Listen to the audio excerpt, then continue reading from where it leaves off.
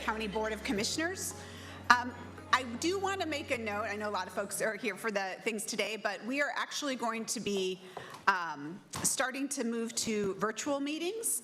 That's due to scheduled construction. So this is actually the last in-person board meeting before transitioning to virtual meetings through September. So anyone who wishes to testify at those virtual meetings will be giving a virtual link, and we'll also be offering a space here at the county building if you prefer to come in person to provide public testimony virtually. All right, so audience members, I want to start by asking you to please silence your electronic devices. I would also like to remind you that in addition to the audience in this room, we have people watching and listening online, so please consider your language in comments and testimony today. Also, if you would like to support something that has been said, our practices here is to use like jazz hands and go like this instead of like cheering or clapping out loud. Today's meeting is a hybrid board meeting. Some presenters and guests will appear in person and some will appear virtually. For those presenting virtually, please mute your mic when not speaking, and when presenting, make sure to unmute your mic and turn on your camera. For those joining us in person to present or provide public testimony, please turn your mic on when you begin speaking so the green light is showing, and off when you've completed your remarks so the red light is showing. For all presenters, please state your name for the record before speaking or responding to questions. And we have no items on the consent agenda, so Tasha, can we move on to public testimony? Opportunity for public comment on non-agenda matters. This is a time for the board to hear public testimony, not for board deliberation.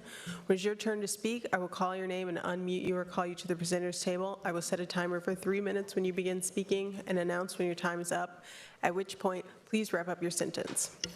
We have 6 people signed up for verbal testimony and received 68 written testimonies, which were shared with board members and staff. Our first 4 people up will be David Parker, Bridget McGrath, Bruce Broussard, and Lightning. Please come down to the table if you heard your name. Good morning. If your name has been called, please come on down to the dais. And since you're all ready, sir, you can start. My name's David Parker. I live in southeast Portland. I read the Multnomah County's excellent climate justice plan. It's really a beautiful document. I did notice, though, that a lot of the initiatives there are going to cost a lot of money. And I'm wondering where the money would come from. And I've come here to promote a novel revenue stream, which is the Climate Superfund concept. So some of you may know that Oregon's Climate Resilience Superfund bill, Senate Bill 1541, passed out of committee in the short session this year, but died in Ways and Means. And the bill is modeled on bills that have already passed in New York and Vermont and are under consideration or partway passed in 10 or 12 other states. And the bill requires major fuel producers, fossil fuel producers, to pay into a fund that cities, counties, and state agencies in Oregon can use to deal with the escalating costs of climate change, including the kind of resilience proposals in the Climate Justice Fund. This is really not a climate bill. It won't reduce pollution of the atmosphere, but it's going to help us pay for the costs of climate change. So the counties, cities, and the state shouldn't, and individuals shouldn't be stuck with the whole bill.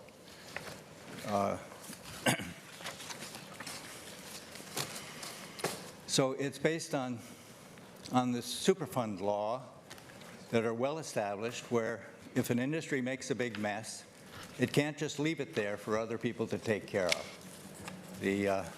And it's an initiative in the state. It doesn't involve the federal government. And it will, for maybe a couple of million of administrative and legal costs, it'll bring several $1 billion into Oregon. So it's really a jobs and taxpayer relief bill rather than a climate bill. So I'd really like to ask the the county board here to pass a resolution in support of this bill, which will be a very similar bill will be introduced in the 2027 legislative session. And support from cities, towns, and counties around the state will be important to get this thing passed. Thank you. Government wants to hear. Thank you. Good morning. Good morning. And Bruce, if you could just hit the button right on the bottom of the mic there, then it'll turn the mic on. There you go. Oh, okay, You're on. good. Sounds good. Sounds good. Well, good morning, Chair, Commissioners. My name is Bruce Broussard. I've been here for quite some time here and on a number of issues and whatever, and I've looked at the issues, I've studied the issues and whatever. I had about 3 minutes I wanted to speak to, but I think I'm going to side path that. I've given a copy of my speech to the chair, and I'd just like to make a couple of comments. One, I am running for the seat, District Number 2. The rationale, I think you need a guy like me, because I'm also interested, as you can see, I'm wearing Marine Corps uniform, so to speak, going out trying to reach out to veterans and like. I'm a senior citizen. I'm 88 years old. I feel good. I'm married, the whole 9 yards. But the fact of the matter is, I'm a little concerned about the fact that we need a little bit more common sense sitting to a certain degree at my age factor. I've been around. I'm also the proud person that basically chair and runs the Oregon Voters Digest. I do a talk show called Oregon Voters Digest, and you can see that. That's 24/7. I'm on YouTube, and I talk about the issues. So the bottom line is this. I've been coming to the commissioners, the city of Portland, like that early on, and I found that when I give you up to 3 minutes, I wanted to do more than 3 minutes. We need more than 3 minutes. So I've got the Oregon Voters Digest and got quite a bit of, now I have time now. I'm a little nervous right now because this is the first time, it's been a while since I've been here. But I still feel good. I will be here ongoing. So what I'm going to be doing in the front, in the futures, I'm going to be giving these speakers here an opportunity to go beyond that 3 minutes, and they can just give me a call at the Oregon Voters Digest, and you can share your views. And because I think it's very important this time now, and I'm looking for a better place to live in, and I'm not going anywhere. I'm going to be here, living here in Portland, Oregon, and so you can reach me on Oregon Voters Digest. Just Google it on your phone.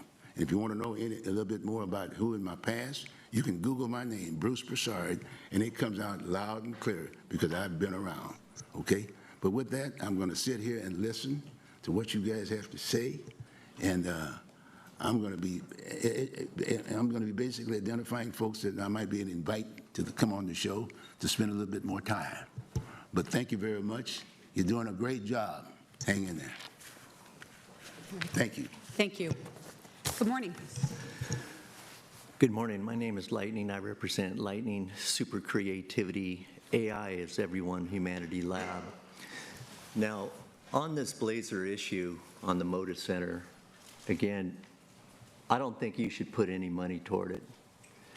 You're not the landlord. You don't own it. You're laying off your workers. What's the point? Why would you put any money toward that renovation? The city of Portland owns it. They're the landlord. Let them come up with the money. If the state wants to throw money in, fine. And you know, look at the city of Portland's past on that Portland building. When they were doing a renovation, I was sitting at all the meetings going over the numbers. They started out at 90 million and said, we're definitely going to be right at that number. Before it was all said and done, they were well over 200 million. That's what's going to happen on this. And those costs, again, are going to be passed off to you, on to you. Stay out of this, walk away from it, and let the city of Portland worry about their property. How many other properties do you go in and fund for the city of Portland on renovations? How many have you done in the last 5 years? Why would you do it on that? There's no reason. There is no reason. And then to lay off your workers before this. And then if you noticed out on the streets, and I think people have noticed this, you're starting to see a lot of the homeless people out there, but you're seeing something different. The homeless people out on the sidewalks now are coming out with like 5 or 10 different bags, and they're just laying on the street. You know why that's happening? Because now you're closing the shelters. These people have grown accustomed to getting different items and having it with them and keeping it in the shelters. Now they're just laying out on the streets with 5 bags in a sleeping bag, all their belongings, because you want to fund this arena. And so the mayor's going to close half these shelters, and he's pushing them right out on the streets right now. You can drive around and see it. You can see it. More people are out on these sidewalks right now, and they have like 5 or 10 different bags alongside of them. That's because they've accumulated this in the shelters, and they don't want to give it up.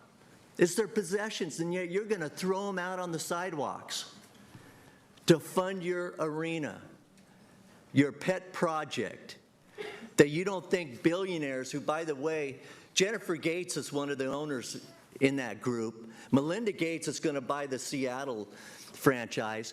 They have so much money, they don't even know what to do with it all.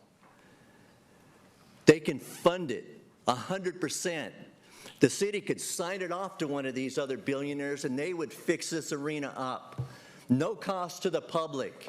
That's what they did in Seattle. Keep your workers working and quit laying them off. Thank you. Next, we have Bridget McGrath, Bianca Seymour, and Addie Smith. Hi, if anyone's name has been called, you can please come down now. I don't see that they've joined online either. So that's it for public testimony, Okay, let's move on non-agenda. to R1. R1, second reading labor harmony ordinance. May I have a motion? Yep. Commissioner Brim Edwards moves, Commissioner Moyer seconds, approval of R1. So I'm going to turn this over to Commissioner Moyer. I just wanted to start by appreciating the legal team for tracking our labor peace and harmony agreements over the last few years. I know that we are going to continue to monitor this space with the addition of the ordinance before us today, and want to thank Commissioner Moyer for taking the time to work through staff questions last week to address their concerns about new policy. So with that, Commissioner Moyer, turn it over to you. So this is our second reading, and if supportive last vote on this ordinance, so I won't go through it in significant detail, but also happy to answer any questions. What this labor harmony agreement does is it focuses on 3 high conflict industries in which Multnomah County is a purchaser of services. That is laundry, security, and janitorial services. We have seen labor disputes in the region and nationally with many of these sectors that have disrupted services. It is the priority of Multnomah County that we be able to have uninterrupted public service, and therefore we wish to pass this ordinance to require that those who wish to contract with the county enter into a labor peace agreement with a labor union in order to prevent picketing, work stoppage, boycotting, strikes, and other economic interference. Again, this does not require that a contractor be unionized in order to apply or bid on working with the county. It simply says that they need to show proof that they've entered into such an agreement so that we have assurance that whomever we choose to contract with will be able to provide those services in a way that will not disrupt the important work of Multnomah County. I am happy to answer any questions if anyone still has any.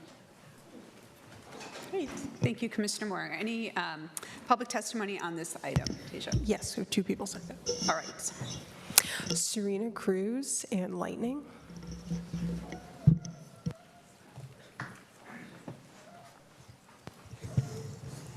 Good morning. Good morning, Chair Vega Peterson, Commissioners. I'm Serena Cruz, and I am really happy to be with you today and with all the other people here. I had the honor of serving this county as the District 2 Commissioner from 1999 through 2006, and more recently as the county's Chief Operating Officer. And I'm a candidate for District 2 on the Multnomah County Commission. I want to thank Commissioners Moyer, Singleton, and Brim Edwards for introducing this ordinance, and I'm here to testify in support. I want to start with the people that this ordinance is actually about. My mother came to this country from Mexico and worked as a housekeeper to support her family. So when I talk about janitors who clean out our buildings after everyone goes home, the security officers who keep county facilities safe, the laundry workers whose labor most of us never see, I'm not talking about an abstraction. I'm talking about people like my mother. Work like this is skilled, it's essential, and it carries dignity. Many of the people who do it are immigrants, many are women, and too many earn wages that do not stretch to rent and health care. The findings of this ordinance tell that story plainly. When laundry workers in Northeast Portland went on strike in 2017, they were asking for a wage increase and affordable health insurance. When 2,000 Portland janitors came to the brink of a strike in 2016, it was because bargaining had broken down. Workers do not walk off the job lightly. They do it when they have run out of other ways to be heard. That's the real lesson of this ordinance. Labor harmony is not achieved by silencing workers. It's achieved by respecting them, by making sure that the county's contracting dollars go to organizations that resolve disputes at the table instead of the picket line. I know this approach works because I helped to carry it out. As Chief Operating Officer, I was part of the team that operationalized the county's labor harmony pilot for behavioral health and early learning contracts. In my experience, the requirement did not prevent the county from procuring services our community needed. Contractors adapted, services continued, and workers had a fair process. This ordinance is balanced. It does not dictate any representation outcome. It simply sets a standard. If you want to do business with the public, commit to respecting your workers' rights and to keeping public services running. These two commitments are not in tension. Each one makes the other possible. Thank you, Commissioners, for your leadership, and thank you to the workers who keep this county running every day. I urge the board to adopt this ordinance. Thank you. Good morning. Yes, my name is Lightning. I represent Lightning Superhumanity. One of the issues I have on this harmony agreement is, as you know, I'm a freedom of speech advocate, and I address the government with my grievances, my complaints. I like to be able to protest. If I want to go on strike, I want to be able to go on strike. If I want my voice to be heard in a manner that I think is necessary, I'll carry the signs out on the streets. But everything you're trying to do here is to suppress and limit their ability to do that. And if they don't sign this labor harmony agreement, they might not get the contract. And I think that sends a really bad message, because these people should be able to strike. They should be able to have their voices heard. They should be able to picket. They should be able to go out on the streets and raise their arms up and say, I'm not happy. But for you to put this in an agreement before they sign it, I don't like it. Because it's looking at all these protesters out here and saying, hey, what you have to say out on those streets doesn't mean anything. In fact, we want our jobs. And if we're going to keep our jobs, we have to sign this labor harmony agreement. And to you protesters, doesn't mean anything anymore. So is there a First Amendment right, freedom of speech issue here? Has that ever been challenged on this harmony agreement? Yes, it has. And the reality is I don't like it. I'm just speaking from my own position, because it limits the ability of people that have disagreements to step forward and say, I want this change for the people. I want to make a change out in the community. I want my voice heard. I want to go on strike if necessary. And I want you to understand, you need to listen to us now. But you're saying, well, If you have that belief system and those values, don't even sign this contract, because you're not going to be part of this. We don't want you here. That's the way I look at this. We don't want you here, and we don't want your voice to ever speak out against us. You see that in D.C. right now, where people are being removed out of their jobs every other day. They don't get the funding. They don't get the contracts. Is that really harmony? Such a nice word, harmony. Thank you. Any other public testimony? No. Okay. All right. Any questions from the board on this item? Commissioner Moyer? I'll say something. Okay. Yeah. I actually thought that that was very interesting testimony, and I appreciate it. Normally, we don't directly answer questions that come up. But I think it's worth addressing to be able to explain what a labor harmony agreement is and is not, and why it is a mutually beneficial agreement. Because labor organizations are not going to agree to a labor harmony agreement without terms that benefit workers. That's why it's an agreement. It is not a dictated, and I would never, ever support something that took away the rights of workers to form a union, engage in what's called concerted activity with their coworkers to bring up injustices. But we do have labor agreements of which I've helped negotiate. I spent 7 years as a political organizer with SEIU and was engaged in contracts, both public sector, private sector, all sorts. And there are sectors that have agreements that you are not a strikeable unit. I represented home care workers who provide services to seniors and people with disabilities. That is a sector where it was an incredibly high priority for the state of Oregon that those workers not strike, because it would make the people that they care for vulnerable and go without care. So in exchange, that workforce has something called binding arbitration, which is a way of giving greater power in a power dynamic to the worker side. Because let's be very real, employers have more power even in collective bargaining agreements.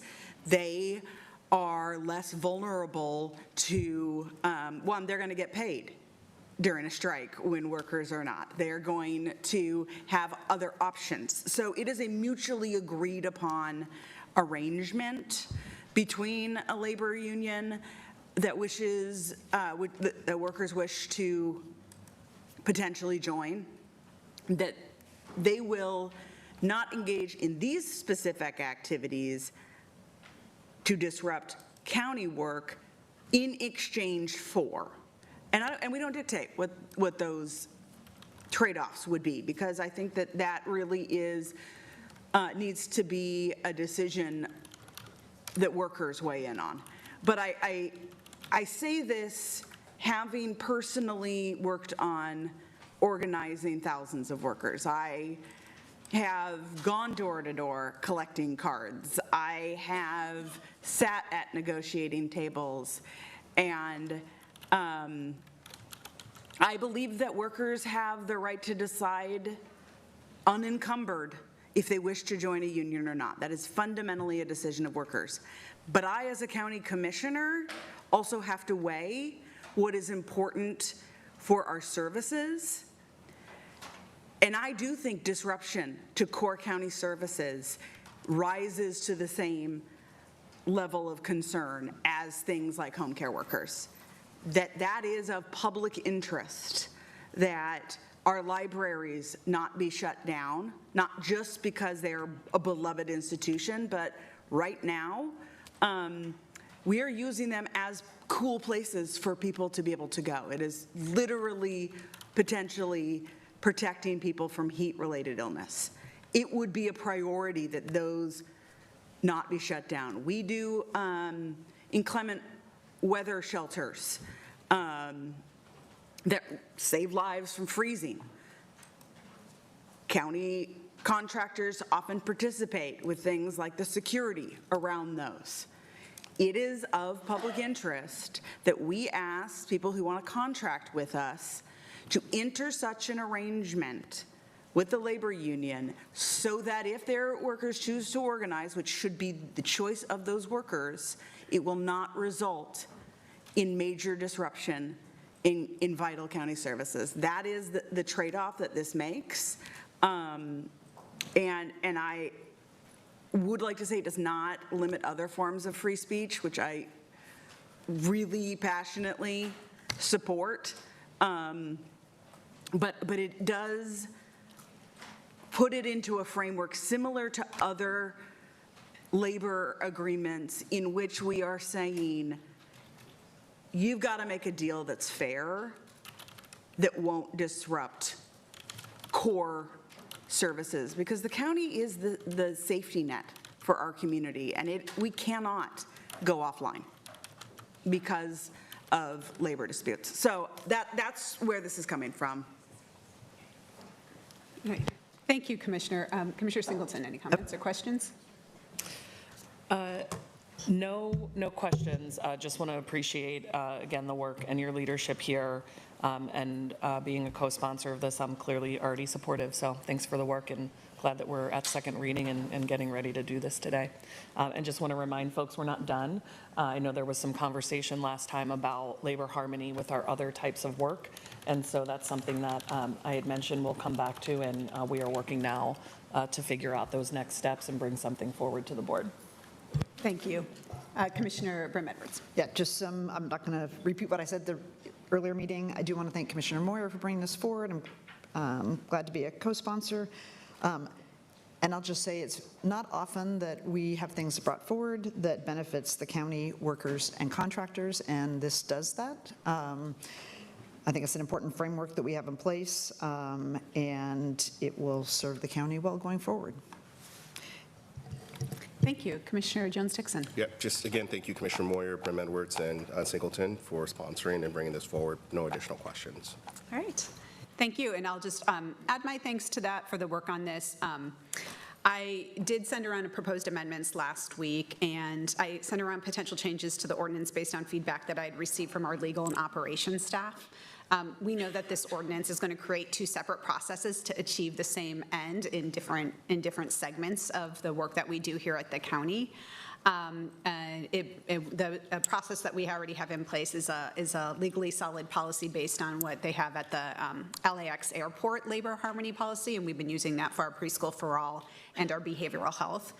So I am supportive of this, but really looking forward to the efforts to align our labor harmony policies over the long term at the county so that we can move forward with really just making labor harmony the standard umbrella policy for the county as we're looking at the contracts that we have for all of our services.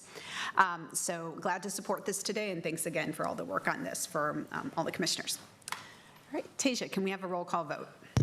Commissioner Moyer? Aye. Commissioner Singleton? Yes. Commissioner Brim Edwards? Yes. Commissioner Jones-Dixon? Yes. Chair Vega Peterson? Yes, the second reading is approved and the ordinance is adopted.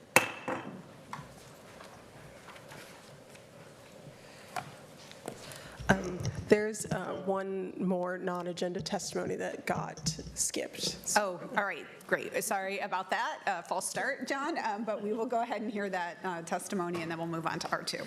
Okay, we have testimony from Bridget McGrath. Bridget, you can unmute yourself and begin.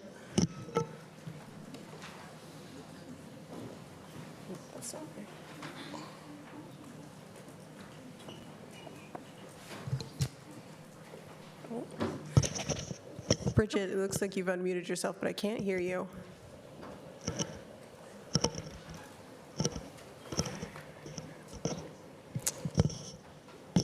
It seems like we're having some technical difficulties. Okay, can you ask get in contact with Bridget and ask her to submit written testimony so that we all can see that and invite her to come back. Okay, thank you. Thank you. All right.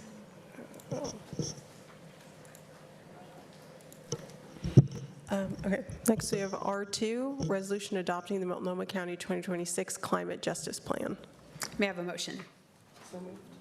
Commissioner Singleton moves, Commissioner Jones-Dixon seconds, approval of R2. So good morning. I want to thank everyone for being here today. I know we have a lot of folks who are here for this item. I do want to mention that we have a time certain R3 agenda item that begins at 11 a.m. So if this item is not completed by that point, we will pause and return to it after R3. And due to the number of people who have signed up, those testifying, I'm going to ask you to limit your testimony to 2 minutes so that we can get through this as much as possible. So I'm really pleased that after several years of deep community engagement that the board has the opportunity to consider the 2026 Climate Justice Plan, Multnomah County's latest in what is now a long line of climate work that we have done. I want to call us back for a moment to 2015 when the last climate plan was approved by the county.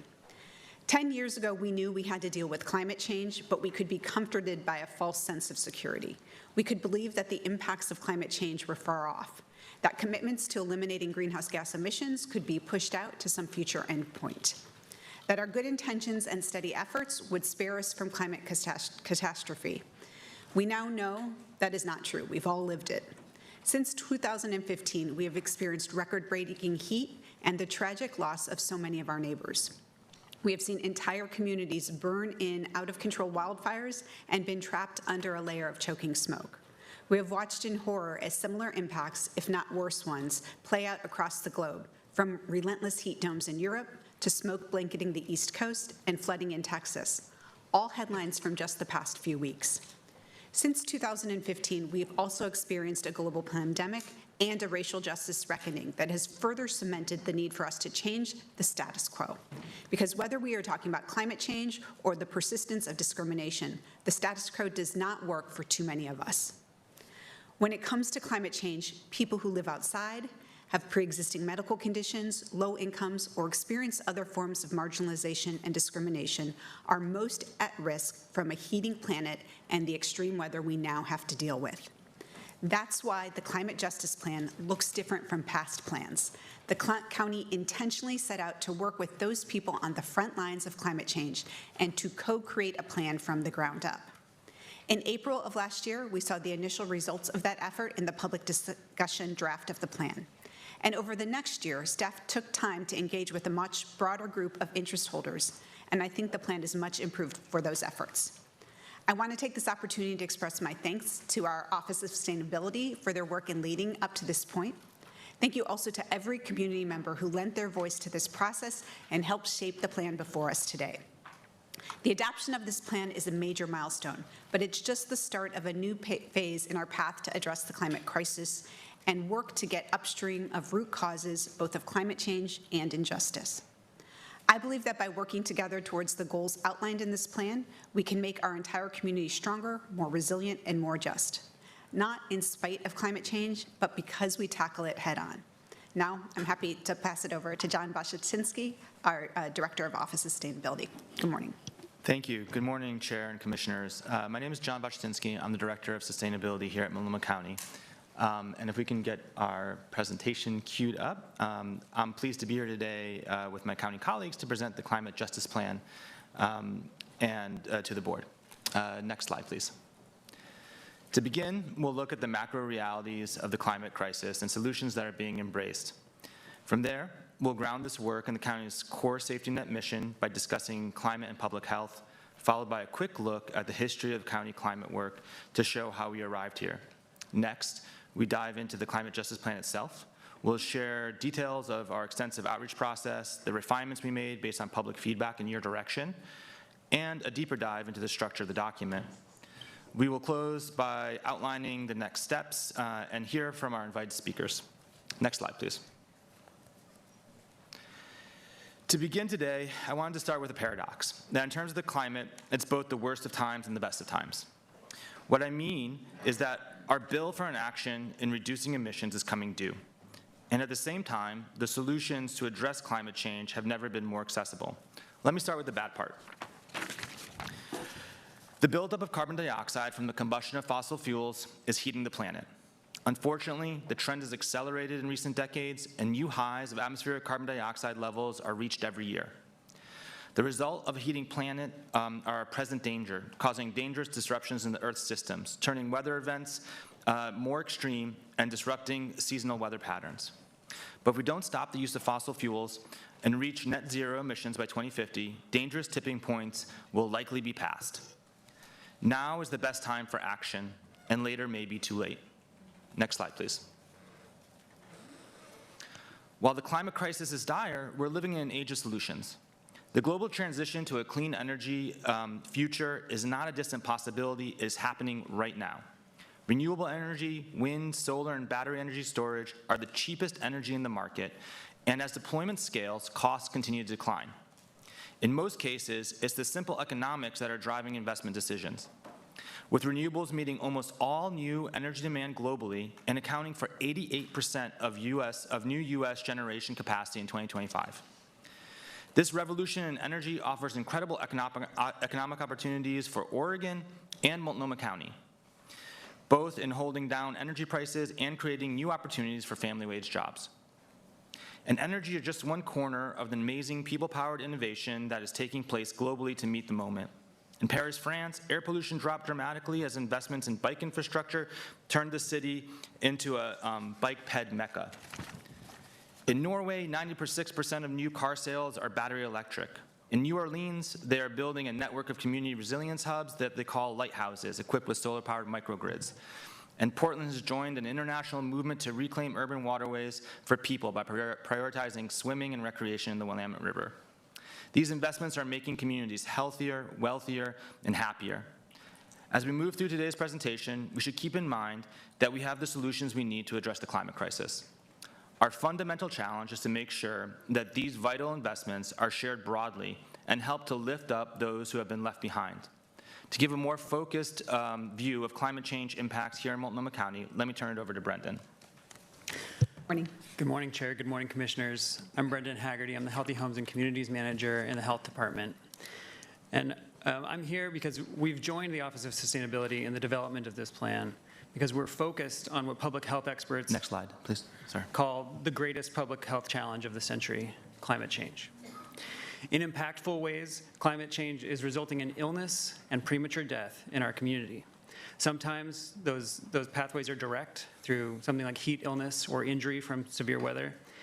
Other impacts are less direct, like threats to livelihood and the mental health impacts of experiencing the many harms caused by climate change.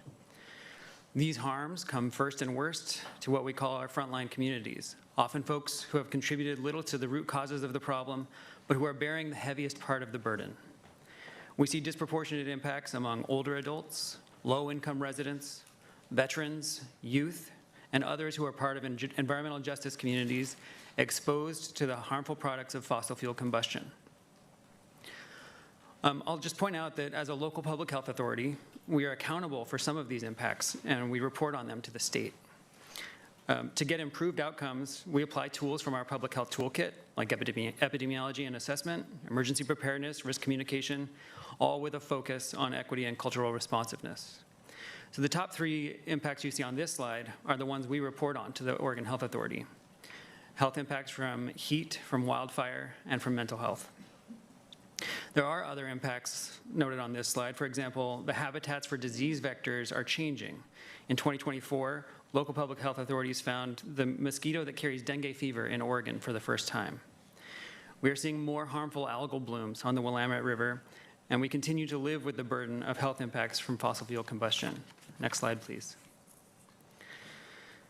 The ways our climate is changing are by now familiar and have been driven home by the events of this week, when we've had high heat, wildfire smoke, and now an emerging harmful algal bloom on the Willamette River.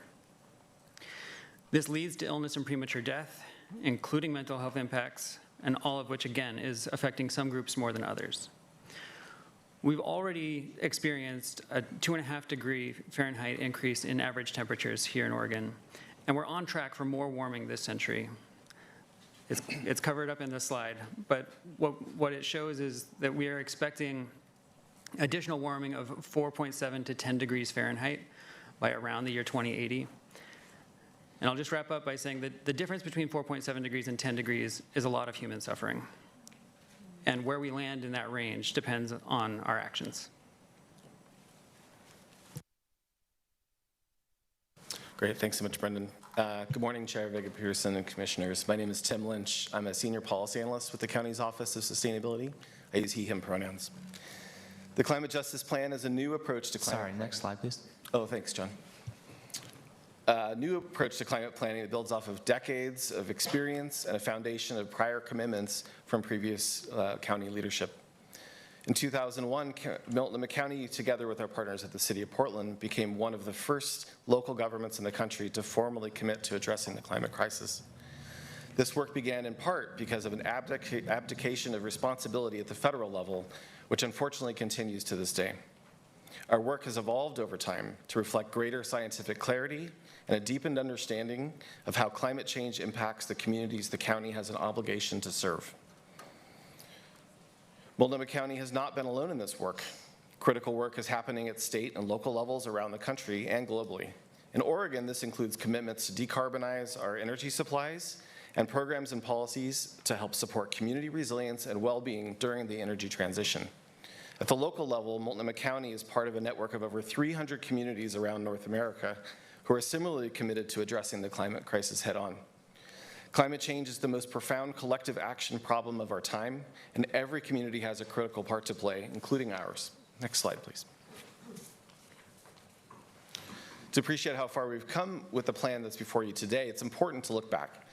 The 2015 Climate Action Plan set a new standard for climate planning. It was internationally recognized as a groundbreaking effort due to its consideration of equity and public health and deliberate inclusion of frontline community voices in the process.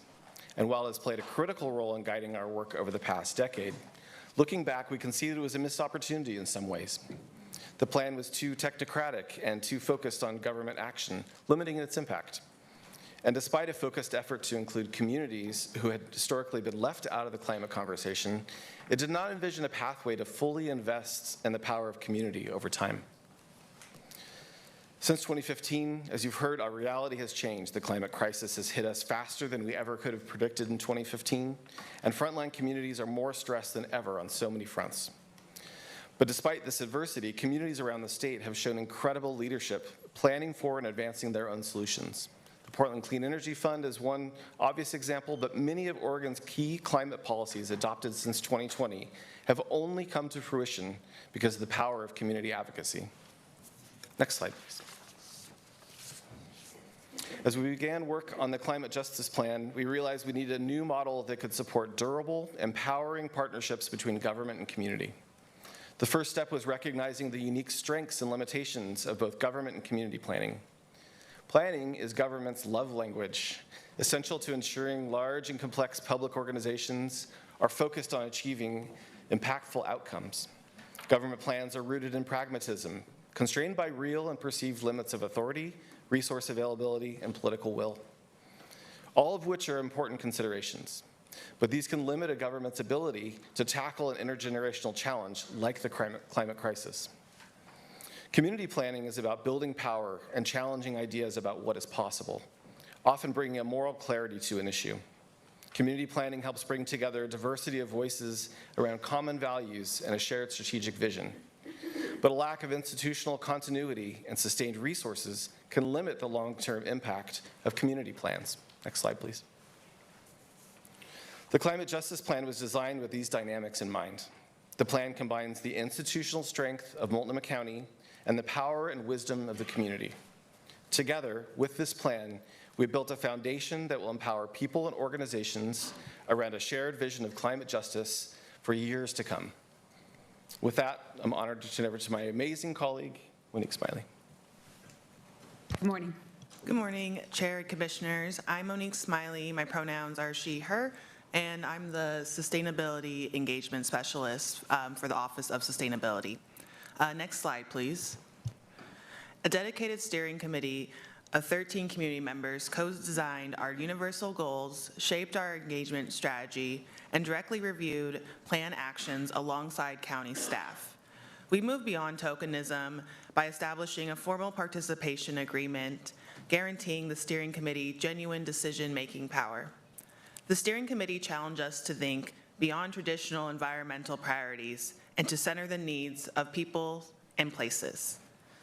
The steering committee is the core of our collaborative governance. They were the co-leaders in actively shaping the plan's direction and not just reacting to staff proposals. This included setting the overall goals, determining the strategic framework, prioritizing action areas, and designing our community engagement strategy. Next slide, please. The resulting 12 universal goals form a guiding constellation, providing a shared vision and strategic direction for our climate action. To move past the siloed approach, we shifted away from isolated, topic-based chapters. Instead, we focused on universal goals that honor deep connections between climate action, racial equity, and community well-being. These goals are about reimagining how our climate strategies can simultaneously advance environmental, social, and economic justice. These goals are designed to be universally resonant, reflecting outcomes that benefit everyone across Multnomah County, where every sector and community member sees their role in the solution, building a future grounded in shared ownership and broad consensus. Next slide, please.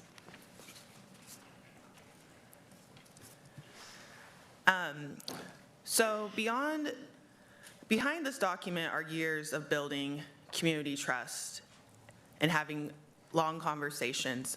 While our numbers show extensive community engagement outreach, the true strength of this process lies in the quality and intentionality of our relationships.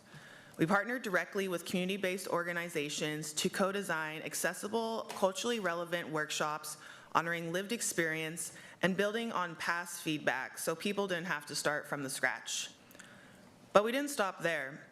This plan was forged through true cross-sector collaboration, bringing frontline residents, industry leaders, technical experts, and county staff into the exact same conversation. Through 14 community forums, industry roundtables, and public meetings, we moved away from abstract policy questions and asked one grounding question. How do you see your work, your business, or your community in this shared goal? And so by bridging community expertise with multi-sector leadership, we turned these shared challenges into lasting economic and environmental opportunities for the Climate Justice Plan. And with that, I'll pass it back to John. Thanks, Monique. Next slide, please.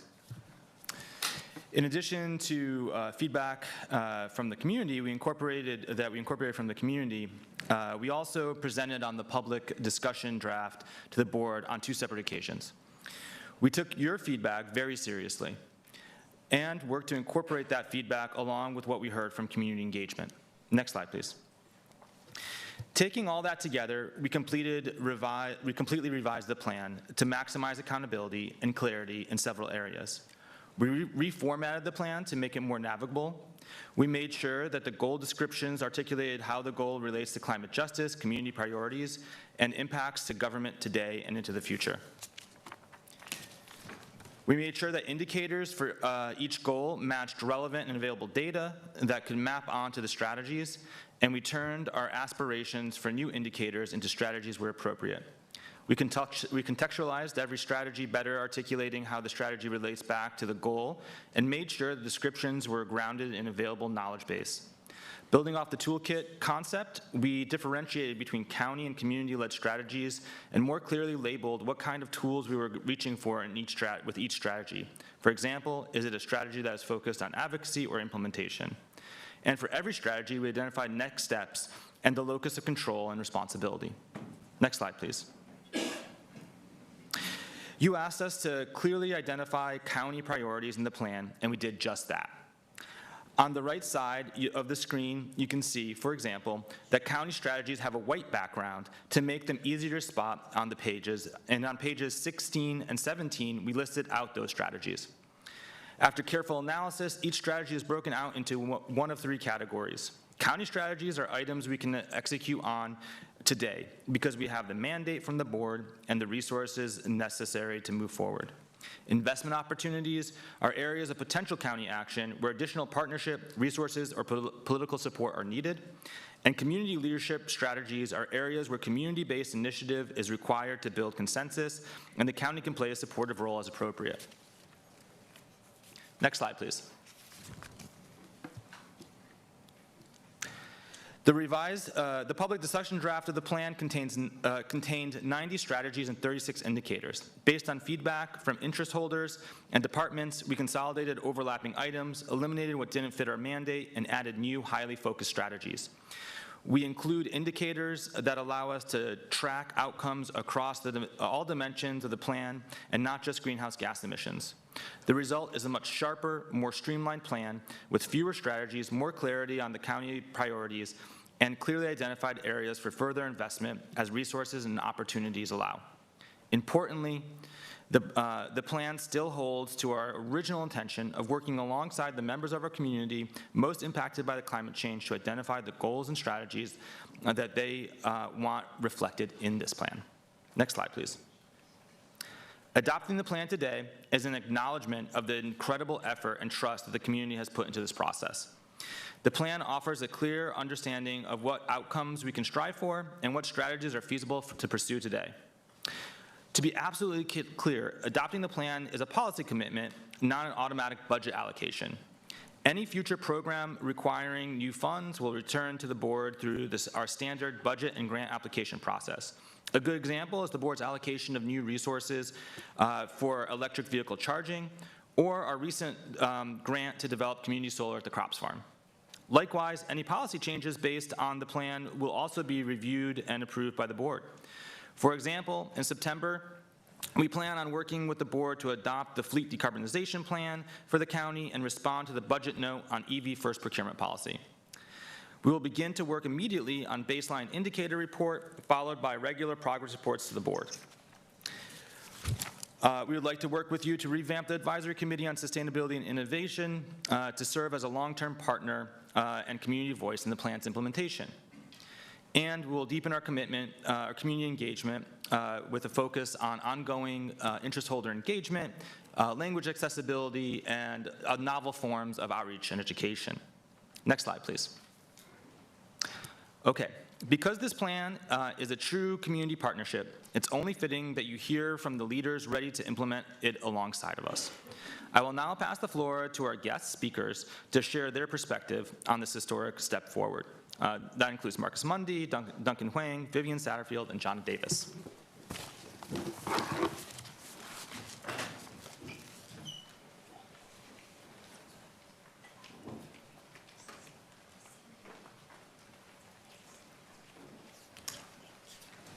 Good morning. We're so glad to have all of you here with us. Who's going to start us off today?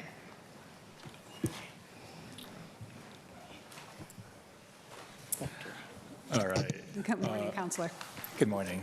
Good morning, Chair Gay Peterson and commissioners. My name is Duncan Huang, and I'm here in my role as the Community Development Director at Apano, where I've been working for the last 13 years. So I had the great privilege of serving on the 2015 Climate Action Plan Steering Committee. It was one of the first things I did in my role at Apano. I'm actually at that age now where I get asked to come talk about all the work that we did 10, 15 years ago. So just happy to be here. Yeah, so the 2015 Climate Action Plan, maybe just talking a little bit about some of the origin stories here, was formative in the work for climate justice, but also for our organization. Previously, we had done a lot of advocacy for social services, and climate justice was definitely a new scope of work.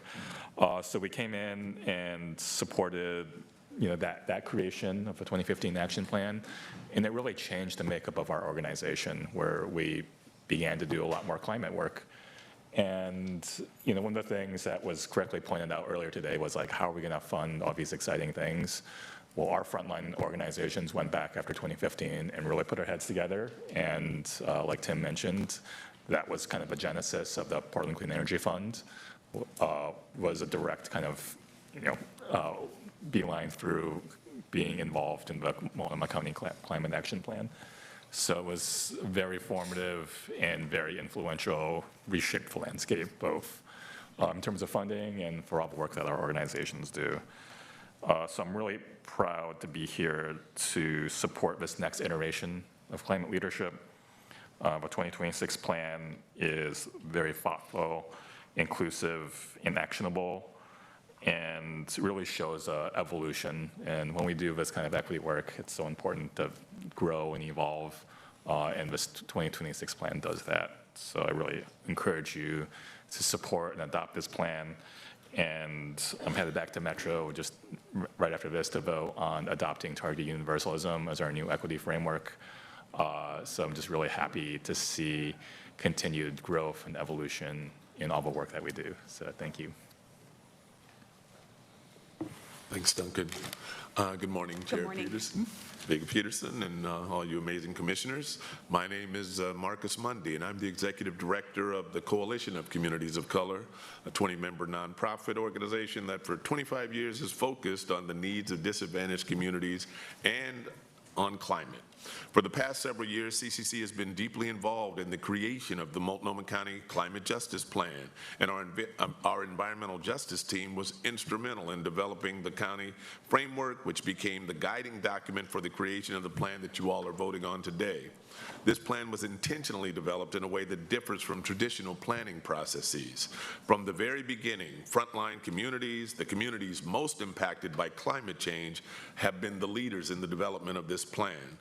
Policy and planning have historically excluded the very communities that are impacted most, and as a result, communities of color and low-income communities have disproportionately borne the burden of policies that do not address their needs or desires. You already know that.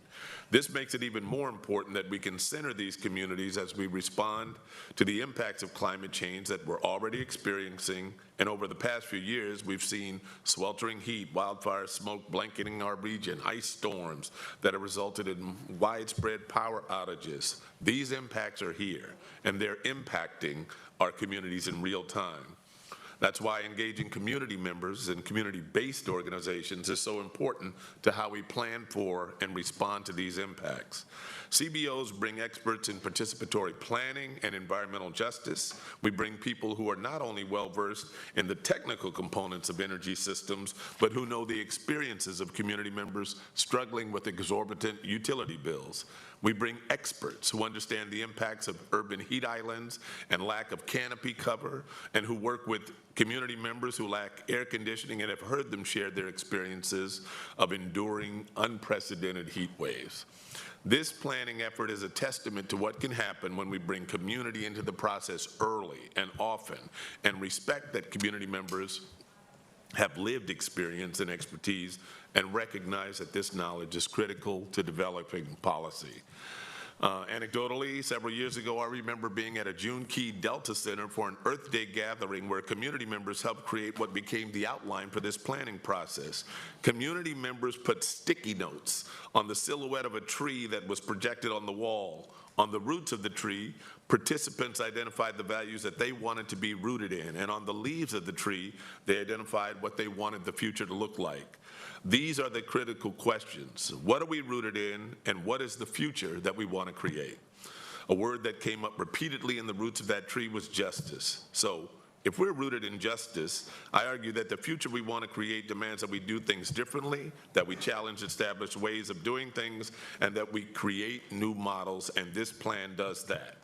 It illustrates what can happen when community and local government come together and recognize our common interests. It's not the time for siloing, it's the time for deep collaboration and for local governments and community to bring our strengths and resources together. So we thank the amazing county staff who worked together with us, our amazing staff, on this plan over the last few years, and who have demonstrated an unwavering commitment to racial justice and climate justice during a time in which these things are being attacked. And we especially want to thank the staff at the Office of Sustainability, who you just heard from, for meeting the moment and for being open and receptive throughout this process. Thanks.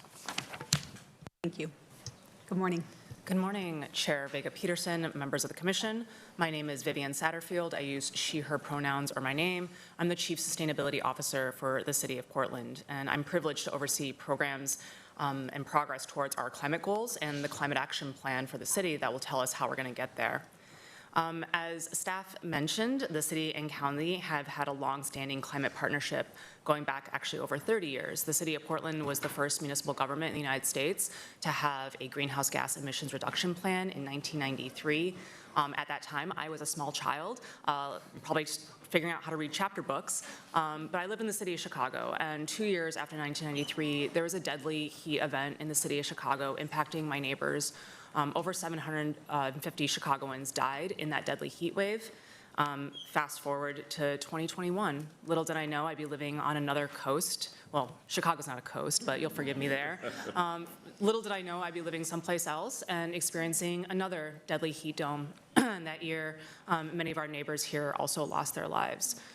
So I'm really grateful to the leaders who came before me and others here who did this work to have the foresight in the early 90s to start addressing greenhouse gas emissions and start making a serious plan for climate change would be impacting us all. Throughout those decades, the city and the county has built numerous plans and policies together, like the aforementioned 2015 plan. I was actually at a community-based organization at that time and was fortunate enough to be involved in that. And some of the history that was shared here is familiar to me as well. It's quite interesting to now be on both sides and seeing the progress there. Together, we've leveraged our respective strengths, relationships, data, authority, and expertise to try to slow the climate crisis. And we've made good progress in some regards, but there's some serious action that we need to take in order to meet our 2030 and 2050 net zero goals. Supporting now this climate justice plan, it was a natural step in the evolution of that partnership between our jurisdictions. The city has been closely involved with the climate justice plan since its inception. The Bureau of Planning and Sustainability funded 3 community-based organizations to join the steering committee and has dedicated significant staff time to supporting the CJP. I want to shout out that since 2022, Sunrisa Cooper of the Bureau of Planning and Sustainability has worked alongside county staff as an advisor to that plan. I'm so grateful for her contributions to that. Sunrisa supported county staff in steering committee meetings, participated in community engagement events, and engaged more than 60 city climate practitioners to provide feedback on the proposed strategies. So city experts have had an opportunity to have meaningful input into this plan. And throughout this process, we've been inspired by the community engagement led by Multnomah County to see the trust that's been built between community and government and the intentionality of the approach. We are grateful for the opportunity to shape the plan and to learn from Multnomah County's community-centered approach to climate planning, which I also seek to leverage and to carry into our work moving forward. I'm feeling a little bit reflective because yesterday we just launched our climate action planning process with city staff. Last week was Pacific Northwest Climate Week that activated so many community members to just have discussions to learn innovative strategies around climate. And the thing that I want to kind of impress upon you is something I think about, which is the question that Dr. Ayanna Elizabeth Johnson has posited, which is, what if we get it right? You know, myself and Director Vashtinsky work collaboratively. We talk frequently across the region and even internationally with other climate directors to work through some of these tough issues to, you know, of course, be cognizant of the politics and the budgetary constraints that impact all of us who do municipal climate planning. But what if we get it right? I don't know, but I do know that I've lived through 2 significant heat waves in my lifetime, and I feel an obligation to pass along a changing future for future generations, but also for ourselves. We deserve that.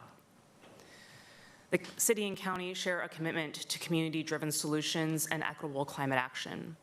Our partnership on the Climate Justice Plan will inform and strengthen the city's own climate action plan, which I'm launching, as I mentioned, right now, alongside the Sustainability and Climate Commission.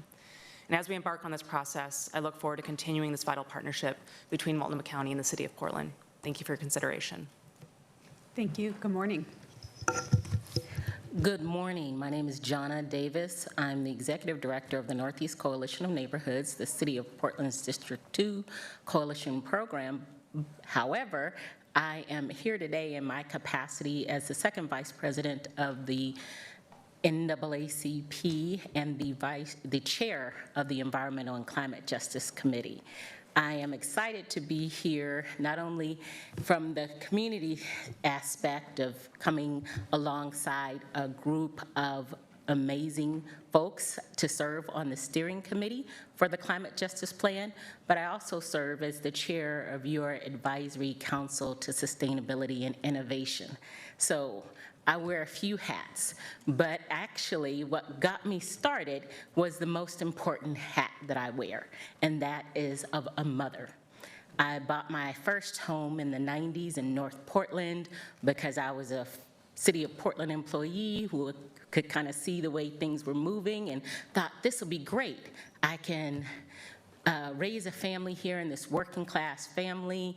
My partner was from that area, and we knew the area well. I'd always lived in Northeast Portland, but thought I'd move to North Portland and that would be good. However, two of my children ended up with asthma and asthma-related issues that got me to wondering, since we don't smoke, we don't drink, we try to do all the Portland things and eat organic, why are my children getting sick? And lo and behold, we found out that we were in one of the worst areas in Portland, in Multnomah County, for pollution. You name it, every type of pollution. And so while I've only been on the scene and as an official organizer in the environmental and climate justice arena, for about 7 years, I would say, I've actually been at this for a while, fighting for my family. I have friends who lost loved ones during this last heat dome. I have witnessed what the effects have done to my in-laws and to the folks in North Portland and all over the county.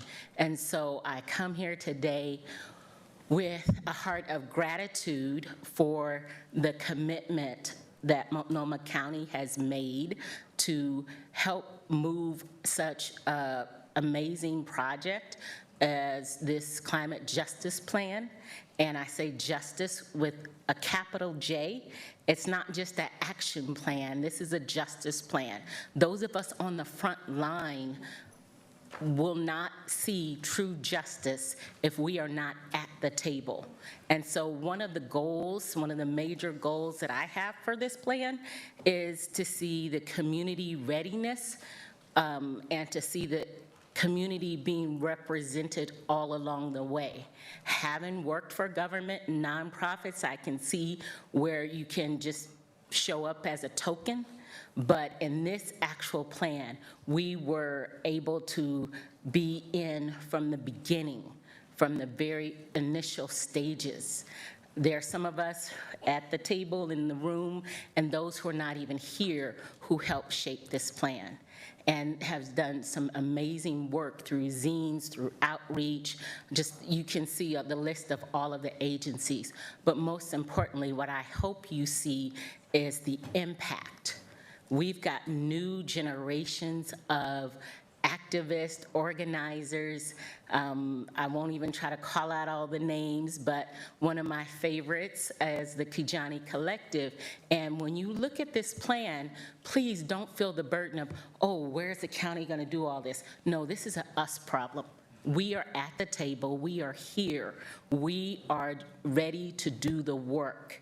I'm excited for the opportunity for the Advisory Council to be a part of the next iteration of the plan. We're not going to step away. We are here to continue to hold Multnomah County accountable for the values that you say you stand for. And we're excited to partner with you. We're thankful for the great work that the Sustainability Office has done. We're grateful for what the city's doing, more than one bureau. There's so many folks around this table. And with everything that's going on in our world today, it's truly, truly imperative that we continue to support this work now. We don't know what's going to happen tomorrow. We don't know what's going to happen in November. We don't know the future, but we do know that a lot of work has gone into this plan, and it would show honor and respect to us community members if not only did we take a vote and say, hey, in this room today, we vote and we support this plan, but we are looking forward to your continued support. And so I thank you. I'm watching the clock. I will cut my remarks, but I just want to say I really appreciate the opportunity to be at the table in a real, true, and meaningful way. I have a lot going on. The last thing I want to do is waste my time being a token. And so thank you for this opportunity. I look forward to working with you. We look forward to working with you. Thank you all very, very much for being here. Appreciate that. Glad you closed us out.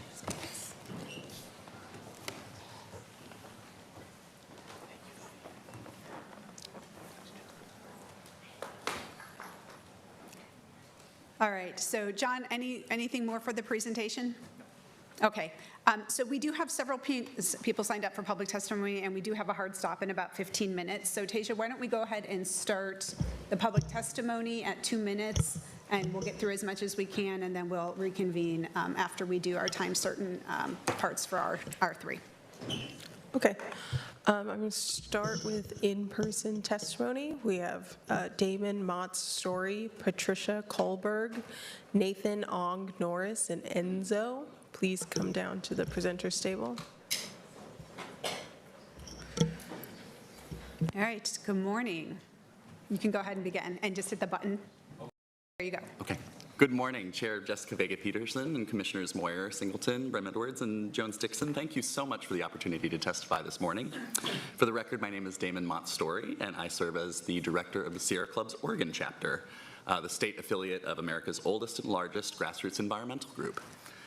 In Oregon, we have over 55,000 members and supporters across the state, including nearly 7,000 living in Multnomah County who are active on environmental and climate issues. I'm here today to speak in strong support of the county's climate justice plan. As a grassroots organization, we've been thoroughly impressed with the broad, inclusive effort to collaboratively create this plan. The Office of Sustainability moved the project forward, ensuring it was informed by best available climate science and expertise from community members who experience climate impacts firsthand and without adequate resources. As a result, hundreds of community members and more than 15 climate justice and environmental organizations, including my own, have publicly testified or written in support of the plan, voicing support for its intersectional approach. Climate justice is racial justice, climate justice is economic justice, and climate justice is health justice. And all of these issues are inextricably linked to each other. Too often as climate advocates, we get bogged down in the doom and gloom statistics, and it's notable that this plan is rooted in a kind of pragmatic optimism in that it lays out a bold vision for the future we do want to live in instead of the doomsday scenarios we hope to avoid. And I want to emphasize this focus is not only refreshing, it's essential. We as human beings are inspired and motivated by visions of a positive future, and we're not sustainably or healthily motivated by a fear of worst-case scenarios. This climate justice plan is specific and broad-ranging in its recommendations for action at both the county and among neighboring government jurisdictions and community-based organizations. The comprehensive analysis is incredibly valuable to all of us who focus on environmental justice and climate action. We at the Sierra Club find this plan to be one of the best government documents on climate action we've ever seen and enthusiastically recommend its adoption. Thank you. Thank you. Good morning. Good morning. For the record, my name is Patricia Kohlberg. Thank you very much to all the commissioners for this opportunity to comment on the Climate Justice Plan. I'm here from Oregon Physicians for Social Responsibility and also spent a couple of decades as Multnomah County Health Department medical director, so have a history with the county.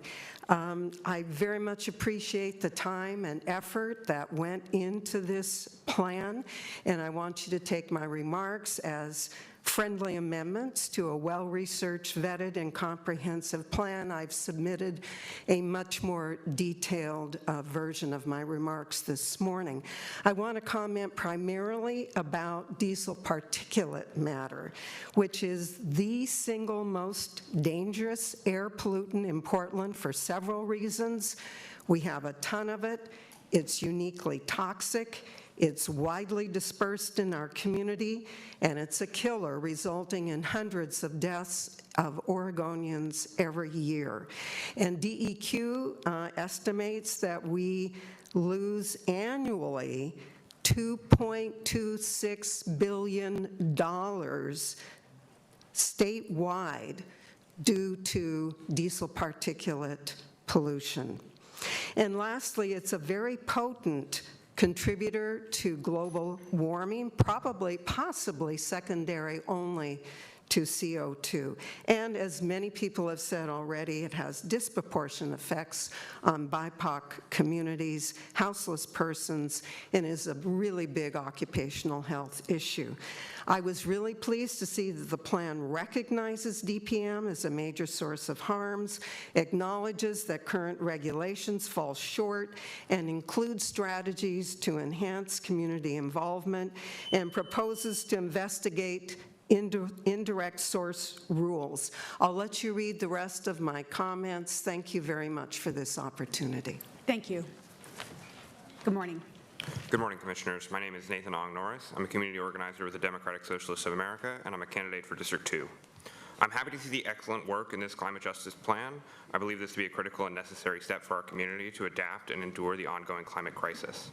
Many of the strategies in the climate justice plan require expanding or novel capacity for the county, and it is irresponsible to adopt this plan, which we sorely need, while simultaneously throwing away dollars to a billionaire-owned sports franchise without any guarantees. If the Blazers are as critical to the county as clean water and clean air, let the basketball team expand our capacity by paying for these specific strategies detailed in the climate justice plan. Transit Strategy 4 is secure sustainable transit funding and work toward a universally accessible, high quality, and resilient transit system. Therefore, it makes perfect sense to tie this Moda Center deal to the transit center that many people utilize to travel to and from games and concerts. For the duration of the Blazers' time in Portland, every transit line that has a stop in the Rose Quarter Transit Center should be fully funded and should run 24 hours a day with electric buses. Clean Energy Strategy 1 is decarbonize Multnomah County operations. This board should demand that the renovation include adding solar panels to the roof of Moda Center and a massive battery backup system installed in the basement. Insist those upgrades be done by local unionized labor. When the power goes out in Portland, let our stadium be a place to gather, to talk to each other, and seek safety. Deals with Dundon and Rip City Management are opportunities for investment by outside sources into our communities to support the goals of Climate Justice Plan. I urge you to adopt the Climate Justice Plan and then live by it immediately at this meeting. I understand that these demands may seem radical, so I offer an alternative for my siblings at AFSCME 88. Stop the vote, hire a negotiator, don't sell us out. Thank you. Thank you. Good morning. Good morning, Chair Vega-Peterson and members of the board. My name is Enzo Carpio, and I am the co-chair of the Education Subcommittee for the Multnomah Youth Commission. I'm testifying today in strong support of adopting the final Multnomah County Climate Justice Plan. Rather than just predicting emissions or setting vague goals, the plan takes direct action based on local needs. It ensures everyone in the county gets a safe baseline level of protection. At the same time, it focuses extra resources and building projects on the specific neighborhoods that face the highest pollutions and weakest infrastructure. The strength of this plan lies in its comprehensive scope. By organizing county action into 12 distinct interconnected pillars, the framework acknowledges that climate policy cannot be separated from public health, infrastructure resilience, housing stability, and economic development. It updates a regional governance model to treat these sectors as a single coordinated system. Adopting this document provides a clear, practical roadmap for the next decade of county spending. It shifts our environmental strategy from reacting to damage to actively preparing our communities. Passing this plan ensures that future infrastructure spending, municipal retrofits, and resource distribution will be guided by clear metrics of equity and efficiency. I urge the board to vote yes and formally adopt the Climate Justice Plan. Thank you for your time and consideration. Thank you. So Next. Tasia, I think we have time for the three next people. Our next is Diego Vega Vasquez, Fiona Keneally, and Diane Meisenhelter.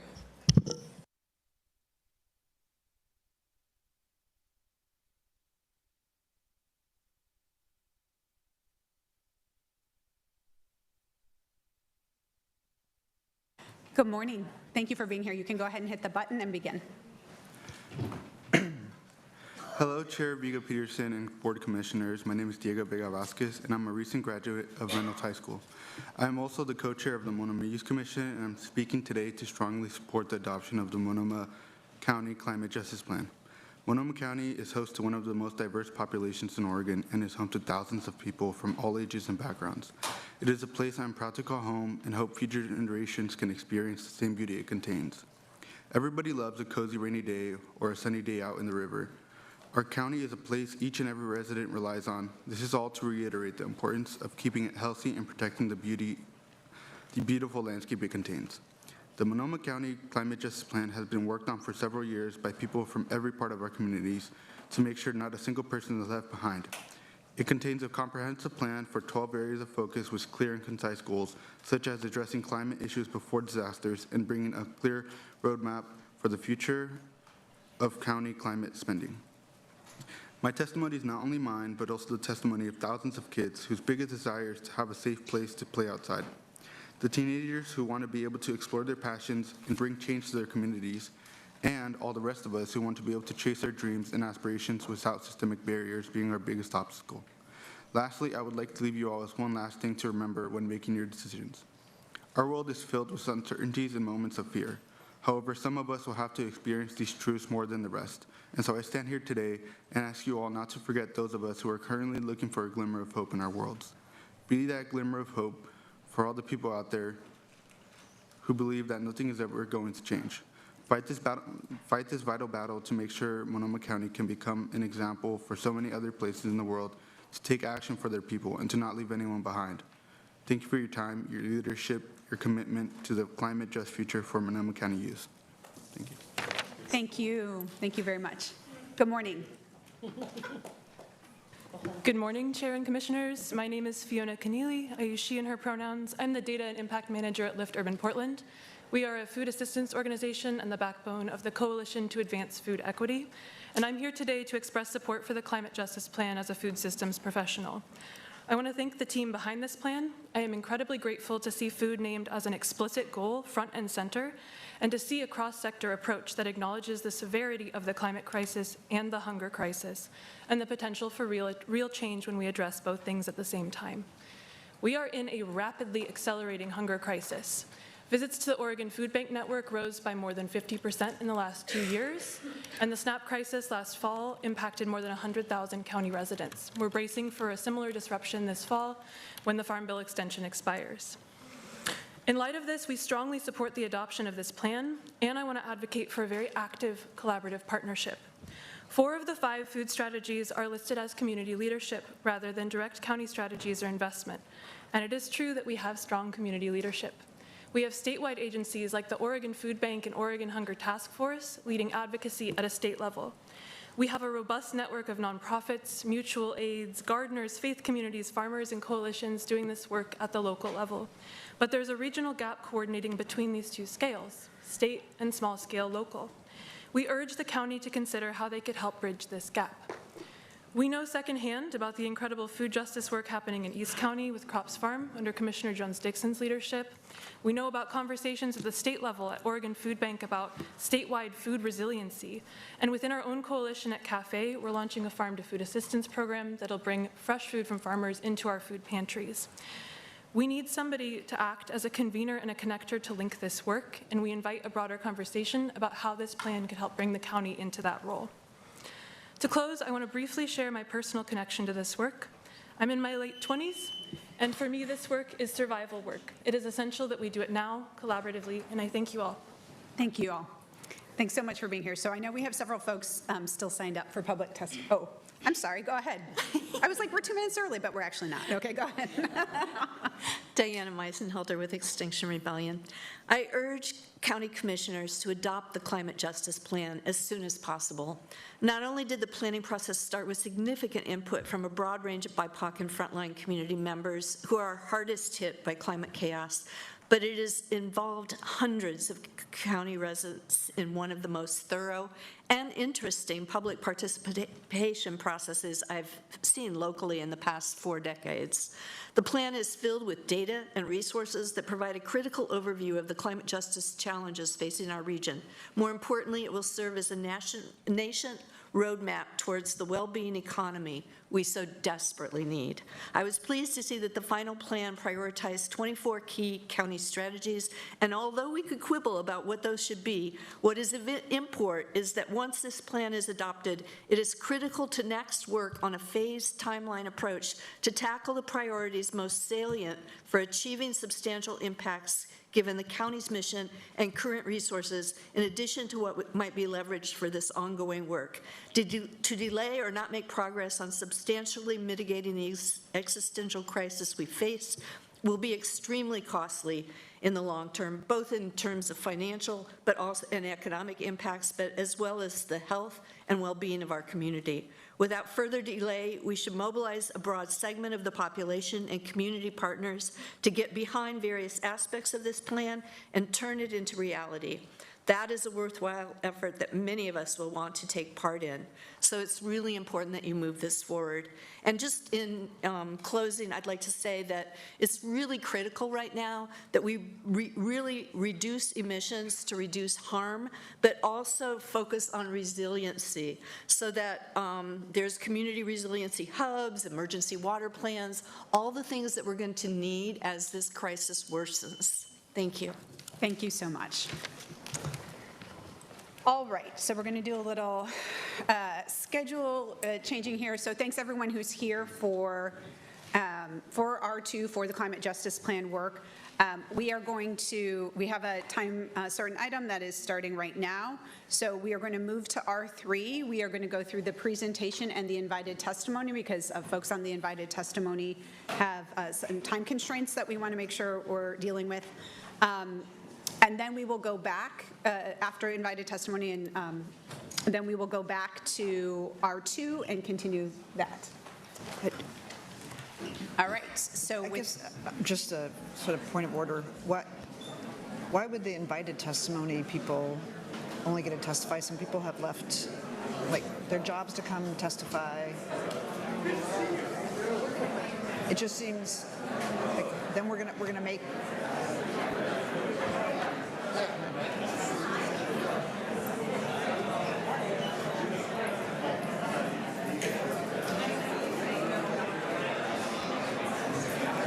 All right, so I'm going to ask folks, if you're in the back of the room, go ahead and move over to the lobby to continue conversations so we can move through. We want to get back to R2 as quickly as possible, so we want to move through the beginning of R3 for those folks who have time constraints.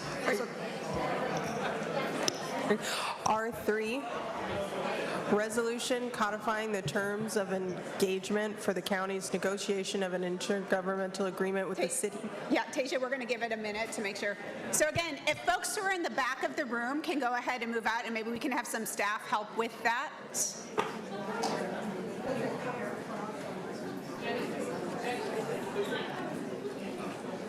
Okay, great. So appreciate.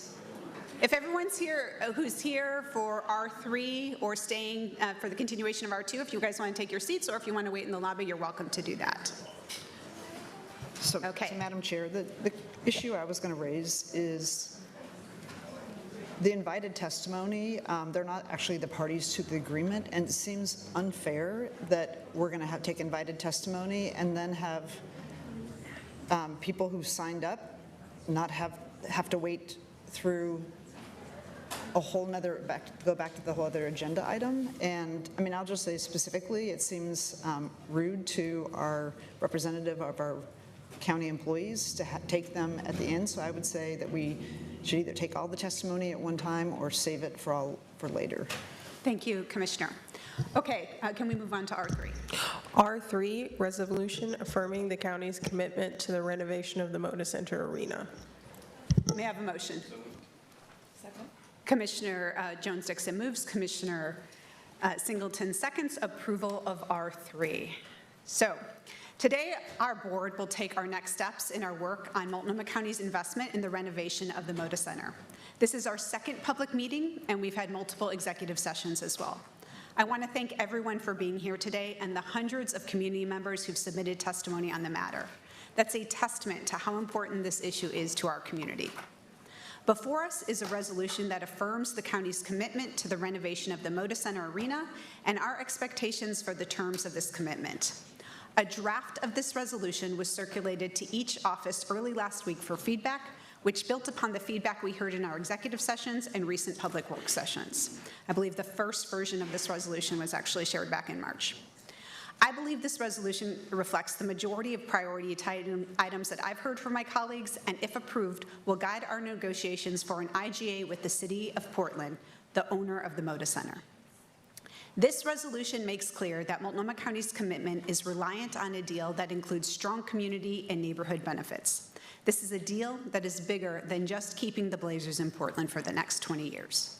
A significant Moda Center renovation will serve as the foundation of a Rose Quarter and Lower Albina revitalization in partnership with local community organizations already doing this work. There is transformational work happening in the Rose Quarter and Lower Albina district. This investment can be leveraged with the work of the Albina Vision Trust, the 1803 Fund, and many other organizations to reconnect this historic community.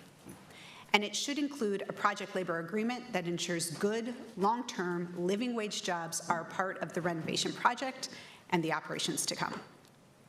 There has been much debate over the Moda Center renovation deal. And while last week my office received nearly 200 emails supporting a renovation deal and 6 against, I know that there is consternation about the amount of money, the source of money, the lack of detail in the use of this money. There have been calls to put some of the money into our budget to fill gaps and county needs. I understand that and I feel it. We just went through a grueling budget process and know there are more ahead. But if we don't have a long-term turnaround in our community's economic trajectory, Multnomah County's budget, the City of Portland's budget, our school district's budgets will all be suffering for years to come. A renovated, activated Moda Center is a key part of that recovery. The Moda Center is a crucial economic engine for our county, and it's imperative that we negotiate in good faith to sustain this civic asset for generations. Moda not only generates hundreds of jobs in its on-site operations, there are thousands more impacted outside of Moda in area hospitality, food and beverage, manufacturing, air, ground, and rail transportation, and the extensive supply chain into and out of Moda. I believe this resolution ensures that any potential deal will benefit generations to come. Today, Multnomah County can join the state of Oregon and soon the City of Portland in our commitment to our region's economy with terms that can ensure a fair deal for our county and community. We will hear several amendments today that can help strengthen that deal. We have a number of guests here today to speak to this resolution, and I want to thank Mayor Wilson, Senator Kate Lieber, our labor partners, as well as guests from the Portland Fire, Sports Oregon, and the Metro Chamber for joining us today to speak to the importance of a renovated Moda Center for our collective future. Now I'll turn it over to my Deputy Chief of Staff, Stacy Bork, to kick off this presentation. Chair, when is the commission going to be able to provide some opening comments before we turn it over to staff and before we give it to the invited guests and then we go back to the other amendment? I would like the commission to have an opportunity to sort of make your opening statements. You had an opportunity to do that, and I think we all should have the opportunity to do that, to frame it up. I don't think that's at all unreasonable versus pushing us off to this afternoon. So just like any other resolution that is brought forward, the people who are sponsoring the resolution gets to make opening remarks and provide the presentation. We have folks who are here today on a limited time.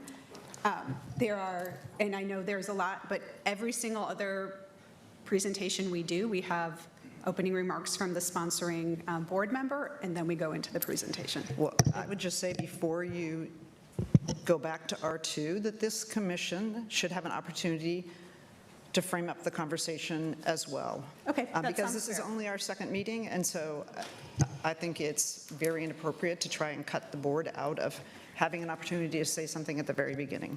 This is a resolution I am bringing forward, and so I'm having the statements just like you and, or just like Commissioner Moyer did for what she did this morning. So I'm happy to have the board make comments before we go back to R2. So we'll do that. But now I'm going to turn things over to Stacy and our invited So, testimony. Chair, I would say that we often give the commissioner whose district something is in an opportunity to say something, and there is something I would like to share before we jump into this presentation. Okay, so Commissioner, It has hold to on, do in Commissioner. particular with a motion that I intend to make, and I need some guidance from the county attorney on whether I should make that now or wait. Okay, so if we're going to have any commissioners speak, I think all commissioners need to have a chance to speak. So if everyone has some comments, we will do that, but I'm going to go up. I have a question, it's not. Okay, yes. This presentation is about which version? Because the official version was the one Wednesday, right? The one that we would then act off of. Then there was a Friday version, and then I think there's been another. So I just am curious, which version is both the testimony and this presentation based off of? So this is on what was posted on Wednesday. Okay. Anything that was posted after Wednesday is just listed as an amendment. Okay, so I should hear this in regards to Wednesday's version, and then we'll talk about how it has changed? Yes. Great, thank you. That was just my point of clarification. Okay, Commissioner Singleton. Thank you, Chair. I want to make sure that we're centering this conversation on those who are most impacted by the decision. And as I've been saying for over a month, we should be voting on a resolution after the City of Portland's vote, and we understand what their commitment is. And so I do plan to make a motion to table this resolution until August 13th, after City Council has met and had a formal vote, and that we have the documents and things that we need in front of us. Additionally, in that time, I think it is imperative that we have a conversation with our frontline workers so that they are more appropriately looped in, not only to what is in this deal, but what are the commitments that we want to see out of community benefits and as it relates to not just project labor agreement, but also labor harmony for the hopefully more full-time jobs within the Moda Center. And so I don't want to make the motion to table now if it means it will cut conversation. I think we should use this time today to hear from people since folks have come here, but so I wanted to just understand if I make that motion now, will that cut this agenda item, and therefore I should wait until we move into a space of voting? Thank you for that question, Commissioner. It's the latter. If you want to table and you make that motion now and it's second and approved, it would cut off all discussion in the matter today. However, if you're just signaling that you're anticipating that motion in the future, I think that gives your other commissioners just an idea of where you are. If you make that motion, I will second it. Thank you. I do want to hear from folks, so I will make that motion later. Okay, thank you. Commissioner Brum-Edwards. Okay, I'm just going to start with my framing up comments since this is our opportunity to do it at the very beginning. So I think I'm the only person at the dais who was on Broadway with thousands of other Oregonians for the Blazer Championship Parade. Were you there? No, I wasn't. No, he wasn't alive. I know that, and you're either. That's why I felt pretty. That's why I felt pretty comfortable saying that. You don't have to say everything out loud. I have a long history with the Blazers, including their ups and downs, and I want them to stay. I'm also a season ticket holder for the Fire. Today is a planning day, setting the table for our negotiations with the city.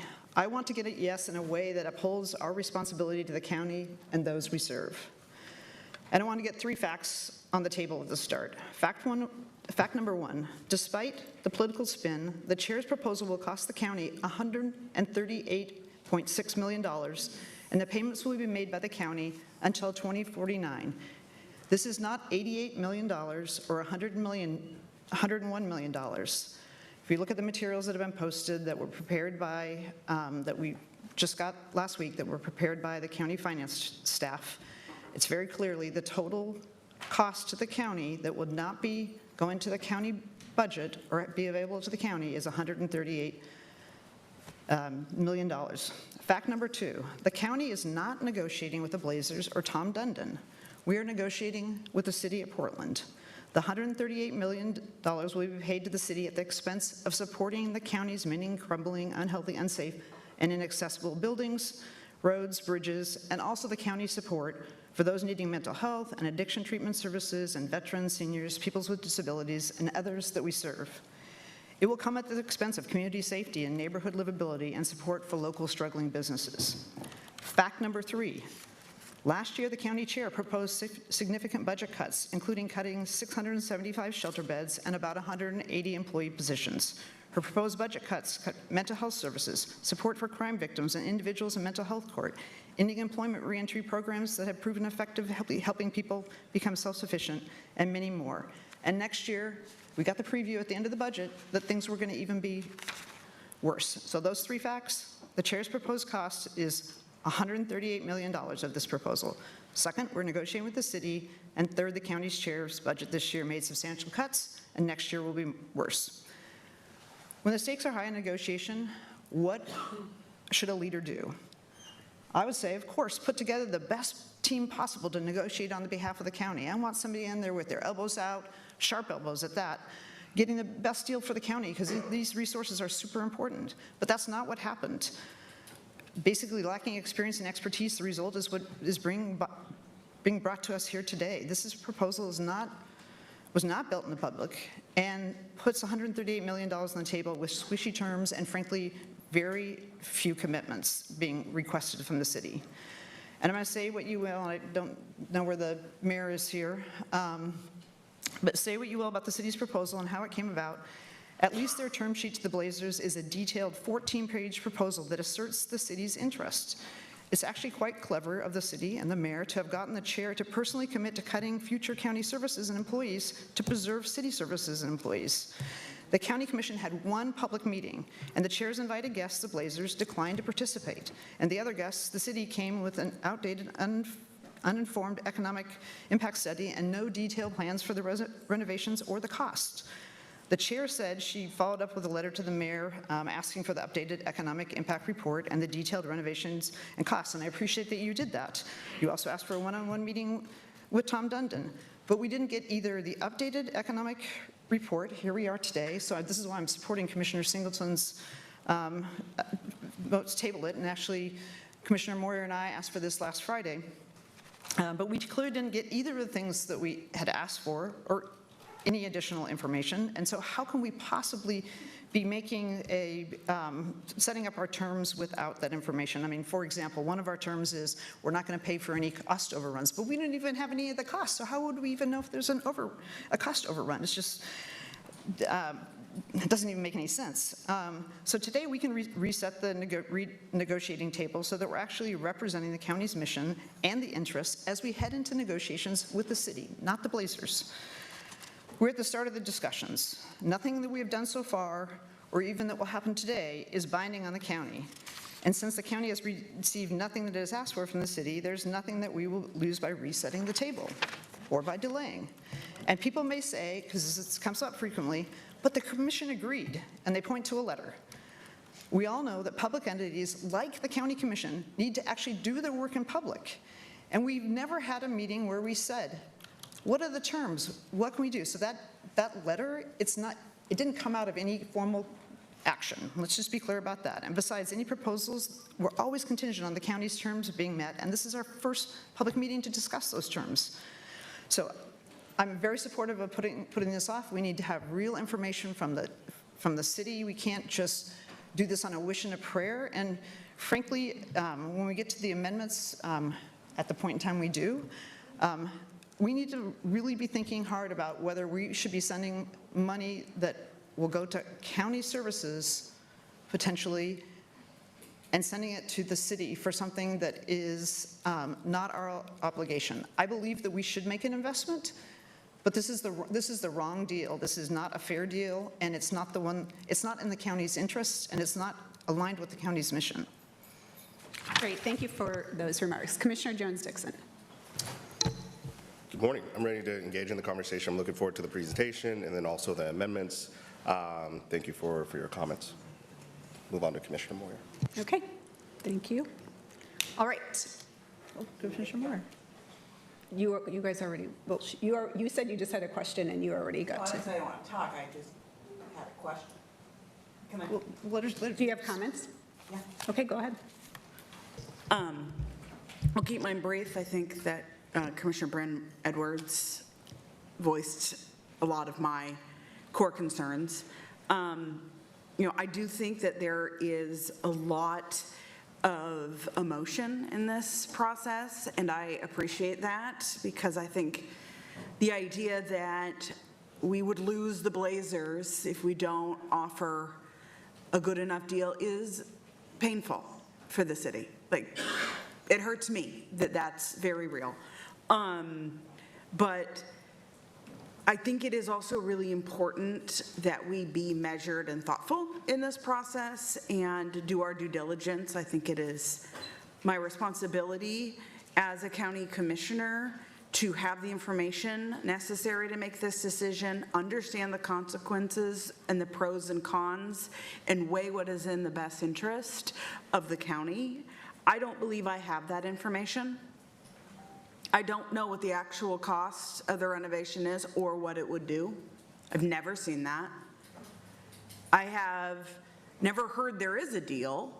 I have certainly been told I'm jeopardizing it, but I would like to know what deal I am in fact jeopardizing, because I have yet to see that come across. And I think that there are moments where you have to ask yourself, who is being asked to sacrifice for this? And our situation as the county is different than the city. We provide safety net services to our most vulnerable community members. That is what the county does. That is why I ran for the county and not the city, because I am passionate about government being a force that helps people in their lives, particularly at those hardest moments. There are things in this proposal I support. I do support the initial conversation when I was first approached in January, where it was only $60 million we were being asked for, and it was all to be from the motor vehicle rental tax, which has a designated purpose that falls in line with economic development and tourism. I felt that was an appropriate use of that money that was going to become available in 2030. Where I have had my heartburn is when we started putting money on the table that was general fund.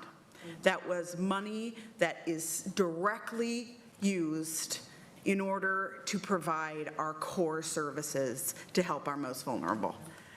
That's where I can't rob Peter to pay Paul. I cannot cut rental assistance to families on the verge of homelessness. That is very real. We barely came up with, I don't know what our final $1 million number, but it was less than 10 that we put in of one-time only money for rental assistance. I don't know how we do that again next year. I sure would like that business income tax to help us get there. There's a lot of conversations about jobs, and I am passionate about family wage jobs. That is the core of what I have spent a huge chunk of my career fighting for. But I want to talk about those jobs because this is not a zero-sum equation. There will be more layoffs in the next 3 years of county jobs.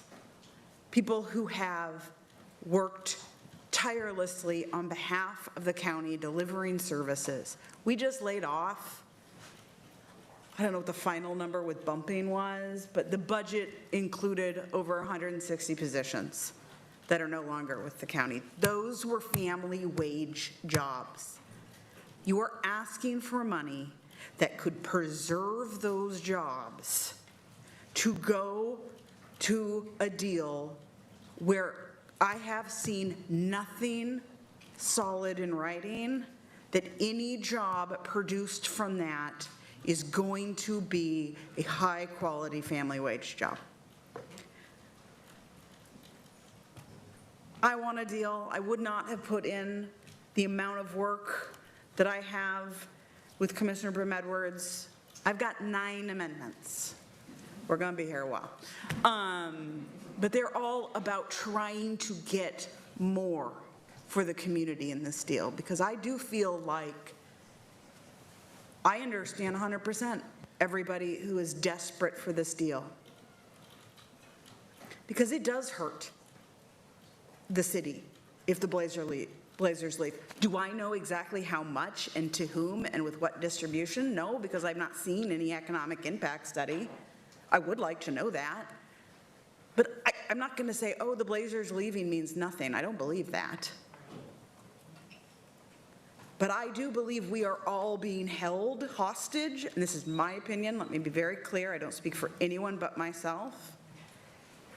I believe we are all motivated by feeling like we are being held hostage by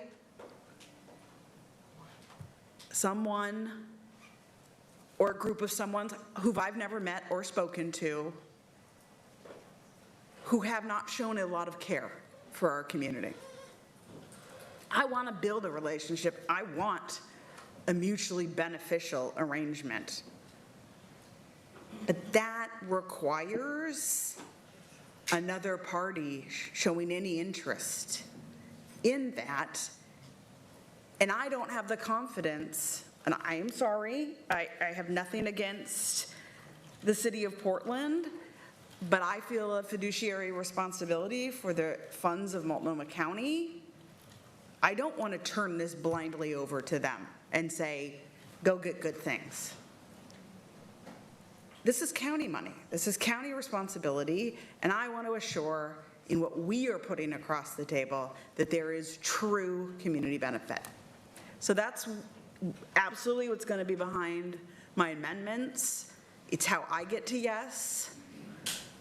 And we have to deliver for the people, because that is the point. So that's my opening statement. Thank you. All right, so we just go like this. Thank you. All right, Commissioner Singleton. Thank you, Chair. I think folks heard a bit of my concerns of making sure that we have a little bit more process here and that folks are pulled in transparently of what exactly are the dollars we're talking about, but also this is an opportunity for us to get concrete about what we mean by community benefits, the things that we want to see in the renovation.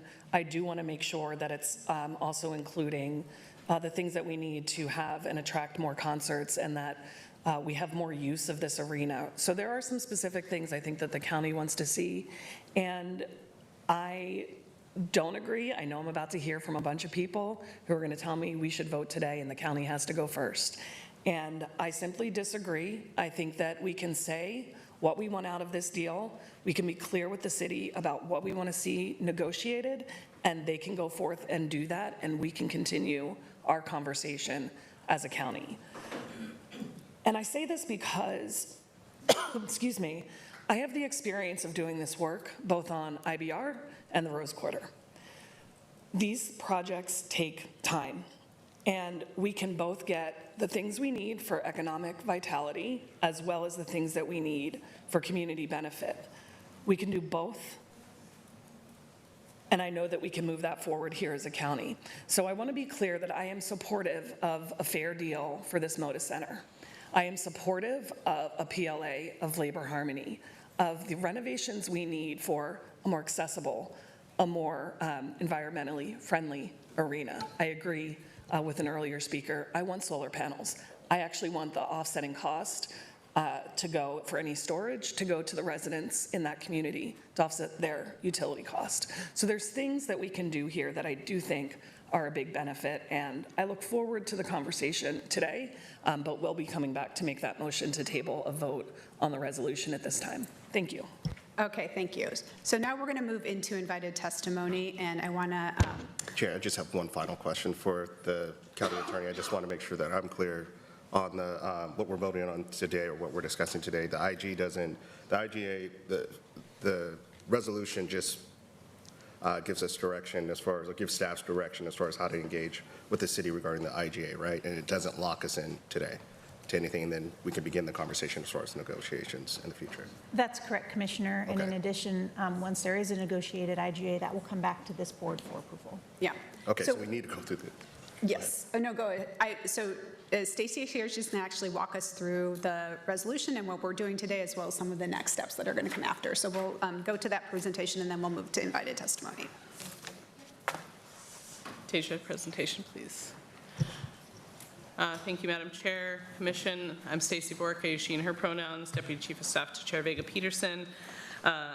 I'm joined, many of you probably assumed that you'd be seeing Eric Ariano, Chief Financial Officer, up here today. He's on a well-deserved vacation. And so Jeff Renfro, our county economist, is very well versed in the investment terms in front of us. And then have also been working really closely with Will Glasson from the County Attorney's Office, who's also in the room. Joined today by a number of invited speakers, who the chair mentioned, and also Donnie Oliveira from the City of Portland and Vince Porter from the Governor's Office. So I'm going to jump into a presentation. I will walk us through the posted resolution from Wednesday, just to clarify. That's the one. It's called draft. Commissioner Jones-Dickson, thank you for the question on what we're asking for the board today. We're here for two things. We're not asking for formal budget action today.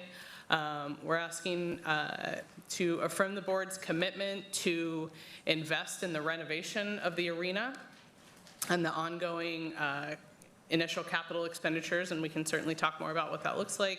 And then also affirm the board's support to direct the county to continue negotiating an IGA or intergovernmental agreement with the City of Portland for this investment. So that's what the resolution asks for, and those are the actions that we're seeking support for today. Thank you. Next slide, please.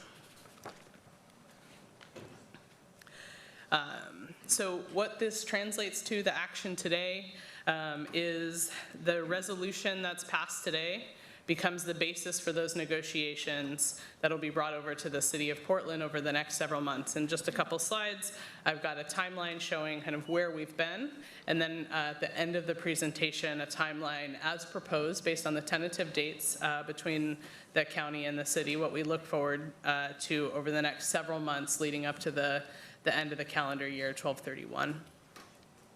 The CFO will also begin with jurisdictional partners, defining and identifying the term and approach of the identified and approved funding. So those are the actions that we're seeking today, and that's ultimately what this resolution translates to. Thank you. Next slide, Tasia. So just an orientation. This board has had several executive sessions, first one on February 5th, then March 2nd, we drafted a draft resolution that was shared with all offices on March 3rd. On March 13th, the board shared a letter with Commissioner Adam Silver of the NBA, identifying the same financial terms that we're discussing today. Those have not shifted. On March 31st, Governor Kotek signs SB 1501. Following over the next several months, there's lots of discussion happening around the Moda Center. This board had an executive session on June 16th. Portland City Council hosted a series of public discussions in city parks this summer. This board had a public work session on June 23rd, 1 month ago today. And we are here today, July 23rd, for a discussion, public testimony, and proposed vote for a resolution to send the key terms to the City of Portland for those IGA negotiations. Thank you. Next slide, please, Tasia. So I'm going to jump a little bit now into the resolution. There are copies, just for folks to know, there are copies back at the board clerk's desk in the front of the room if you're interested in following along. The foundation of the resolution is that the county is not asked to do this alone, proposing to do this in partnership with the City of Portland and the State of Oregon to renovate this arena. You'll hear from a number of partners in just a few minutes who will speak more to what this looks like from a community perspective, a regional perspective, and a statewide perspective on how important a renovated Moda Center Arena is. One of the key tenets that you'll hear about today is a commitment to a 20-year lease and a long-term commitment from the Blazers to stay in the Moda Center as a sign of their commitment to this community and to the renovation of the arena. So I'm going to read through some of the findings in the resolution. Multnomah County's mission is to improve the well-being of our residents by providing accessible, high-quality, and innovative public services that promote our residents' health, safety, and economic well-being and stability. Positive economic conditions fosters the work of the county. Whether it's addressing homelessness, behavioral health, or public safety, decisions about major regional assets must be evaluated through that lens. Major regional employers and economic anchors, such as the Portland Trail Blazers, directly affect the conditions that drive demand for county services. From workforce stability to housing security, the Portland Trail Blazers and the Moda Center function as a regional economic engine. For 3 decades, the Moda Center has defined Portland as a premier sports and entertainment destination, fueling our economy, inspiring civic pride, and welcoming families from across the city, state, and region. Now publicly owned, the Moda Center is truly Oregon's arena, home of the Trailblazers, a gathering place for community events and concerts, and the home of the Portland Fire. The Moda Center Arena provides year-round economic activity for the region. As of 2024, the economic analysis that was discussed a little bit earlier, the Moda Center and visitors attract an estimated $670 million annually in regional economic activity, and an estimated 4,400 jobs are supported through operations and visitor spending. The Moda Center is the oldest arena in the NBA not to have undergone a major renovation. Multnomah County has joined the City of Portland and the State of Oregon in pledging public funds to pay for capital renovations and initial ongoing capital expenditures for the arena. A significant Moda Center renovation will serve as a foundation of a Rose Quarter and Lower Albina revitalization in partnership with local community organizations like Albina Vision Trust and the 1803 Fund. As part of its coordinated partnership with the City of Portland and the State of Oregon to renovate the Moda Center Arena, Multnomah County's capital investments will support a renovated arena and this economic activity. The publicly funded investment package reflects a fair market offer and is indicative of our shared passion and commitment to keeping the Trailblazers in Portland and ensuring the Moda Center is a state-of-the-art, world-class arena. The allocations of funds should be proportionate to the county's engagement with the Moda Center's operation and in recognition of the other significant financial obligations of the county. Any investment of the county funds must be accompanied by a commitment from the Trailblazers ownership to stay in Portland for the longer of 20 years or the length of any bonds whose proceeds are invested in the Moda Center or related Rose Quarter developments. Multnomah County is a funding partner, not an owner, operator, or responsible party for the Moda Center or any related Rose Quarter development, maintenance, or asset management.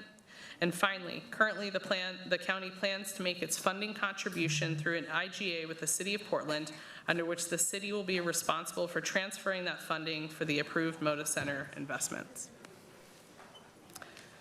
Thank you. Next slide, please. So now I'm going to walk us a little bit through some of the key terms in the proposed resolution.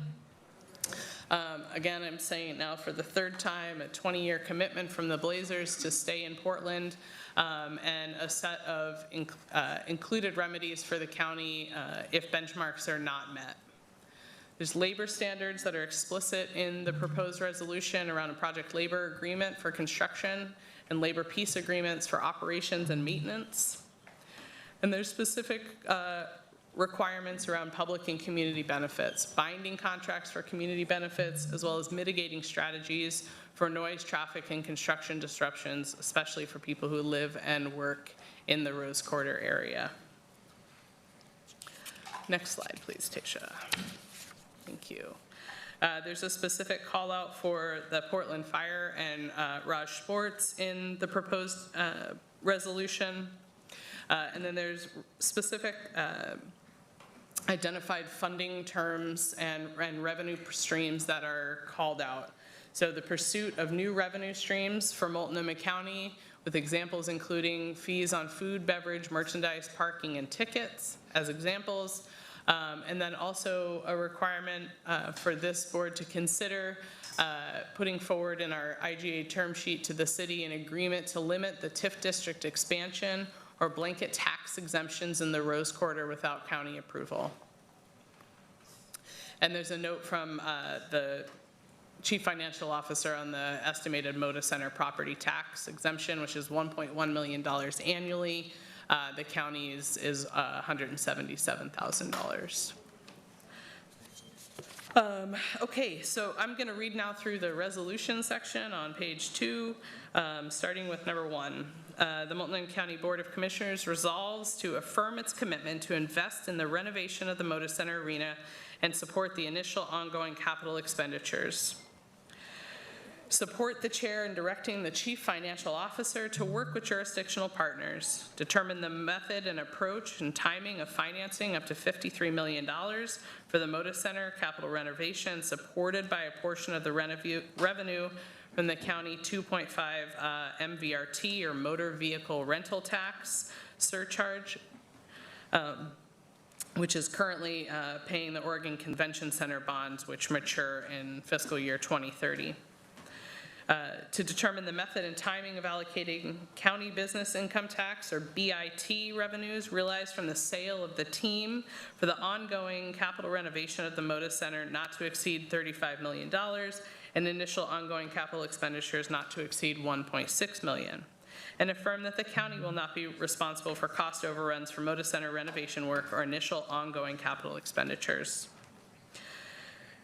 Further, this directs the chair to begin to negotiate, or direct the county attorney's office to negotiate an IGA with the city of Portland. That's a legally binding agreement that includes remedies allowing the county to recoup its investments if benchmarks are not met, include a project labor agreement with the Building Trades Council for construction, establish or include a commitment to negotiate and sign a multi-union labor peace agreement for operations and maintenance, establishes a binding multi-party contract for community benefits established and realized through the investment of public funds to include community partners, including 1803 and Albina Vision Trust, establish a binding agreement to engage with impacted neighbors, not to expand TIF districts, the blanket property tax exemptions, and expand and pursue those funding streams, and establish requirements for engagement with Portland Fire. Next slide, please. Thank you. So this next slide talks through the funding pieces, and again, Eric is out, Jeff is here, county economist. So it's $35 million in one-time only business income tax, as well as $53 million from MVRT, motor vehicle rental tax, and $13.6 million over several years. And we can provide that up on the screen, what the breakdown year over year looks like for the initial ongoing capital expenditures.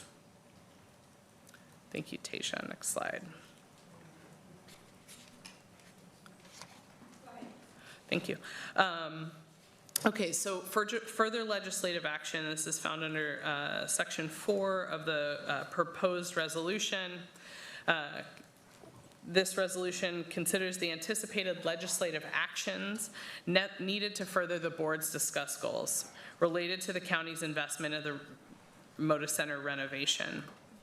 Board approval of an IGA with the City of Portland that pledges any portion of the 2.5 MVRT surcharge or BIT revenue collected by the county. We anticipate this happening this fall. Board approval of budget appropriation action to allocate funds as needed by the IGA. We anticipate that coming in FY27 and FY28. amendment of MCC 11.304B to reflect any changes to the 2.45 MVRT surcharge. We expect that to happen in 26. And the following items shall be presented to the Board of County Commissioners before further legislative actions to approve investments in the Moda Center renovation and arena, and initial ongoing capital expenditures are sought. These are a number of the issues that were raised earlier in opening comments around the repeated requests for specific documentation from the City of Portland via the Portland Trail Blazers. An updated economic analysis that evaluates the local demographic profile, corporate presence, and market capacity to support the investment. Calculates new money infused into the local economy, projects specific tax revenues generated or lost by the arena, and assesses the long-term cost benefit of this facility, including the principal and interest on public bonds, ongoing maintenance, and revenue sharing agreement with the franchise. Complete overview of the employees that work for or contract for services with the Blazers organization and Rip City Management, and a renovation and ongoing maintenance plan that includes but is not limited to a clear project overview, scope of work, timeline, budget breakdown, and risk management plan. So it's the proposal that those documents must be provided before this board considers future legislative action. Thank you. Next slide, Tasia. So what's to come? In front of us we're just at the end of July. There is continues to be a significant amount of work over the next several months. In the next couple of weeks, City Council will have hearings and public testimony on Moda Center Arena term sheet. On August 12th, City Council is tentatively scheduled to vote on an initial term sheet. Following that, Multnomah County and the City of Portland will engage in IGA negotiations. This same time, concurrently, the City of Portland is continuing those lease negotiations with the Rip City Management and the Trailblazers organization. November, December of 26, a vote on an ordinance or resolution approving the MOU for the operator lease happening at the City of Portland. Following that, a vote by this board for a resolution adopting an IGA for the Moda Center Arena. Following that, amendment of Multnomah County MCC 11.304B to reflect changes to the MVRT surcharge. Q1, vote on an ordinance approving a formal lease agreement from the City of Portland, followed by 2 subsequent budget modifications or actions through the annual budget process that this board will take in FY 28 and 29. Thank you. Okay, so next up, Madam Chair, we have a series of invited testimony. And so first up, we have Senator Kate Lieber, Mayor Keith Wilson, and then Claire Hamill, President of WNBA Portland Fire, is joining us live from Chicago, where it's All-Star Weekend for the WNBA. So President Hamill is there and joining us virtually this morning. Okay, So, great. Thank you. So I'll go ahead and invite, bring the mayor and Senator Lieber down. Thank you so much for being here. And we appreciate having Claire Hamill here. Is she online, Tasia? All right.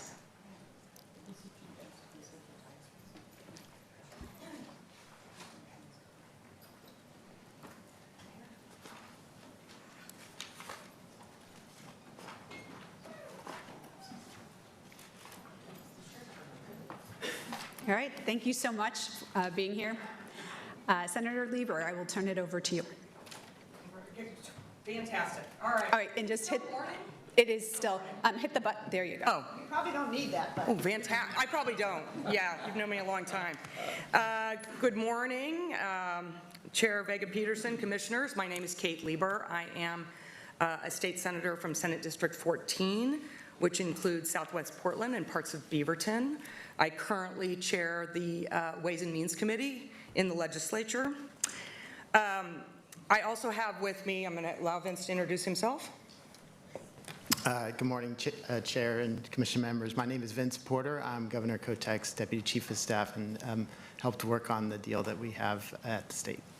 So we're going to, I wanted to introduce both of us because I think we're going to tag team a little bit in this testimony today, but I wanted to make sure that you had the state represented by both the legislature and the executive branch. So my goal today is to take you all back to March, to about 4 months ago when the legislature was going through this very similar process that you all are doing. And my goal today is to speak to the state's $365 million commitment to the Moda Center and the protections that we outlined in the law that are currently law in Senate Bill 1501. I'm going to talk about what problem back then we were trying to solve, what the bill does, what we thought we were buying, and why we voted for it. And then at the end, I'm going to have an ask. So, what was the problem? Well, it still exists today. Simply put, the Moda Center is the only large-scale civic arena in the state. It is a critical economic and cultural hub. It was built 30 years ago, and it's the oldest unrenovated arena oldest NBA unrenovated arena in the country. And the NBA was telling us, this was before the sale, the NBA was telling us it needed to be renovated in order for an NBA team like the Blazers to continue to play there. So we started working on Senate Bill 1501, and you will hear from others who are really going to go through all of the things around the Moda Center. But we also knew the loss of the Blazers were going to create further holes in both city, county, and state budgets. It just will. So we knew that we had to keep what we had in order to try to even keep our state budget whole. So what does 1501 do? Well, 1501 creates the Oregon Arena Fund, basically a bank account, which can receive the deposits from the state, county, and city to support renovations and ongoing maintenance at the Moda Center. It authorizes DAS, which is the Department of Administrative Services at the state level, to establish a joint authority between the state and the city, and it authorizes $365 million in bonding, and that was based on revenues received by activities at the Moda Center. But it also sets out conditions that must be met before we'll sell any of those bonds. So the first condition is a change in ownership is finalized and approved by the NBA. This condition was met. The second, the state of Oregon and the city of Portland have entered into an agreement for a joint authority which will establish ownership and operation parameters for the Moda Center. The joint authority has the authority to review plans and has approval of the scope, schedule, and budget of construction.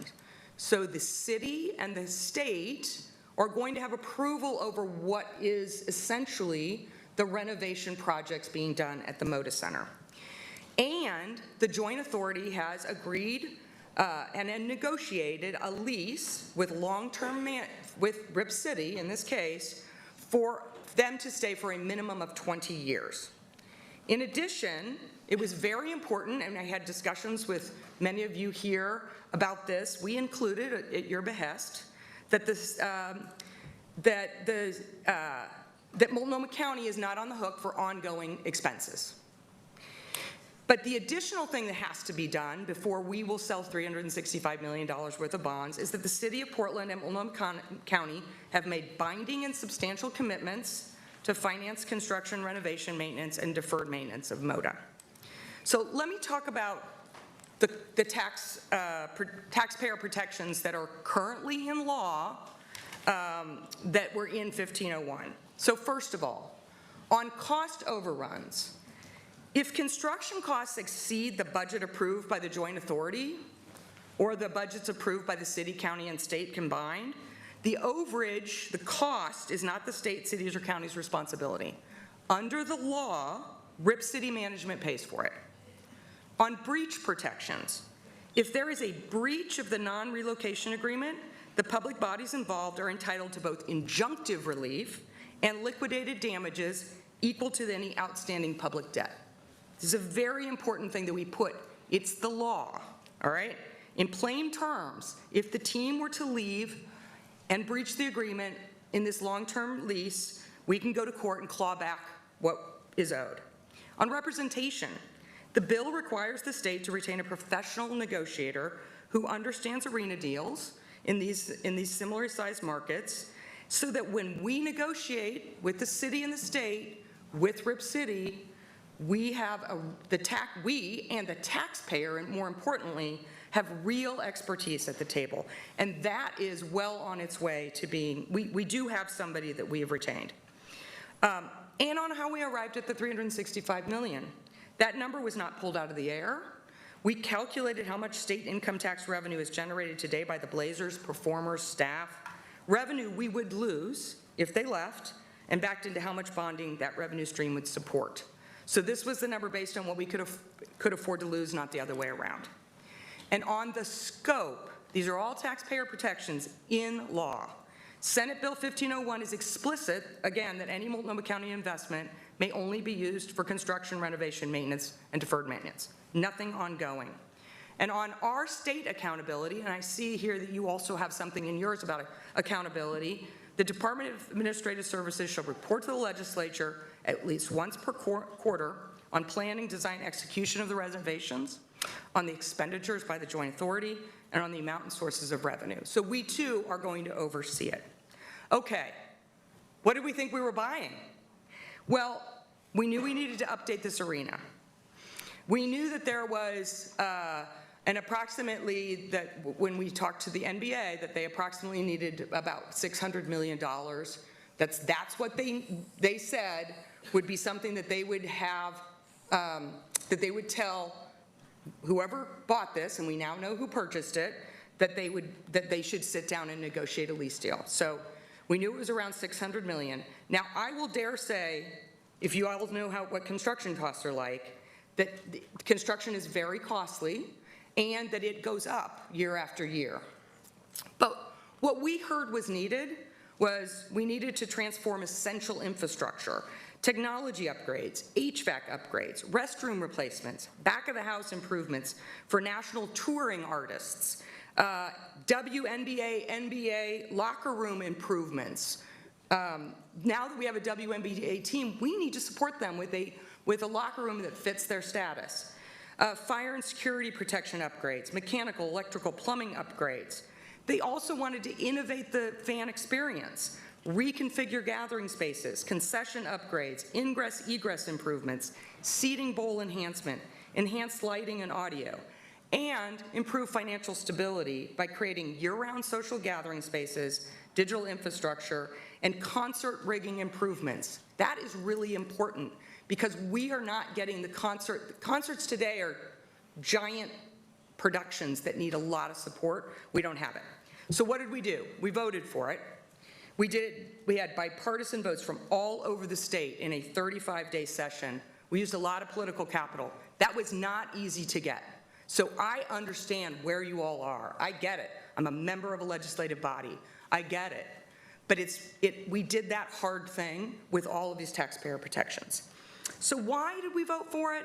Well, you're going to hear more, I'm sure, about the economic factors. The Moda Center supports 4,000 to 5,000 jobs. It generates $600 to $700 million in annual regional economic impact, and a significant renovation in the city of Portland creates good-paying construction jobs. But more importantly, the Moda Center right now is underutilized in how many days they're booking it out. There's an upside here that we should talk about. And we knew that a renovated arena could actually bring in more days of use. The more days of use, the more regional impact, and therefore, while we're basing our numbers on a static impact, the fact of the matter is the hope and the dream is that we're all going to benefit because of the increased impact, and I do think that's true.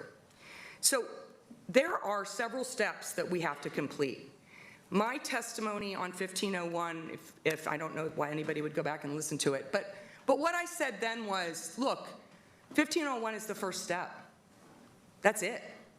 You all are now marching through steps 2, 3, and 4, but you can't get to those steps until you do your first step. So we knew that 1501 was our first step. This is your first step, okay? You have a whole bunch of other steps that are coming down the line. I would, so here's the steps as I see them. The county has got to do a resolution, and you need to do it now. And the reason is that the city has to do their steps.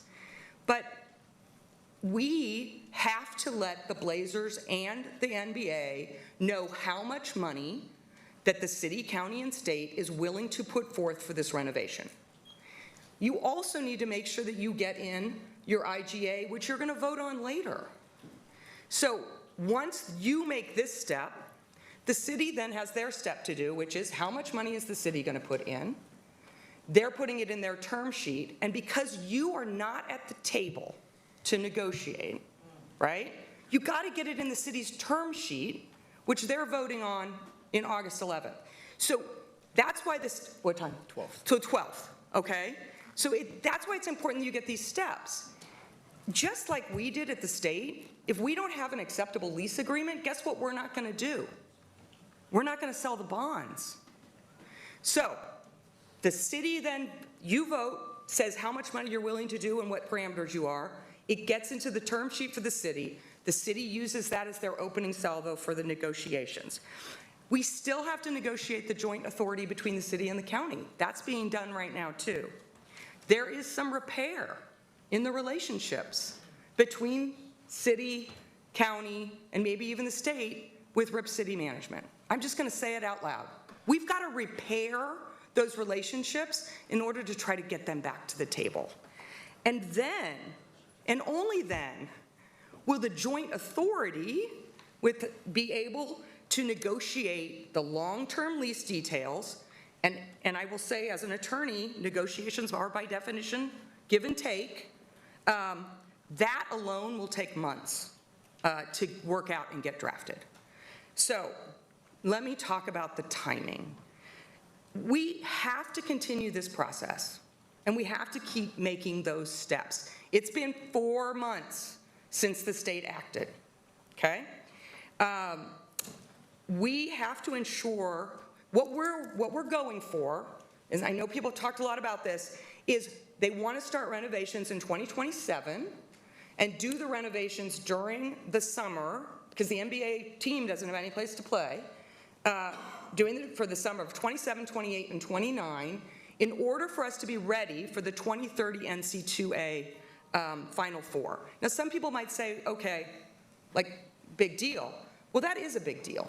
That is when Portland is highlighted. That is when we show and put our best foot forward. But more importantly, in some respects, is the bonding that the state has committed comes out of our 25-27 bonding allocation, which means the bonding has got to be sold or the state has to reauthorize it. And the state could make a decision not to reauthorize the bonding towards the Moda Center. So by delaying and not getting us into all those steps, it's putting at risk $365 million. So let me just be very clear about my ask now.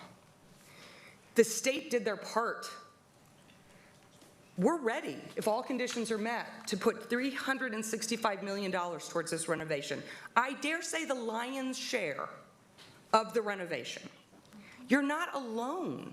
I want to emphasize this. You're not alone. A strong state, county, city partnership is really important. And we did it, and you can do it too. I believe in you.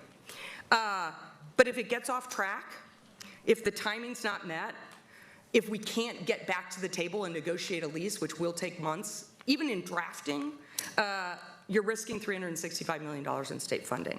And if the Blazers leave, the state won't be able to support an investment of that magnitude, if any at all, and the city will be the sole owner of an aging arena in the middle of a city where they will have to make the decision whether to either invest more money and maybe come to the county to ask for more money, or mothball it, which nobody wants to do, which could result in loss of hundreds of millions of dollars of economic activity. So when I voted for this, I can only speak for me. My primary interest was the people of Oregon. The health and vibrancy of our city and state, the growth of our small businesses, good paying jobs for our people. Please do not let the perfect be the enemy of the good. Progress is more important than perfection. but I want you to get your questions answered. You are grappling with really important things. I think it's important for this ownership team to know that they bought a team in Oregon and we have strong labor protections. That's great. They're going to know that, and they're going to know that at the negotiating table because you all have said it and the city keeps saying it. But we have to keep it on track and we have to get to the negotiating table. And that means that we all need to know how much money is being put forth so that they will come back to the negotiating table and negotiate in good faith. And with that, I want to thank you for allowing me to testify. Can we ask questions?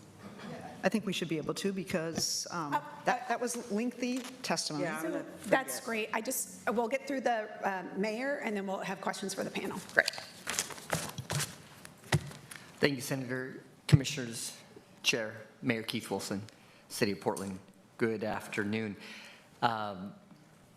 Commissioner Brim Edwards, I won't leave you hanging. I was there celebrating the Blazer Championship with you, so Vince will let you off the hook on that one. At the dais, because I knew you were there. Thank you so much for having me today.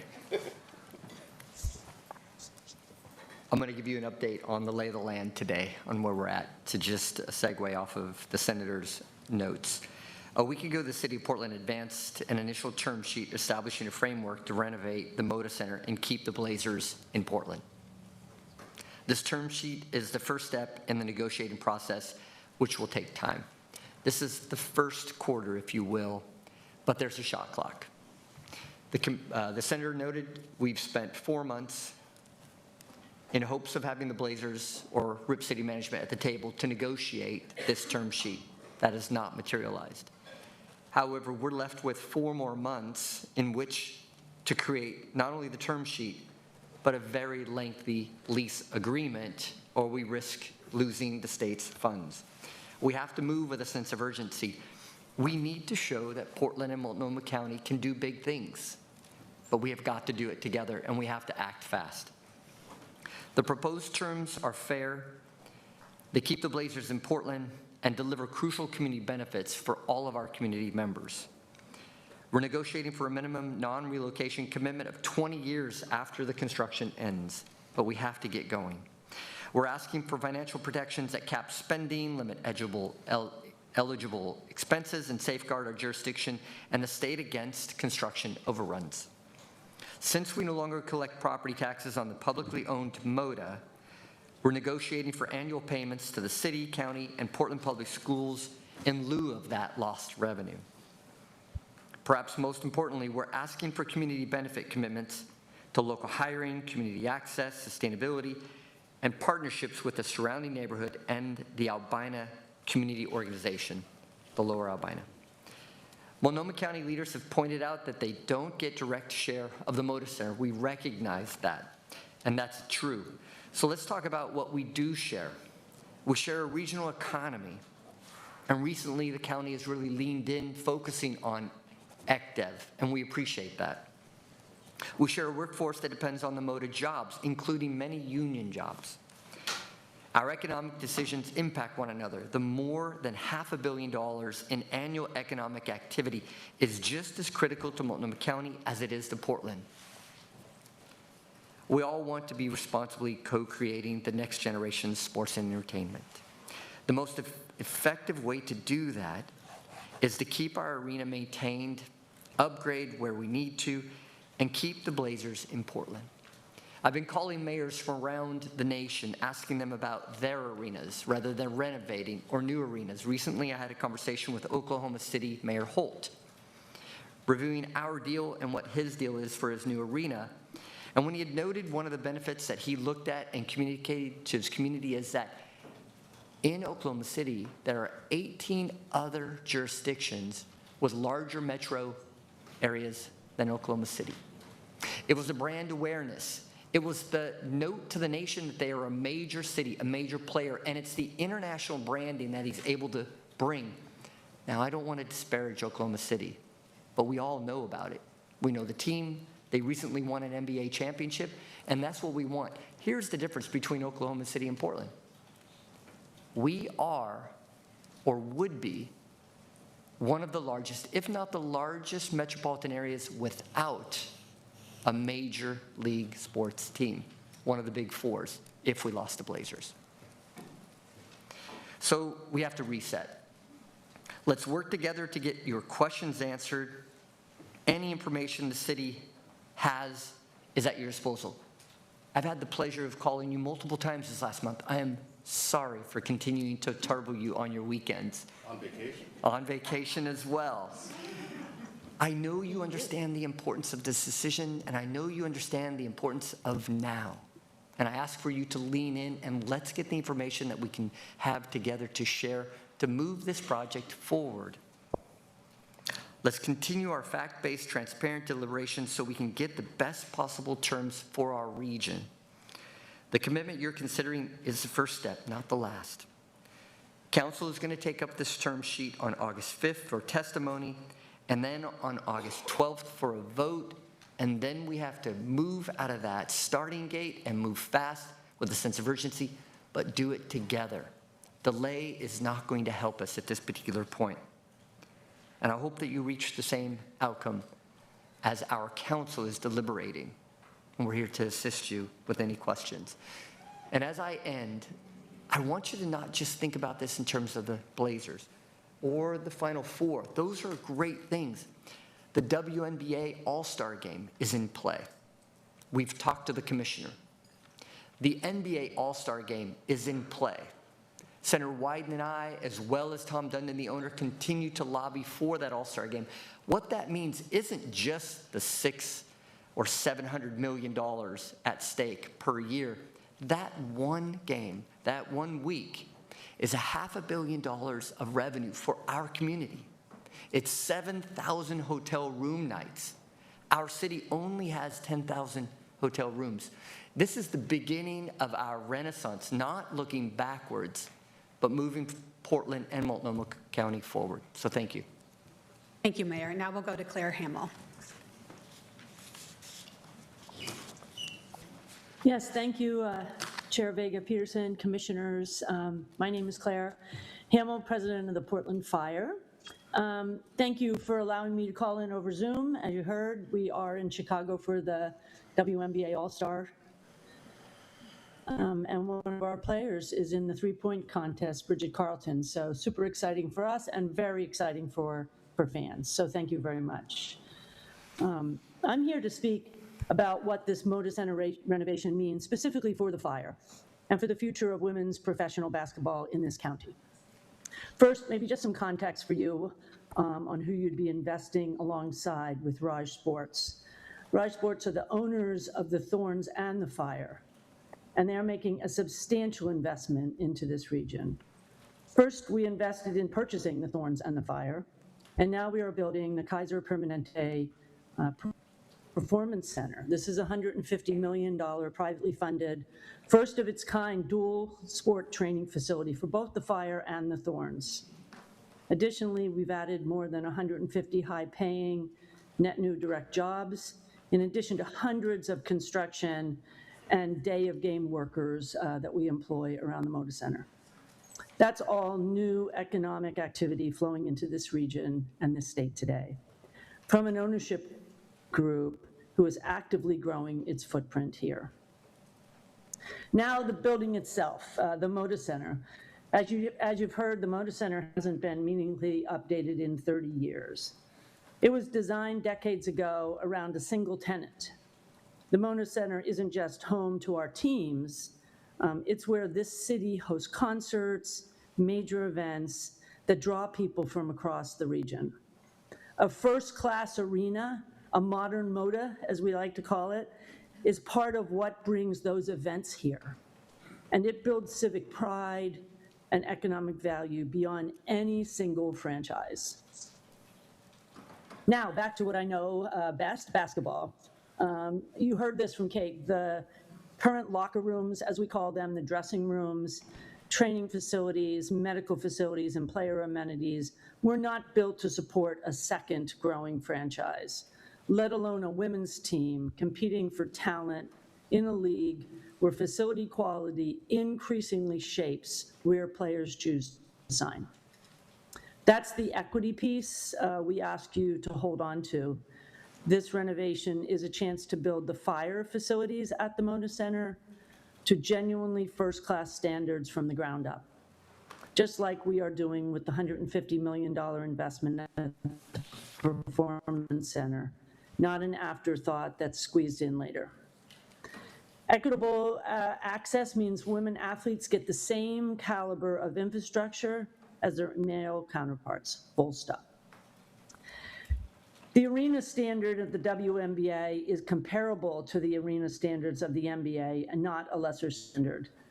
These renovations are needed for our collective future at the Moda Center.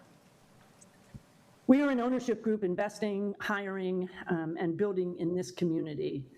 We urge you to move forward with clear commitments to equitable facility design and help us make the fire return to Portland even brighter.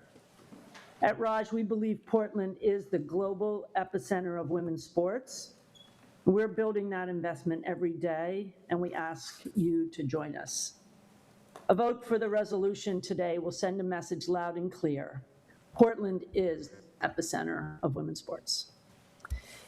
In a couple weeks, we're hosting the second Epicenter Week, the Women's Global Sports Summit. We will close that week with the Fire game against the Washington Mystics at the Moda Center on August 23rd. Join us and see what an investment in the Moda Center can do for Portland and Oregon and for women's sports. Thank you for your time today. Thank you so much. We really appreciate your testimony, and we understand you may have to log off, but I know there's questions for folks on this board, so I'll open it up to the board for questions. We can start with, I think we're at Commissioner Singleton. When have I asked questions? But this is R3. We're actually, it's Commissioner Brim Edwards to go first. Okay. So this is just, I think it's a question about the statement that you made, Senator Lieber. You said there needs to be a repair of the relationship with Rip City management. I just wanted, for the record, I don't think anybody, I know you don't come to our meetings often. However, I don't think anybody here has, we're negotiating with the city, and I don't believe anybody here has said we don't want to help or be a part of it. Just, so I don't think there's any relationship building. I don't think there's been any derogatory statements about Mr. Dundon. So I would hope that we're getting ready to start on or Rip City management, that we're going to start on we already have a working relationship, and that continues. If I might, I think you misunderstood. I was saying that in order to get them back at the table, there is some repair that has to be done with the city and the Rip City management. I was not trying to impugn anybody on this board. Okay, I thought you said the county, and so if it's just the city, I mean, the county. The relationship needs to be repaired. Well, I don't know that there's, I guess that's what I'm fundamentally saying, like, they haven't ever come into our commission meeting. We're negotiating with the city, not the Blazers. I would hope that repair, it's whatever it is with the city, because I don't feel that we've done anything that would send a message to Mr. Dundon or the Blazers or Rip City management that is cause for repair. I apologize if you took it that way. It was not how it was intended. Okay, and then I'm going to also just briefly comment on the pieces about the state putting in law things that were protections. And you know, I have a lot of respect for the state and the work that was done in a very short time frame. We have a longer time frame. But when I look at the legislation, I look at it's like, hey, the state did a good job at protecting their interests. So Senate Bill 1501, the liquidated damages. It says liquidated damages in the amount of any outstanding debt issued by any public body that is part of the joint authority for projects at the Moda Center. So that's not a strong clawback, though, for the county. For example, if we're being asked, the chair's proposal has the business income tax, say, for example, going into the deal this next year. Say there's no ability to create the bridge agreement. This doesn't get us the $35 million back because it's not outstanding debt. So from a county standpoint, we need to have our own clawback. I mean, and this is one of the amendments that Commissioner Moyer and I have offered. We need a clawback that is very strong, that speaks directly to the type of investment we're making. So it's not that there's anything wrong with what you all did, because I think that protects you all, but it doesn't protect the county. I guess this is a question for the mayor. So when we had her earlier on June 23rd, we had our first public meeting. It was a work session, and it sounded like the Blazers were invited. They didn't participate. A representative from your office came. And when we asked about the economic impact study, and I've done with my former employer, lots of those. When I read through it, it was dated, and also it was for the region, not just for Multnomah County. And since Clackamas County and Washington County aren't being asked to make an investment, I'd like to know what the impact is specifically to Multnomah County, because that's what's relevant to us, and we're being asked. And it's kind of the same thing with all the mayors sending us letters. It's like, great that they want us to keep the Blazers and make an investment, but they're not being asked to take their taxpayers' money and put it into the deal. So my question is, when are we going to get an updated economic impact report that's just for Multnomah County, and where we can look at the data that's going in? Because those reports using the in-plan model is the outputs are directly related to whatever the data inputs. So, like, will we have that before August 13th? The short answer is I don't believe so. But I also want to just talk to 2 points. First of all, I have Donnie Oliveira, our DCA, whose point on this project, who can be more specific. But talking about the economic analysis, the economic analysis that we do have from Crosswater is for the regional activity. The economic activity that we're looking at doesn't include Multnomah County, because it's assuming those dollars would be spent on entertainment in Multnomah County. So the numbers that we talk about, the $631 million of economic activity, that's the regional fund that the Blazers bring into our community and Multnomah County. But we're going to try and get you specific information. We've constantly asked for updated economic analysis, and we haven't received. I mean, and this is just, we all have different interests, and so it's the ask is being made of Multnomah County, not the region. And you know, we're all accountable to the broader public of like why this makes sense, or I think the more appropriate way to frame it is, what size of the investment from the county makes sense. And for sure, an updated economic analysis and report for Multnomah County will tell us something about that, because like I say, I've done lots of these before. So it tells you, like, are they part-time jobs? Are they full-time jobs? Do they have, you know, do people have benefits? And that's how you get the direct, indirect, and induced benefits. Right. So I hope we get that. Then the other, I'm looking at the timeline and a little bit of the pressure testing of, so at one point in time, I looked at having my house renovated, and the contractor who said, what's your budget, and I can tell you what I can do, it was like, oh, I'm not using you. So this issue of, you tell us how much money we have, and then the Blazers and the city and the state will tell us what you're going to do. It's backwards. So, I mean, every project I've been involved with, it's like, what needs to be done? And believe me, I've talked to lots of people who work in the building who are like, this totally needs to be built. So I'm all for things need to be remodeled. And I do think that the city has an obligation, if you're asking us to take money that could go to county services, tell us what is going to be done before we like make any sort of commitments. And frankly, if you tell me like, hey, it's not a commitment until that vote in 2027, I probably would be okay with that. But I have a feeling you're asking me to vote before that. So the question I would have is, like, I'm not supportive of tell us how much money you have and then we'll tell you what you're doing. I think there's an obligation to tell us what, and frankly, so we can tell the public how the money is going to be spent, what that is, because, I mean, without that, it's just, I mean, it seems like a blank check, or we'll spend whatever amount of money you give us. Because I don't think they're going to come back and say, if we give you $600 million, people are going to come back and say, oh, we actually only needed $550, here's your money back, because the first draft of the IGA with the city had any leftover money from the county staying with the city. So is there a way that you could give us, ballpark estimates of what's going to be done? Again, I fundamentally believe all the people who work in the building who told me, we need a better MOTA. That's why I'm supportive of a better MOTA, a modernized one. But I also want to know what we're buying.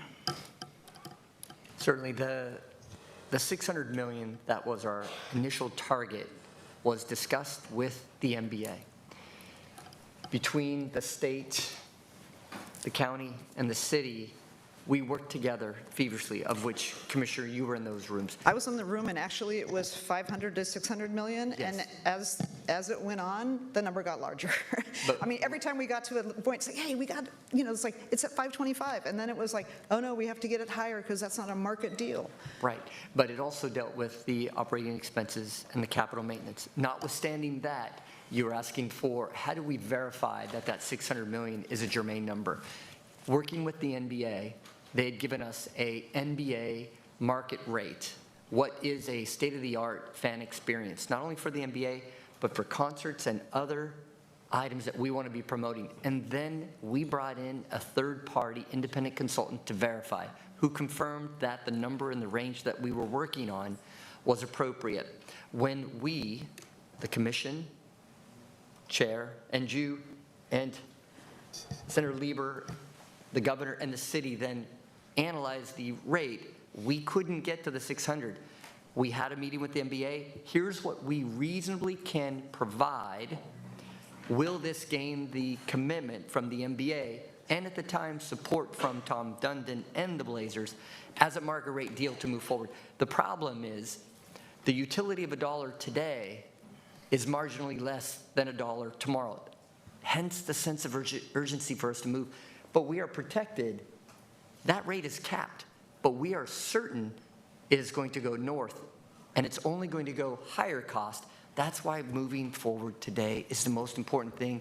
It locks down the MOTA. We get a state-of-the-art renovated arena.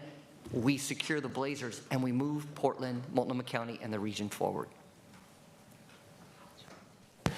Yeah, Vince Porter again with the governor's office. I could also speak to, we've had very good conversations with the city about how the joint authority will work and how the governance of those expenses. And I think it's very important to reiterate that, like, along the way, there will be audits and requirement to make sure that the money that is allocated for the intent and the use of the renovation.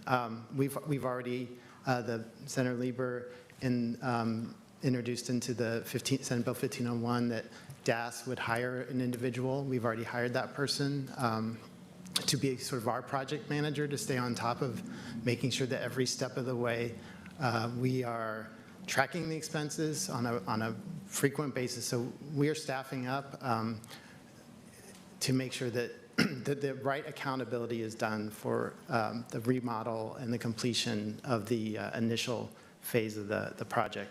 The other thing I just wanted to just emphasize is the timing of the bonds, and Senator Lieber did a great job of explaining the timing, and that this needs to be done. The bond sale is allocated in the term of the budget cycle for the state. In addition to that timing, we will, in order to satisfy bond counsel to allow us to move forward with that, the 20-year commitment is essential, because essentially our debt service will be paid off by the activity at the MOTA Center, predominantly Portland Trail Blazer revenues. But in order to get us to the point of the sale of the bond, we will probably need 4 months, if not more, to do all the necessary paperwork, get all the assurances. So that's why we are emphasizing that, like, by the end of the year, we need to know if we're moving forward with the bond effort to sell those bonds in the spring of next year. So I just wanted to put that on the record and make sure I was sharing that with everyone. I appreciate that, because I think my husband was the one with State Treasurer in 2000 who put it together for the first baseball deal. So I appreciate the bonding authority. I also just, again, in fairness to all of you, this is our first meeting to discuss the terms, and actually, we've had very little, you're asking us to make a decision with very little information that we only can get from the city or the Blazers. And again, we're not negotiating with the Blazers, so we need to get it from the city. I mean, from my standpoint, I'm just speaking for myself, but I also will say, unlike the legislature, we can't we don't have the exemption for caucuses, we can't have serial meetings. So the only time we actually could agree on something is in a meeting like this, and we haven't agreed upon anything. So the whole, like, there was some sort of agreement, it has to happen in a public meeting, because we can't have serial meetings where we talk to each other and then agree like we're gonna do something, and that's a binding commitment. So this is our meeting and our opportunity to do it, and I mean, like just plow through the work. We can meet, several more times next week to get things done if that's what's needed. But we also need to be able to make informed decisions, and I feel like I'm being, not you all, the broader universe, asking us to make a decision without the right information, and that's just not what I do as a public elected official, because I think it lacks accountability and transparency. Thank you, Commissioner. Commissioner Jones Dixon. Yeah, great. Thank you all for being here virtually and in person. This was extremely informative and helpful. And again, thank you, Mayor and Chair and everyone else for providing the information to my office. You answered a lot of my questions as far as like specifically around why we need to make a decision rather soon, or just share or signal. And then also it's my understanding that we'll have additional opportunities moving forward. This is first step as it pertains to negotiations and everything. So all of that is clear. I'm looking forward to engaging in the conversations around the amendments moving forward. So no further questions. Thank you. Thank you. Commissioner Moyer. Thank you. Senator Lieber, you talked about the state contribution and how you and your peers came to that number, and it was related to the anticipated state revenue. So you matched your contribution to what you would lose if it left, let's say it was an inactive MOTA center. We didn't have the Blazers or any other revenue coming to you, is that correct? Correct. That's correct. If Multnomah County were to use that same rationale, what would our contribution level be? Do you have an idea of how much of our revenue is tied to the activities of the MOTA Center? No, I don't have those numbers. Okay, well, we don't get property tax because the city of Portland owns it. We do not get general income tax. We are primarily funded through property tax. We might get 1% of income of executives and Blazer players who are married, income over $400,000, or single income over $200,000. So I'm going to be generous and say maybe that's $1 million. I mean, I don't know how many people make over $400,000 who work for the Blazer Network. Again, I've not seen any of their economic impact information, so maybe slightly more, maybe it's slightly less. So if we were to use the rationale the state had for our contribution with the idea that this is what we're risking because we could lose this, which is very real for the state and for the city, and I'm not downplaying the importance of that. I probably would have voted for the Senate, for the bill in the legislature, but using that rationale, our proportionate contribution would be in probably the single millions. So that's not what we're being asked for. When we talk about a fair deal, I kind of see the state's deal as a fair deal. The city's deal, you have a tremendous amount at risk. You own a building that like all buildings you own, that has to be maintained, that has costs associated with it. It could be an albatross around the city government's neck. So that would affect my thinking as well, because there's a liability side. There's also revenue that, as the owner, you are entitled to, which you negotiate with your lease agreement. It's everything from ticket sales to parking to the split you may or may not negotiate in ongoing maintenance, the concession revenue. All of that is in whatever package. And I hope I have faith in the city. I think he will do a good job on that, but what percentage of those go to Multnomah County?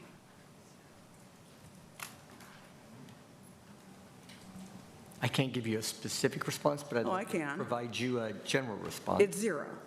That's specific. If I could provide a general response? Sure. If I might, Commissioner. Chair brought it up earlier. We are locked in a cut cycle, and we cannot continue to cut our way through deficits to a city and a county that's focused on excellence. We have to shift to a growth mindset. It's about where we want to be as a community. Now let's look at the Moda Center. If it goes dark, and I have the Broadway corridor with 30 acres of dirt because nobody wants to invest there, and we're getting ready to demolition the Lloyd Center, another 30 acres of dirt that nobody wants to invest in, and I create the Moda, which is on the Broadway, we have a dead zone.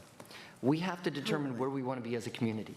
Are we going to invest in the future generations, or are we going to continue to regress our, here's the benefit. No, I'm with you, but we have limited time, so I'm going to. Those are property taxes, masses and billions of dollars of property taxes, income taxes that feed not only the city of Portland, but Multnomah County and all the good things that come from a growing, thriving city where businesses are thriving, not failing, and families are arriving, not I leaving. totally understand this. Commissioner, let's just let him answer that question. Well, he had how many minutes? Thank you. Okay. Thank you. Okay, I don't disagree with that. I totally don't disagree with that. But who does this county negotiate with? Are we negotiating with Rip City? No, we're negotiating with the city. So I'm talking about a fair deal between the city and Multnomah County. So here's another question, because again, I believe in that mutual approach. I committed to you when we were asked for the motor vehicle, when that was what was identified as what Multnomah County could contribute. I gave you a yes on that. We're now at $138.6 million of county resources. I got lost a little bit along the way, I'm going to be honest. So again, as we talk about shared sacrifice and shared prosperity, which there is an upside. I'm not in any way downsiding that, but this is between us. This is not about the Blazers. This is what's fair between the city and the county.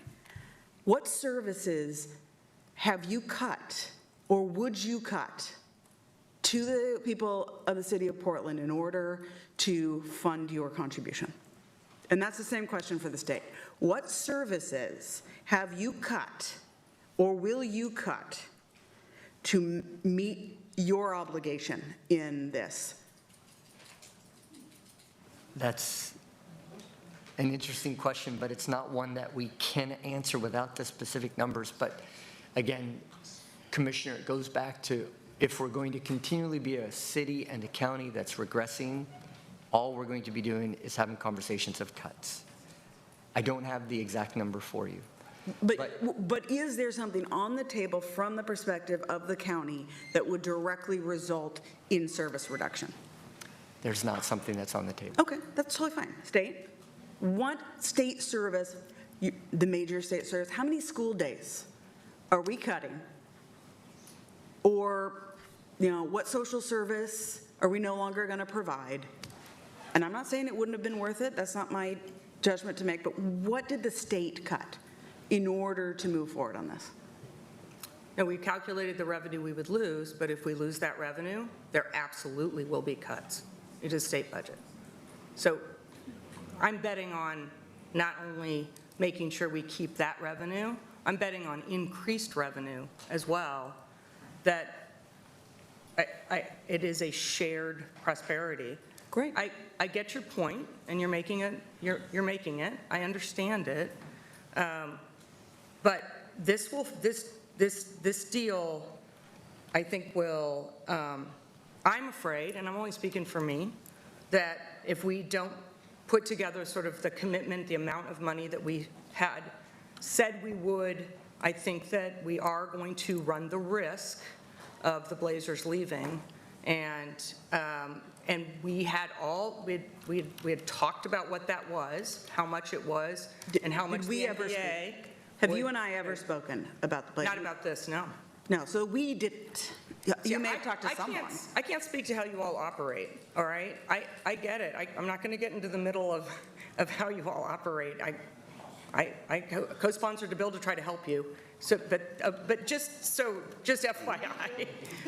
But nonetheless, I hear you.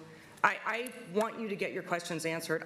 I'm not here saying I want you to rush it. I'm not here saying that I don't want you to make sure you do diligence. I'm not here saying that make sure you get what you need. I want you to do that. So don't take anything that I'm saying as anything but that. All I'm saying is that what is at risk is the state investment, and I just was here to communicate why we did it and what would be at risk, and I worry that if $365 million leaves this negotiation, that we will all lose. I do appreciate that. And like I said, I probably would have voted for that bill. I think the thing that I want to bring it back to is, again, I don't know what a fair deal with Rip City management is or isn't. It was referenced in the beginning, this represents a fair deal. That might be true. I'm not an expert on arena deals, and I'm pretty honest about that. But this is a negotiation. I'm hearing that you're valuing the potential contribution that Multnomah County would bring to this deal, that it is an integral part, that if we can't come to the table, it jeopardizes the agreement. So what I'm asking for, and why I put, with Commissioner Brim Edwards, 2 very important amendments just right out front, is where I feel it's not a good deal for the taxpayer of Multnomah County is your contributions have revenue streams that fund them. What we are being asked to give has no revenue stream at all. There's no fair deal for Multnomah County because we don't get anything from the Moda Center. So in our negotiations with the city, which is who we negotiate with, we don't negotiate with Rip City. They've never communicated with me. I have no idea what they are or are not willing to do. I want a fair deal, City of Portland. You have revenue streams. You have a seat at the table that will negotiate financial things. This is our term sheet that says what we want to negotiate for. It doesn't mean we're getting it, but this is our moment to say, okay, we're real interested in being a partner. We see a regional, state, city value to keeping Rip City here with the Blazers. I totally agree with that. How do we get to a fair deal, city and county? You are asking $125 million of Multnomah County taxpayer dollars. Again, I'll be very honest, 41% of what we're paying from the motor vehicle rental tax is interest. So yes, people say, oh, you're getting $53 million. That's costing us $90 million. That is costing the taxpayer of Multnomah County $90 million, plus this one-time revenue that could be used to get us through our negative balance. We're putting that on the table. I've been honest, that last part's a bridge too far for me, but I'm on board for the first one. Where's our fair deal? I'll trust you to go get a good deal. Can I ask a clarifying question about something you said? Aren't you using vehicle rental tax to support the bonding? Is that right? For what we're asking, yes. Is that vehicle? Yes, that's what's up. And so people who come in and rent a vehicle pay a tax to Multnomah County. Correct. Yes. And the more people who come and use Moda Center may rent vehicles. I mean, you can't. I'd love to see an economic impact to how much contribution that is. I just would say that you're making a very blunt statement that I think has more nuance to it. All that being said, let's have the nuance. You should get your questions answered. Like, if you want the economic activity that bringing people into the Multnomah County to rent a vehicle where you get the tax, I would dare say increasing the number of days that the MODA Center is being used would likely bring in additional tax to Multnomah County from people, because people in Multnomah County, I don't think they're the ones renting the cars. But I could be wrong. How many people travel so far to see the Blazers that they need to rent a car? Do you know? So I don't. I just would dare say that if we're having this discussion. Well, I just want to be fair about economic activity. Do you know what the biggest thing to increase the motor vehicle rental tax was? No. It was the Ducks changing what league they played football in. Okay. Should I give money to, maybe I should. Maybe we should give money to the Ducks. Their Balmer campus, love it. They're doing great stuff. Go Beavs. All right, so I just want to do a time, I appreciate the conversation. We're getting a little bit far afield. Go Ducks. And this is my time. This is my time. This is my time. I understand. This is when the mayor and I are going to agree. Why are you rushing me? No, I'm not rushing you. I just want us to focus on the questions around the deal. This is germane. Again, I really want to separate where I am on MODA as a whole to what we are voting on. Because they're being conflated, and I think that's unfair. We are voting on our priorities to walk into a room with the city of Portland to get a fair deal. That's what this conversation is. This isn't a vote on releasing bonds. This is what does the county want? I am sure that there were conversations at the legislature with members about what they wanted when talking about passing that Senate bill, and different people had different things, and you had to get there. This is that process. This is not about, do we want the Blazers to leave? That's not what this is. We wouldn't be having this conversation if we were not serious about contributing. But to be told, this is a fair deal, which I really like on its surface, it's not fair to Multnomah County at all. It's not fair to our services. It's not fair to be asked for things that nobody else is being asked to do. I want a fair deal, which means I want to go to the city and say, city, I care about you. My district is almost entirely the city of Portland. It is downtown. I care a ton about hotel nights and restaurants, okay? So I am down for a good deal. But I got to do my job as a Multnomah County Commissioner. And that means I got to get a good deal for Multnomah County out of this. And right now, this deal that we're being asked to be our high watermark, because it's a negotiation, I don't think we get everything we ask for, but this is one of the worst distribution of benefit for amount contributed I've ever seen. Not saying we shouldn't have a great package for the Blazers, but between us and the state, since at least they've done the math of how they're paying themselves back, this is a bad framework for Multnomah County to start a negotiation with. So again, I'm on board. I have never said I don't want the Blazers here or it isn't worth some level of public investment. But what Multnomah County would be putting forward as our position, so this is us, not you, doesn't have to do with you guys, our position is that we don't get to make ourselves whole with revenue, because nothing in here does that. We won't even have a vote of if the labor harmony agreement's good enough, if the project labor agreement's good enough, if the community benefit is benefiting who we think it should. This right here does not have that. Again, not your fault. This is us.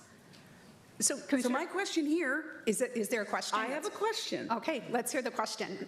Okay, my question here is, if we were to improve this from our perspective, right? If we were to say, okay, we're going to need to share some of this revenue with the city, or we're going to need to structure this in a way that doesn't result in directly cutting services.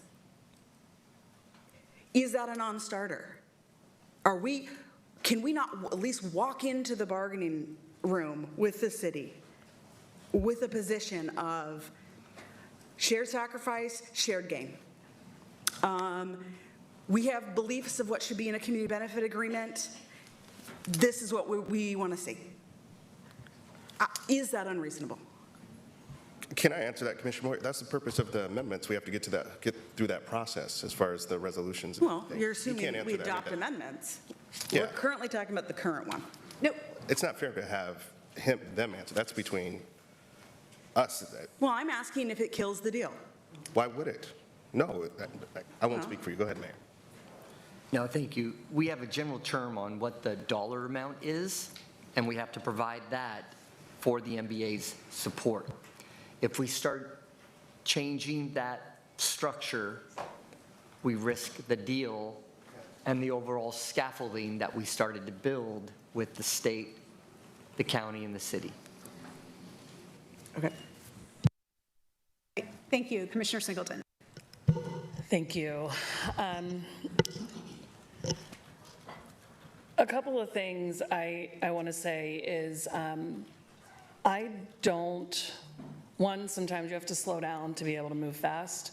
I think it's important that we acknowledge that sense of urgency is a core component of white supremacy culture and how it shows up in a workplace that I just fundamentally reject. It doesn't mean that we can't get to the deadline that you all need by delaying this vote today, which clearly we're not all on the same page on. Delaying for 3 weeks does not change the timeline for the state and what you all are looking for.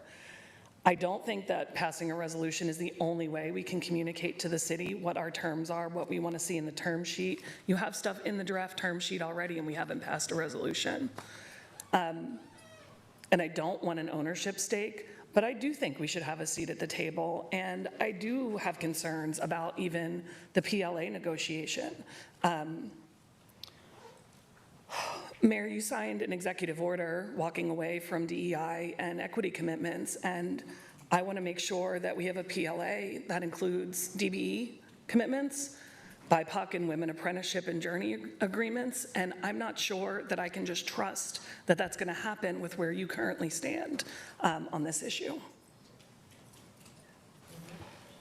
The executive order was to ensure that the city of Portland was meeting federal anti-discrimination laws and codes. We didn't walk away from DEI. We reaffirmed it, but we made sure that our rules, our contracts were being and/or meeting the high standards of our federal laws. But as far as trust goes, Commissioner, I've worked with you for many months, and I trust you, and I don't think I've ever let you down. But at this point, you talked about it's time to think slow and then act fast. The state had a really big lift, and we, all of us, worked together to make sure that we centered that to get it done.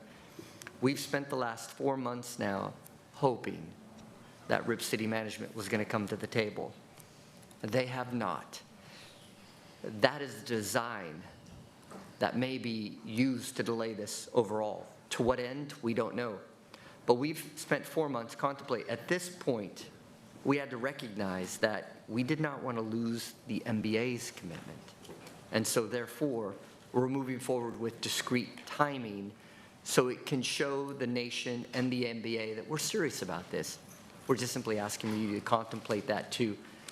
My hope, my ask is that we don't delay beyond the time frame that we've got set up. And again, I don't think delaying the vote today does that. But I will say in the draft term sheet that's been circulating, the city contribution, for example, says an amount not to exceed $120 million for eligible renovation expenses. And then it has a bunch of detail about the counties and what we would be putting in there as far as the BIT and the motor vehicle tax. And I still have some questions. I'm clearly hearing from folks that there's concerns about the BIT and the impact on general fund. And I'm unclear on, have we talked about increasing the motor vehicle tax to actually get to the dollar amount that we're looking for? Are there other funding options that don't impact general fund that get us to the $101 million that we're looking for? And that's the part that I think we need to dig more into. I don't know that everybody is saying they're against a dollar amount. Maybe some are. But it's the details that I think we still need to work through. And in the term sheet, it's a much higher level for the city, and I think that's something that it could look like for the county while we continue to figure out some of our internal pieces. We have worked together on a lot of things. You weren't willing to vote on a DB amendment for me for Interstate Bridge, and so I don't feel confident that you guys will show up around equity the way that the county would show up. I'm also probably the only person up here who has actually run a community benefits agreement process and know that there are people at the table that aren't just the folks who are ownership of the, I mean, that's the whole point. It is about community. And so I would actually demand that we have a seat at that table. I don't want to hear about what happens or what you're negotiating on our behalf on community benefits. That should include the county. It should include people who live around the Moda Center. It should include Albina Vision Trust. It should include City of Port. It has to be more inclusive than to just say we don't have a seat at that table. So those are some of the things that I think we still want to work through. And I hope that you're hearing this as I think we can get there. I just don't think we're there today. And we need to do a little more work as a county to actually have that conversation, read our staff in, help everybody understand what are the decisions and trade-offs we're making so that we can then come back and make the best informed decision that we can. I have a bunch of other questions, but they aren't for y'all, so I won't belabor that point. But I will say, I hope you can take slowing down as a continued partnership, but give us a minute to get there. Thank you, Commissioner. So we have a request from Commissioner Jones-Dickson to take a 5-minute recess. So I want to thank you all for being here. I want to thank you for your partnership over the last several months. You have answered a lot of questions that maybe you weren't there, but were more for questions for ourselves. But just appreciate you being here and the commitment that the city and the state has been making on this. And thanks for helping to answer the questions you did. All right. So we're going to take a brief 5-minute recess and we'll come back.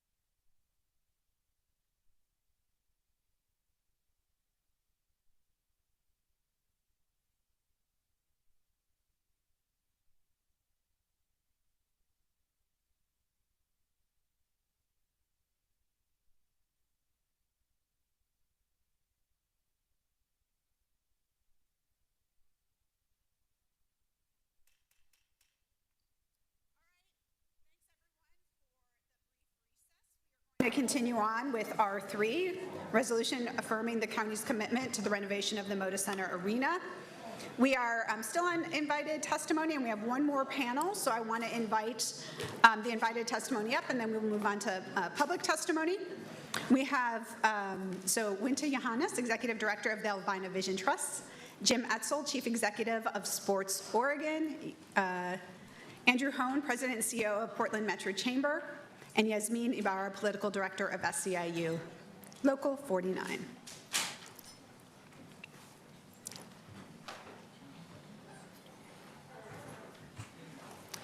Thank you all so much for sticking with us as we talk about this important topic. Jim, I believe you're first up, so I'm going to turn it over to you. Thank you, Chair Vega Peterson and Commissioners. My name is Jim Etzel, and I'm the CEO of Sport Oregon, the state's nonprofit sports commission. We wear many hats, but our focus is crystal clear, and that's to put Oregon and Portland front and center in the sports national ecosystem. I also serve as co-chair of We Are Rip City, the coalition of Portland businesses, civic organizations, community leaders, and everyday citizens that came together this month in support of this renovation. I'm here today to make Sport Oregon's case for why this board should move forward and to ask you to see the Moda Center for what it actually is. The single largest piece of shared economic infrastructure and the clearest test this year of whether Oregon can compete for its own future. The legislature, as we talked about earlier, has already committed $365 million contingent on the negotiated lease and city and county contribution. The window to act is closing. We should be honest about where we sit as a competitive major league market. By metro population, we are one of the smallest markets in the NBA, and Portland has no natural right to a team. What we do have is a fan base and a civic identity that have consistently punched above the market's weight class. A 55-plus year unbroken relationship with one franchise that most comparably sized markets have not managed to sustain, and a global footprint in the sports and outdoor product industry that exists nowhere else at this density in this place, anywhere in the country, or for that matter, in the world. The average major professional sports venue in this country is about 22 years old. The Moda Center is 31 and has never had a significant renovation, making it the oldest NBA arena without one. It isn't our only aging landmark either. Providence Park, home of the Timbers and Thorns, opened in 1926. It's 100 years old this year. It is the third oldest active major professional sports venue in the country. Portland is asking two of the most passionate fan bases in professional sports to keep showing up at the two oldest venues in their respective leagues. This board has been asked to commit public dollars to this renovation, and I know that's not a decision to take lightly. This board is right to scrutinize it closely. However, this is an investment in civic infrastructure the whole region leans on, generation after generation, a place where this city gathers and where Portland shows the rest of the country what it's made of. Great infrastructure creates great opportunity. While I know a number of factors make this investment feel difficult, it is necessary and it will be good. Sport Oregon does not exist to protect one team. We exist to make sure our city and state can compete for the events that only a modern, large capacity venue can host. And that mission is exactly why the rest of the state already put its weight behind this project. When the state legislature made that commitment to this renovation, that vote came from lawmakers representing Bend, the coast, southern and eastern Oregon, to not just Portland. There's a clear collective recognition around our state that the Moda Center is an economic driver and social meeting place that we need to value and upkeep to modern standards. And it reaches past tourism and events and direct economic impact analyses. We all know we're the global leader in the sports, apparel, footwear, and outdoor industry. And the companies that anchor that industry compete nationally and internationally for talent. Access to major sports and cultural venues and events plays a real role in recruitment and retention for that workforce. It's part of what makes Portland, and by extension, Oregon, a place ambitious people choose to build a career in life. That's a quality of life asset that's easy to take for granted until it starts to disappear. It's worth naming directly what's actually at stake, because the debate tends to just focus on the Trailblazers. It is so much more than that. A modern Moda Center allows Oregon to compete for NCAA championships and collegiate tournaments, national sporting competitions and exhibitions, major concert tours and cultural events, family entertainment and touring shows. I talked about championship events. We're hosting the Final Four in 2030, but also, as was mentioned earlier, WNBA and NBA All-Star games. Many are one-night events, others are multi-day. They generate hotel stays, draw visitors who spend well beyond the arena doors, and carry credibility that compounds. Once Oregon is seen as a state that can reliably host at this level of event, it gets first look at the next tier of events as well. Lose that standing, and it doesn't come back on the same timeline it left. Specifically, bids for major sporting events are often committed years in advance. Being passed over now doesn't just cost us in the next 3 to 5 years, it can cost the next 10 to 15 years. And to talk to that, I'll use the Final Four as an example. We bid first for that for the 25-26 cycle in 2019. First time bidder, we made it to 4 finalists, we were not chosen. We bid again 2 years later. It happened to be a short cycle for a cycle that started in 2027 and runs through 2031. Fortunately, we won. There's a cycle open currently to bid for the next 6 years of championships for men's and women's basketball and volleyball. And right now, we cannot apply or bid for those events because our arena has a born-on date that no longer makes it relevant for the next bid cycle's consideration. So that's our reality. This building has hosted U.S. Figure Skating Championships, which we no longer can host because the ice surface is dead, multiple rounds of the men's and women's NCAA basketball tournaments, and the prestigious Phil Knight Invitationals. All of these events bring elite competition, coaching, and visibility to kids across this county, not to mention significant economic and social impact. A place like the Moda Center is more than economic. It's emotional, it's social, it's inspirational, it's aspirational. It's a place that brings our community together day in and day out like no other. It unifies people from every background, whether you're from Rockwood, St. John's, Lentz, Hillsdale, every neighborhood, every corner of this county. We didn't have a choice in who bought the Portland Trailblazers, but we have far more to lose in this team than the team's new owner does. At the end of this process, the owner still owns the franchise, here or somewhere else. I know that puts hard choices in front of this board in a process none of us asked for and none of us fully control. But I'm here to tell you it's worth it. If the Blazers leave, we will not get another major league team in Portland for at least the next 30 years, maybe not ever. That's a very real possibility.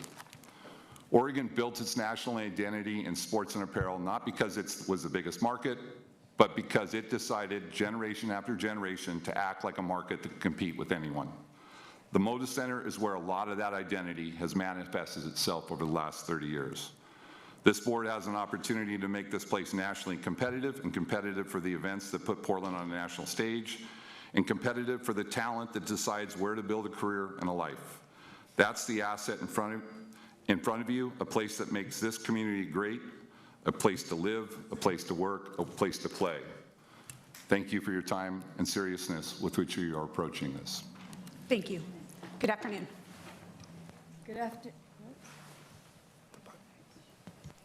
Good afternoon, Chair Vega Peterson and Commissioners. My name is Wente Johannes, and I serve as Executive Director of the Albina Vision Trust. Thank you for the opportunity to testify. I'm compelled to go a little off script after hearing today's discussion because it reminded me of why I left my job at the City of Portland and joined the Albina Vision Trust. That was not a dig on City of Portland. Come on, guys. But you know, at that time, the city had completed its 20-year plan that would guide the future of Portland. And in it, there were really lofty goals about who we would become as a city.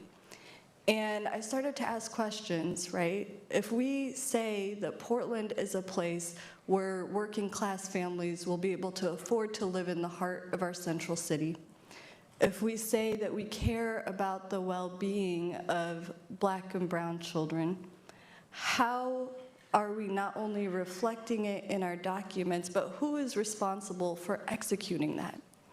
And what I heard time and time again was, every bureau would tell me that that was not their job, that they had authority over a particular part of it, but that they weren't actually responsible. And when you start to piece that together, what I realized was that there was no collective accountability for any of the outcomes that we said we wanted. And so in this moment, I'm thinking about the fact that I will be here before you and many of our other public partners many times in the coming years, because the next 5 to 10 years will be the most consequential for the future of Lower Albina. And there are many reasons that any of those public bodies can tell me that whatever action we're asking them to consider is not exactly their job. But the truth is, it is all of our jobs. And the conversation around the arena deal has us missing a significant part of the point. We know that a thriving arena is critical to the future of Lower Albina. We also know that the deal that we have on the table is only an arena deal. It is not a district deal. And that has been part of the tension and why we haven't been able to clearly articulate how this district, or how this deal benefits working class Portlanders.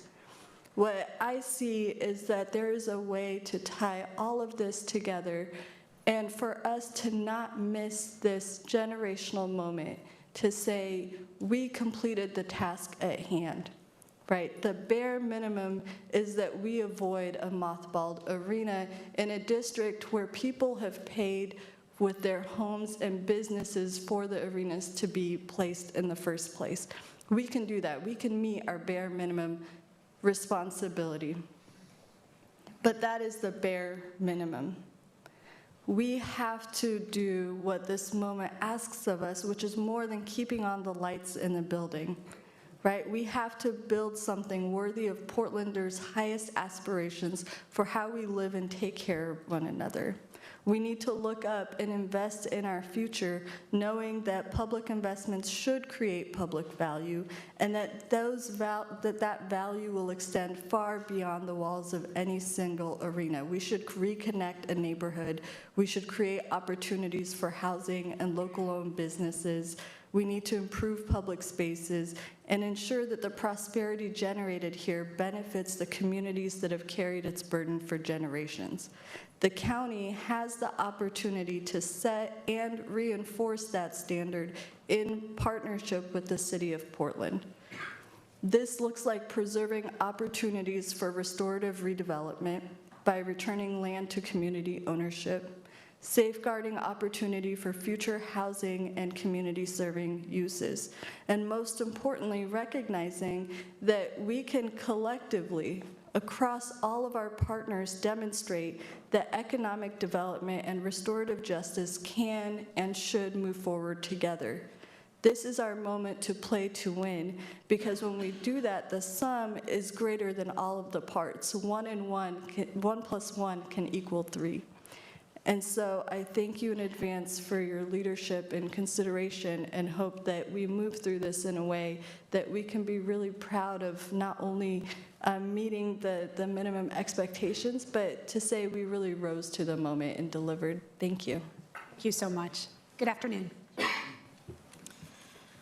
Good afternoon, Commissioners. My name is Yasmine Ibarra. I'm the Political Director for SEIU Local 49. Our union represents 15,000 service workers in the healthcare, janitorial, security, and other industries, including the 50 janitors who clean the Moda Center. As a community, our North Star must be to support the inclusive redevelopment of a neighborhood. This is not about one team. It should never be about billionaires or corporate handouts. Moda Center is Oregon's arena, our city's publicly owned asset and gathering space. As the Board of Commissioners considers a funding package for its renovation, we appreciate the opportunity to share our perspective about the need for community-led development and accountable partnerships. This is so much more than about sports. This is about how we invest public funds in ways that benefit working people and make real investment in the Rose Quarter and Lower Albina and the historic heart of Portland's Black community. Oregon and SEIU and Oregon's labor movement look to you and other elected officials at the City of Portland and the state of Oregon to ensure that this process centers working people and creates good high-road jobs at every stage of the project, from construction workforce that will build a remodeled modern arena to the jobs that sustain and protect the venue for decades to come. From maintenance, janitorial, security, concessions, audiovisual technicians, and stagehands, just to name a few. The project must raise our region's hard-won standards, not lower them. Raising standards means creating union jobs with good wages, quality affordable benefits, and the respect and security that come from a collective bargaining agreement. This begins with a two-part process. One, a requirement for a project labor agreement during the construction phase of the project, and two, ongoing commitments from the owners for operations and maintenance beyond construction. These kinds of standards and commitments are common across the country. We've seen them firsthand at a recent and local example from the Portland Diamond Project's efforts to attract MLB team to Portland, and other strong examples are already successfully in effect in Climate Pledge Arena and Lumen Field in Seattle. These show that major sports and entertainment venues can operate successfully with clear expectations in place that cover construction, maintenance, and operations jobs. The county and the city can support this work by centering a path for people to join a union at every phase of the project. In fact, across the nation, many stadiums and arenas have used similar expectations, including venues in California, Nevada, Texas, Missouri, Illinois, Florida, Michigan, Ohio, Wisconsin, New York, Pennsylvania, and Washington, D.C., just to name a few. Agreements to ensure quality jobs are established part of successful professional sports operations. Portland and Oregon should expect no less and avoid throwing public funds at a project without guarantees that it will serve all of us. Any negotiations should be framed by what workers and the neighborhood get, including job standards and preferences for small and local businesses, not just the project's price tag. We're pleased to see that the city's draft term sheet includes explicit commitments to community and labor peace agreements. Those provisions send a clear message about the community standards we expect to see reflected in the final agreement, ensuring that public investment in this project translates into enforceable commitments and community accountability. The Oregon labor movement remains eager to work with the county and the city to ensure that renovating Oregon's arena and our shared public owned asset also means building a stronger Oregon where public investment supports local workers, local families, and a thriving regional economy. Thank you for taking on this task. I appreciate your time. Thank you so much. Good afternoon. Good afternoon. Chair Vega-Peterson and Commissioners, thank you for your service to the public. My name is Andrew Hone, and I'm here today on behalf of the members of the Portland Metro Chamber, but I am pleased to be on a panel where community and labor and business agree. We urge you, on behalf of our members, for the full investment in modernizing Oregon's arena and oppose any reduction in funding. We also urge you to take a vote today to keep you at the table. Delaying engagement means your interests are not represented. Your interests are not served by being absent from negotiations. Please don't table being at the table. We want to commend Chair Vega Peterson and thank you for your thoughtful leadership in shepherding this process through. I'll speak to the economic opportunities of this arena. It draws 1.5 million visitors a year to 150 events, generating over $600 million annually for the economy. Activity that touches every single kind of business. This activity supports more than 4,000 workers in our community today. The county's investment leverages $365 million in state funding already committed, generated by taxes on players' income rather than a new tax. This economic vibrancy and tax revenue in the region is lost if the city, county, and state aren't able to finalize an agreement. And a modern functioning arena is basic infrastructure to support winning franchises and cultural gatherings that are an essential ingredient to our region's economic competitiveness. Our central city has been challenged more than any other in the nation. We are trailing in nearly every statistically relevant indicator. For businesses that are located in the Rose Quarter and across the central city, events mean the difference between lights on and lights off. You just have to ask someone like Jack Constam, owner of Mount Hood Brewing Company at Tilcomb Crossing Station. A Wednesday in January is the hardest night in the business, and I quote, Blazers tip-off is at 7 and suddenly it's a real night. The bar fills, the oven doesn't stop, and everybody's staff gets hours. One team, 41 home games, and it's the difference between a slow winter and a fine one. And let's talk about the district. Beyond these small businesses, we also know that a modern Oregon arena is part of a community-led redevelopment of the Albina neighborhood. The arena and redevelopment complement one another. Your support will help attract capital across the Rose Quarter and Albina to build more housing, create more businesses, jobs, and attract additional private investment. We stand in support of Albina Vision Trust in 1803 and recognize the county's role in supporting their work includes a yes vote for the arena as a bare minimum. And let's talk about the mechanism for funding. The Chamber is the leading voice for sound fiscal policy in our region. The primary mechanisms for funding the county's contributions are truly unique to our community and ideally suited to be used for supporting renovations at a publicly owned facility. The Multnomah County Business Income Tax, or BIT, which annually pays nearly 1/3 of the county's budget, is generated by private sector activity.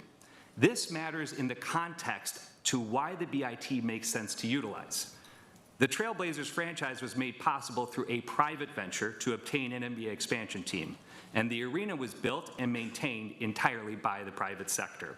The sale of the franchise between two private entities generated a one-time tax windfall for the county, one time, made possible by the value that this private sector activity created.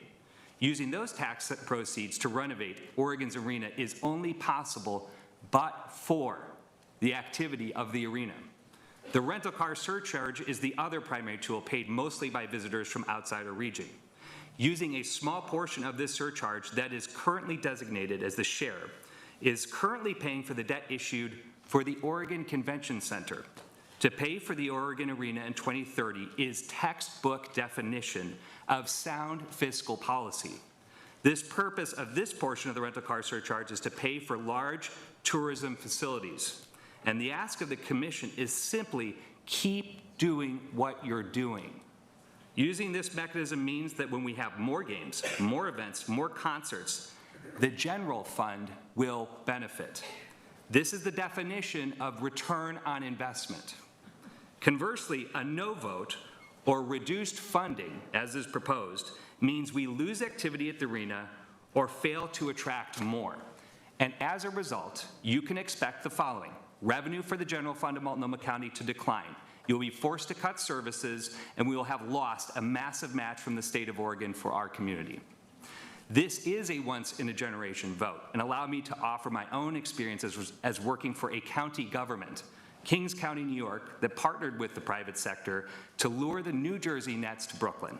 The vote you take today is important, and it is hard. So was bringing a major league franchise team back to Brooklyn after having lost the Brooklyn Dodgers decades prior. The vote you take today will only be understood in a future date when the doors open to a newly renovated Oregon Arena. As we cut the ribbon on a world-class facility with cranes dotting the skyline around you, as Albina Vision Trust becomes reality, you will look at the people that flood through the doors on their way to a game, a concert, or a graduation. They will have smiles on their faces, and they will have pride in place of their hearts. And you can lift your head high up that day, and you can say, I did this. A no vote can only be understood in the context of where we are today, struggling to find our identity as business after business closes or leaves our county. Saying no is how we hasten this decline, shrink the pie, lose tax revenue, and more importantly, lose our shared identity. Today, we are not county or private sector. Today, we should all be fire and blazers. The ball is in your hands and the clock is turned off. We have got to take the shot for everyone who will come after us. Thank you.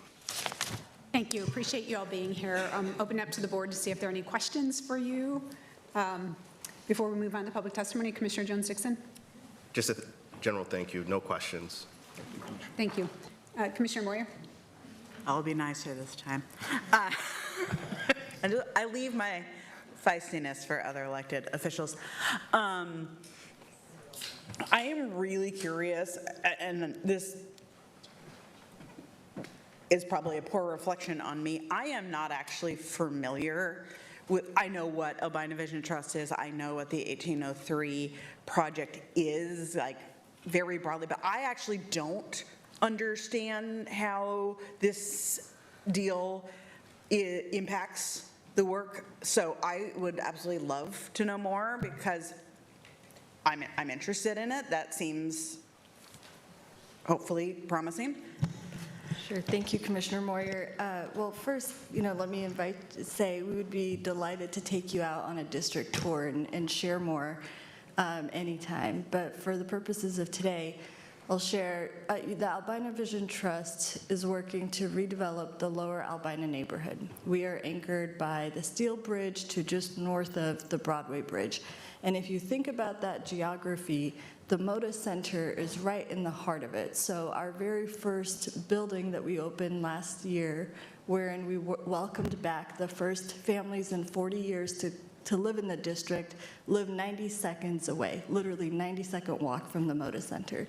And when we think about the reality of that neighborhood, what we've done is destroy a thriving neighborhood with businesses, homes, that looked like any other Portland neighborhood, and instead we've replaced it with these giant mega structures, the arenas being one of them, that either that are active when there are major events happening, but otherwise sit vacant. And this part of the city is highly disjointed as a result of all of those decisions. And so unless there is a game at the arena, there is nothing happening in the district. Our goal is to bring life back to the district. And so making sure that the arenas are activated in a central part of the district is really important for the small businesses that will go in the district. It's important for attracting the kind of private capital that will be needed to develop the district. And it's really important because the Blazers have long been a strong cultural anchor in the neighborhood as well. So the worst outcome that we can think of is that we manage to have a scenario in which you have yet another major part of the district sitting empty, despite the fact that we raised hundreds of homes and businesses to create that thing, right? So we're saying that was a real sacrifice that people didn't ask for. The worst thing we could do is have it be a mothballed arena. With that said, and I think the spirit of your question is, well, then how does it help with the redevelopment?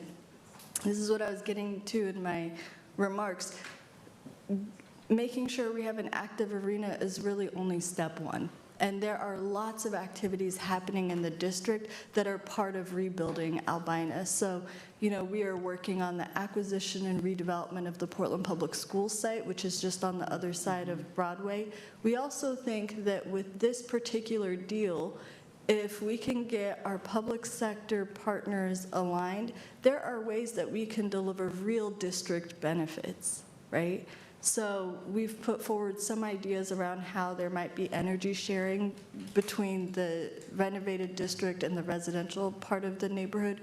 We also think this is the opportunity for the public sector to assign development rights for adjacent parcels to the Albina Vision Trust, so that again, as the district continues to evolve, there's real community ownership, and we make sure that what is built in the district actually serves long-term community needs. So those are just some of the ideas, and I'd be happy to talk more, but you know, the question for us is not whether or not to renovate the arena, it's we need to renovate it, and we will have really missed the opportunity if that is all we have done.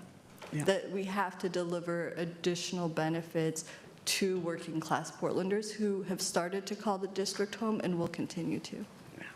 I'll be very interested in learning what details you would want in a community benefit agreement, and hopefully we incorporate those. Kind of a question for all of you, because as you know, what we are doing today is what is our ask sheet going into a negotiation with the city of Portland. Do you have an opinion about revenue sharing between the city and the county? You know, if the city were to give us, you know, some amount of ticket sale for our contribution, do you have a strong feeling about what ends up in a MOU with the city? I can only talk about, you know, from the perspective of, I've been in this industry for almost 40 years, so it's been my life. That doesn't make me an expert on just about anything. When you look, I look at market rate deals, and everybody goes, what's a market rate deal? And then you can't compare it to 30 other markets in the NBA. It's a market rate deal is unique to the market it's in. There's certain, you know, factors that are unique to that market. You know, the closest, if they're even apples to apples comparisons, you can only go back 5 or 6 years, because just like everything else in the world, the industry has dynamically changed almost in 5-year, if not faster increments since the early 2000s. So I go back to 2020 at the latest.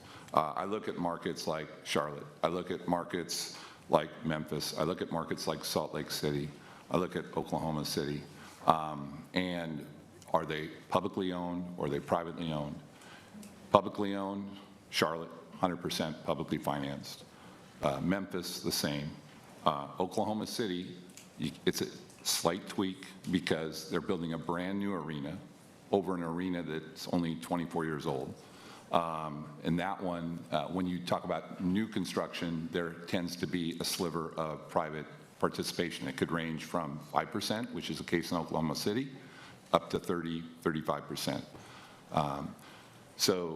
And then you go to Salt Lake City, it's a privately owned arena that is getting its second major renovation in 10 or 12 years. This one's $800 million, 100% publicly funded.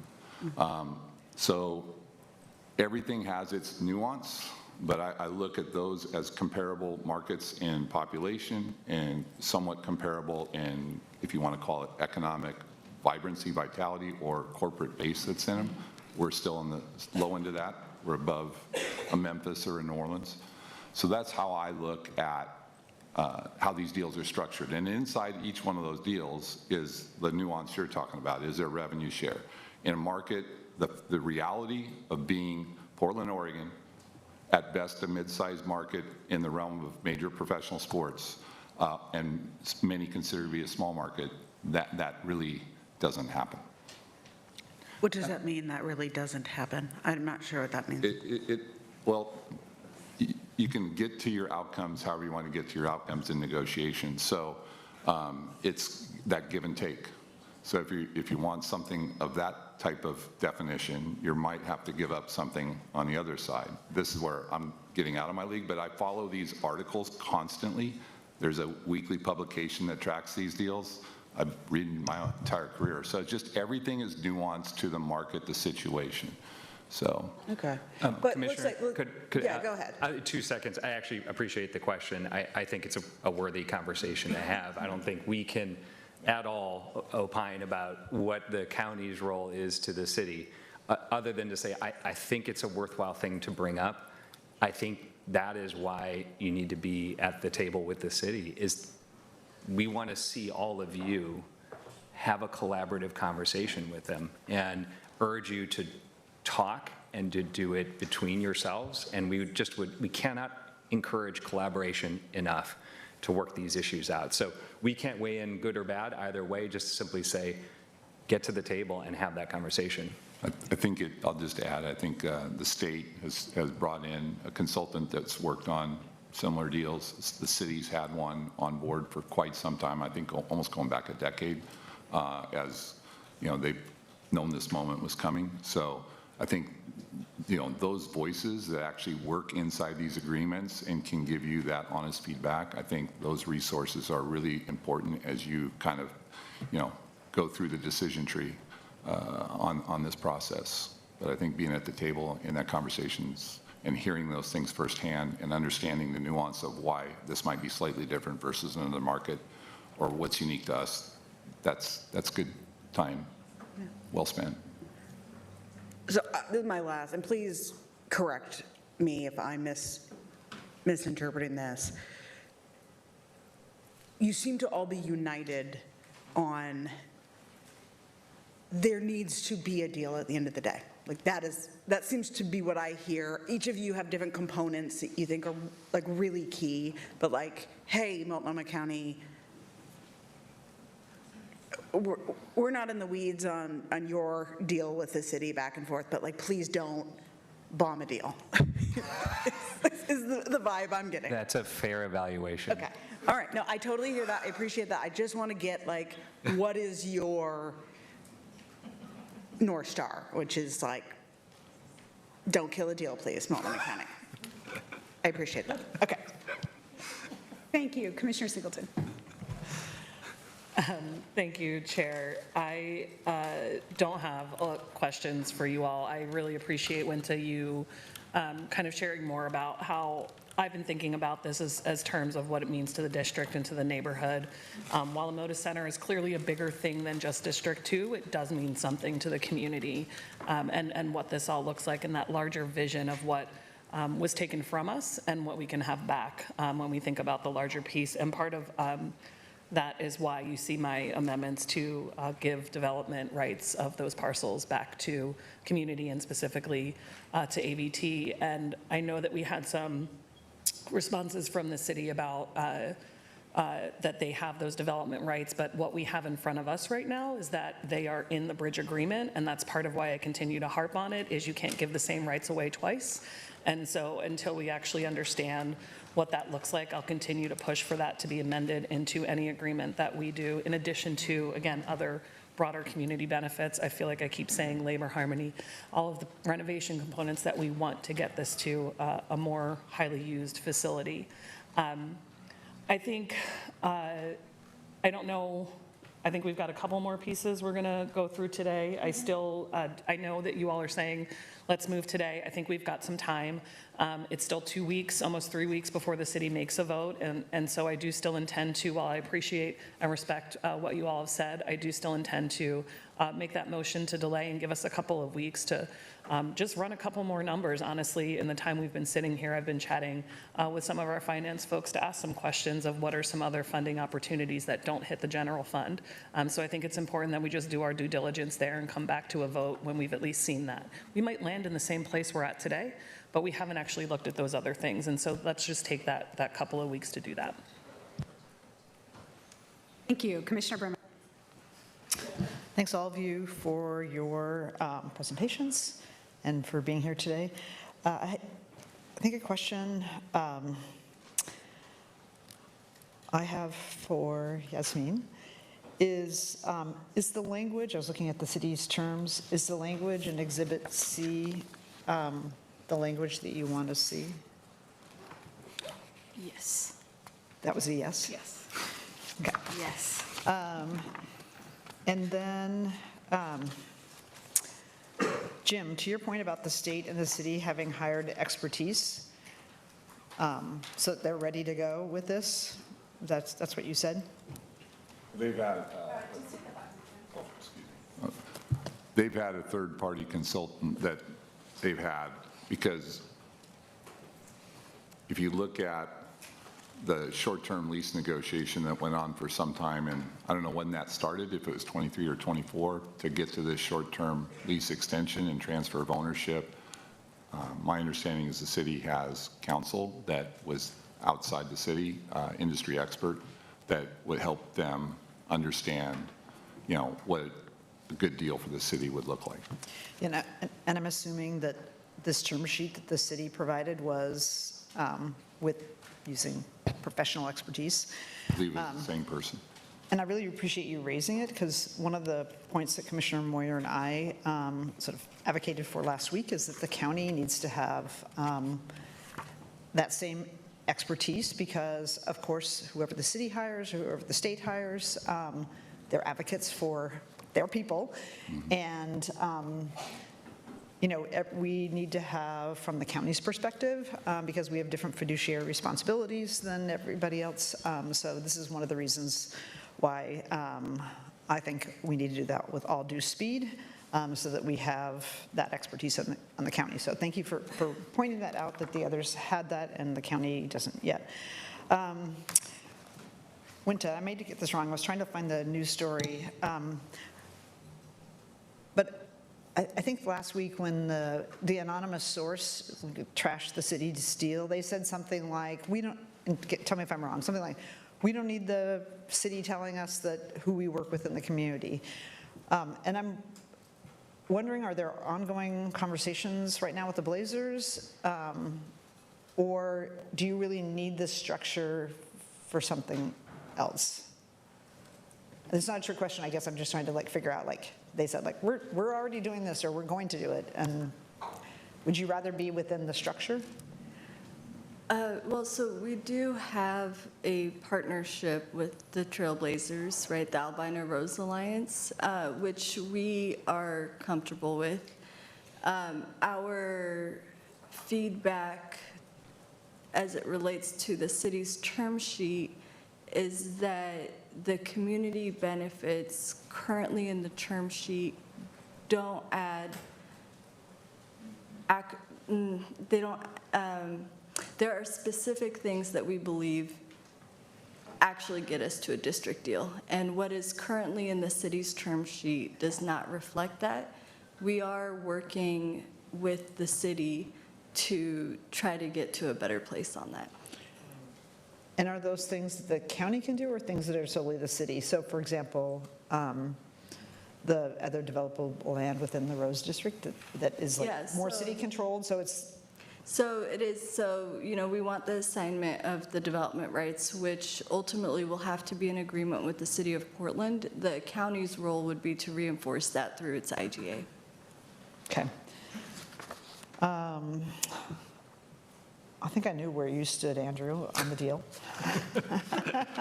Fair enough. I'll just say, I think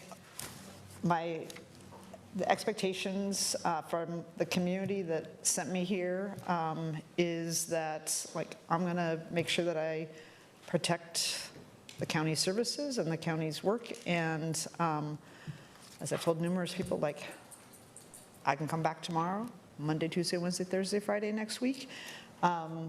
So we wanted to get to yes, but I also, I would never have lasted as long as I did in the business community if I just said yes to everything that people said, you need to do this right now, without any data. And I know you know me, that's what that's just how I'm going to pressure test any Fully confident you'll do your part in your own way. I didn't even look at your shoes today either, just for what it's worth. I wanted to be agnostic on the shoe wear. And I think I'm just going to close by, again, thanking all of you for being here. And Jim, I want to just recognize, because I've seen sort of behind the curtain, all the work that you do on behalf of the community to bring major sporting events here. And as somebody who loves all kinds of sports, I'm appreciative of that. And again, just to all of you, I think we've said we want to get to a deal, and we are going to have the right deal for the county. Okay, great. I just want to, again, appreciate all of you for not just being here today and your patience and getting to your chance to speak, but also just the way that you've been engaged in this process from day one, making sure that what we are putting together, whether it's at the state, the city, or the county, is a good deal for our community, is a good deal for our economy, but most of all, represents the values that we have and the way that we want to move forward when we're dealing with, really large professional organizations with billions of dollars in backing. And Jim, I really appreciated your comments about, where we are in terms of the size of our market and everything. This past weekend, I was at a conference for the National Association of Counties, and there happened to be a roundtable that was put together by NACO for county executives elected and appointed who are dealing with sports stadium deals. And there was probably about 10 or 12 of us that attended that, and we were really able to have this kind of community of talking about where we are with deals. And there were, and the majority of folks there, except for one, Chicago, but the majority of us were smaller cities: Cincinnati, Cleveland, Buffalo, Salt Lake City, Portland, Oakland, which has just lost 3 professional teams, right? And it was a really interesting chance to hear the similarities in terms of where communities are in their stakes in the matter, right? How important these teams are for the sense of community as well as the economic piece. But I remember that there was an executive who really spoke about the fact, and they had just completed a deal successfully, that there is no such thing as 100% private financing for smaller cities. It just doesn't happen. That these professional teams can go to bigger cities and get way more deals. And somebody mentioned in that meeting that for Los Angeles and the deal that they were having with the stadium, the naming rights alone for the stadium was worth $1 billion. $1 billion. We cannot compete with that in what we're doing and what we're able to offer. But we know that, it is so important to keep the Moda Center activated, to keep it modern, to make it a bigger draw for our employees, for our community, for our economy, right, for the spirit of the team. And so I just really appreciate all the insights you guys are providing today from the perspectives you're bringing as we're deliberating this really important issue. So thank you. All right, just appreciate all the invited testimony we have. We are going to move on to public testimony for this item. So Tasia, if you could. I'm going to call people up 4 at a time. You'll have 2 minutes. We'll start with, make sure this is the right list.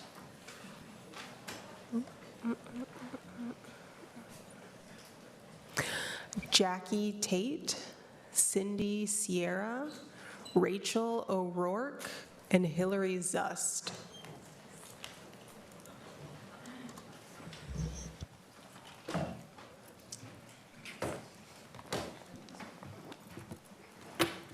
Good afternoon. Thank you guys for being here today. Jackie, when you're ready, you can go ahead and kick us off. I'm actually going to speak, Madam Chair. We're going the opposite way today. So hello, Multnomah County Chair and Commissioners. My name is Hillary Zust, for the record. I'm the Secretary of AFSCME Local 88, which represents 4,000 members and numerous sublocals, including CCC and TPI. Our members are residents and constituents of many of you on the board. I wanted to start by saying we stand in solidarity with our fellow unionists, such as the Teamsters and OTC, who are here today, because we believe in their fight for unionized workers, unionized wages, and fair jobs. Regardless of where funding comes from, we stand with you. Additionally, we believe in having great community services that benefit all. However, I'm here to express strong opposition that the county give $130 million for the Moda Center renovations because there must be a shared sacrifice when there is no financial gain for us. Multnomah County and our sublocals have faced severe layoffs in 2026. The county lacked funds to retain school-based mental health programs, to keep shelters open, or to staff animal shelters at safe levels. Additionally, we gave millions to the city for homeless services with no accountability of how those funds were used. The bad deal does not prioritize our members across the county and across the country. There are many stadiums that are funded by the owners, or at least a small fraction is put in. And in this opportunity, we feel held hostage to contribute rather to an empty deal, which is wholly inequitable for our members, and our livelihood is being traded for upgrades to locker rooms when our members can't pay rent. Our members work tirelessly to support the most vulnerable in our community. Our TPI workers, despite layoffs, have been working at the cooling shelters, and it's degrading to our members who feel the county's priorities are not with their families. It's a breach of trust when the chair promises to give phantom funds when we have been told for years there is no money, yet over 200 county positions were lost, and there are more ahead for the next 2 years. Our members are the backbone of this county, and we cannot fully fund a project when the county lacks funds to support its own basic systems. I urge you to please vote no until we can have a fair and equitable deal that benefits Local 88 members and all of our union siblings. Thank you. Thank you. All right, good afternoon. Good afternoon, Chair, Commissioners. My name is Rachel O'Rourke. I use she, her pronouns, and I'm the current Vice President for Local 88. I'm also an acute care coordinator at the Multnomah County Crisis Line. Funding renovations for the Moda Center with Multnomah County general funds is an unacceptable use of county resources. I stand here in fierce opposition to the current Moda Center deal, and I urge this commission to protect our general funds. At a time when our community is facing unprecedented crises, the choice to use general funds for Moda Center renovation is not just irresponsible, it's an unforgivable betrayal of public trust and a disgraceful abandonment of our neighbors in crisis. Multnomah County has zero ownership stake in this arena and receives little income and absolutely no property tax revenue from its operations. This Moda Center renovation deal also does not guarantee union-represented jobs. You have laid off our county union siblings and cut safety net services for our neighbors, yet you suddenly found millions of dollars to upgrade a stadium. How do you sit there, look at a budget that guts life-saving support for your constituents, and conclude that a multi-million-dollar sports arena is better use of general funds than investments in human lives? Were the community members of Multnomah County ever given a real choice between writing a blank check for arena renovations or funding life-saving shelter beds? Were our residents asked to choose between brand new seats in the Moda Center or critical mental health treatment for our children? No, they were not. Because if taxpayers of this county were given that choice, they would choose human lives every single time. They would choose the safety of a child over the comfort of a luxury suite. They would choose a roof over someone's head over a fresh coat of paint on a stadium. I urge this commission to vote no on moving forward with this terrible deal and redirect our vital general funds back to basic human needs. Thank you. Thank you. Good afternoon.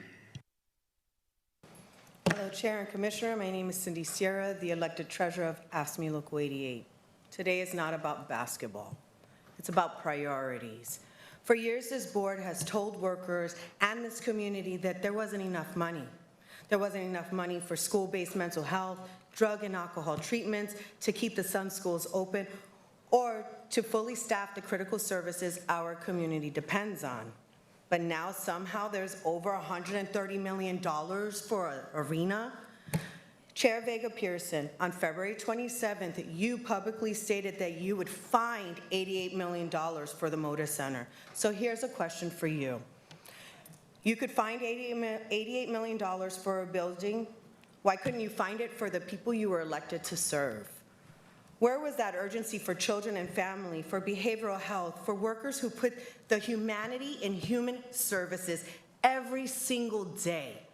Instead, your proposal is asking taxpayers to carry debt for decades on a building that the county doesn't own, doesn't control, and doesn't receive property tax revenue from. Even Commissioner Moyer and Brim Edwards have said this isn't a fair deal. They've called for a reset because this board still doesn't know exactly what we're paying for or what we're getting for it. AFSCME Local 88 believes in good union jobs. We support project labor agreements, but labor never stands for writing blank checks to billionaires while public services are being cut. Chair, your legacy should not be an arena built on the back of county workers and the families who've lost essential services. Commission, reject this deal. History won't remember who saved an arena. It will remember who abandoned the people they've elected to serve them. Thank you. Thank you. Good afternoon. I think in my speech I first said good morning, but at this point, good afternoon, Chair and Commissioners. My name is Jackie Tate. I am the current president of AFSCME Local 88, and we proudly represent 4,000 county workers and the workers of Central City Concern. Sorry, my computer got tired too. And transition projects. As county leadership, you have told us there is a structural budget deficit. You have told us there isn't enough money to fill vacancies, prevent layoffs, pay all workers a living wage, or maintain the services our communities depend on. And we just lost almost 200 county jobs, ending important community programs and services, and laid off qualified, caring, and critical county staff. And you predict it will only get worse next year and several years to follow as the deficit will grow and cuts to services and staff will be deeper and more catastrophic for our community. Yet somehow you have found over $130 million to give away. Money that could backfill this deficit, prevent layoffs, and preserve critical life-saving services to our community. Now I stand with my union siblings who want the renovation of MOTA to create good union jobs, both in the trades and for the workers who will work at MOTA. But any money from the county to renovate the MOTA Center should not cause the layoff of unionized county workers and the elimination of core county services. We will not let politicians and billionaires break our union solidarity. We demand the county's financial contribution must be right-sized, given we do not own MOTA, nor it is our core function to maintain it. No dollars that could fund county staff or essential services should be used, given, or promised. We support the amendments to remove the bit from the deal. Legally enforceable community benefit and labor agreements need to be in place, not vague promises or handshake agreements. A guaranteed revenue stream or repayment mechanism that protects public investment. Public dollars belong to the public, not corporate interests, and Multnomah County works because our members work. Please do not be bullied or scared into committing to a bad deal today, a deal that benefits the city, the state, and Rip City Rising, but hurts Multnomah County workers and residents.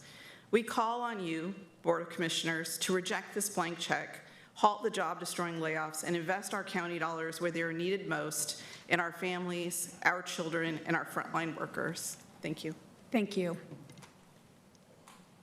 Next, we're going to have virtual testimony from Jonathan Pulvers. Jonathan, you can unmute yourself and begin. Good afternoon, Madam Chair and Commissioners. My name is Jonathan Pulvers. I am a Blazerholic. I live in Southeast Portland, and I'm one of the organizers behind Rip City Not Rip Off, a group of Blazers fans who want to keep the team and protect the public. I'm glad to see labor and community groups here in support of their important objectives. I'm hoping to speak not just for fans, but for taxpayers, and maybe most importantly, for the recipients of the important services that you all provide. My 3 kids need our tax dollars to be spent as much as possible on our highest priorities, like helping our neighbors on the street and funding their schools. And this is why I support Commissioners Brim Edwards and Moyer's amendments to the Chair's MOTA Center proposal. Amendment 1 matters because it keeps the county's business income tax revenue from the team sale where it belongs, funding services for seniors, people with disabilities, homeless residents, and veterans, instead of handing it to the Blazers as part of this deal. Amendment 2 matters because it finally asks for what every peer city already has, a revenue stream at least equal to what the county pays in debt service. Right now, this deal returns nothing to the county's general fund. It just recycles inside an arena fund that pays arena bills, not county services. I want to be crystal clear. This is the furthest thing from an anti-Blazers position. We want to keep this team and renovate Moda Center. But Tom Dundon just bought this franchise for $4.25 billion. He can afford to put real capital in, pay rent, and share revenue the way his own group already agreed to do in Raleigh. The county getting at least some of its money back is one way to make sure that the Blazers maintain Portland's goodwill, which Dundon appears dead set on eroding. Please adopt the Brim, Edwards, and Moyer amendments, protect the essential services, insist on a real return for county taxpayers, and don't let a rushed vote lock in decades of one-sided terms. Thank you for your consideration. Next up, we have Donald Kenny, Rob Bennett, Rose Etta, and Serena Cruz.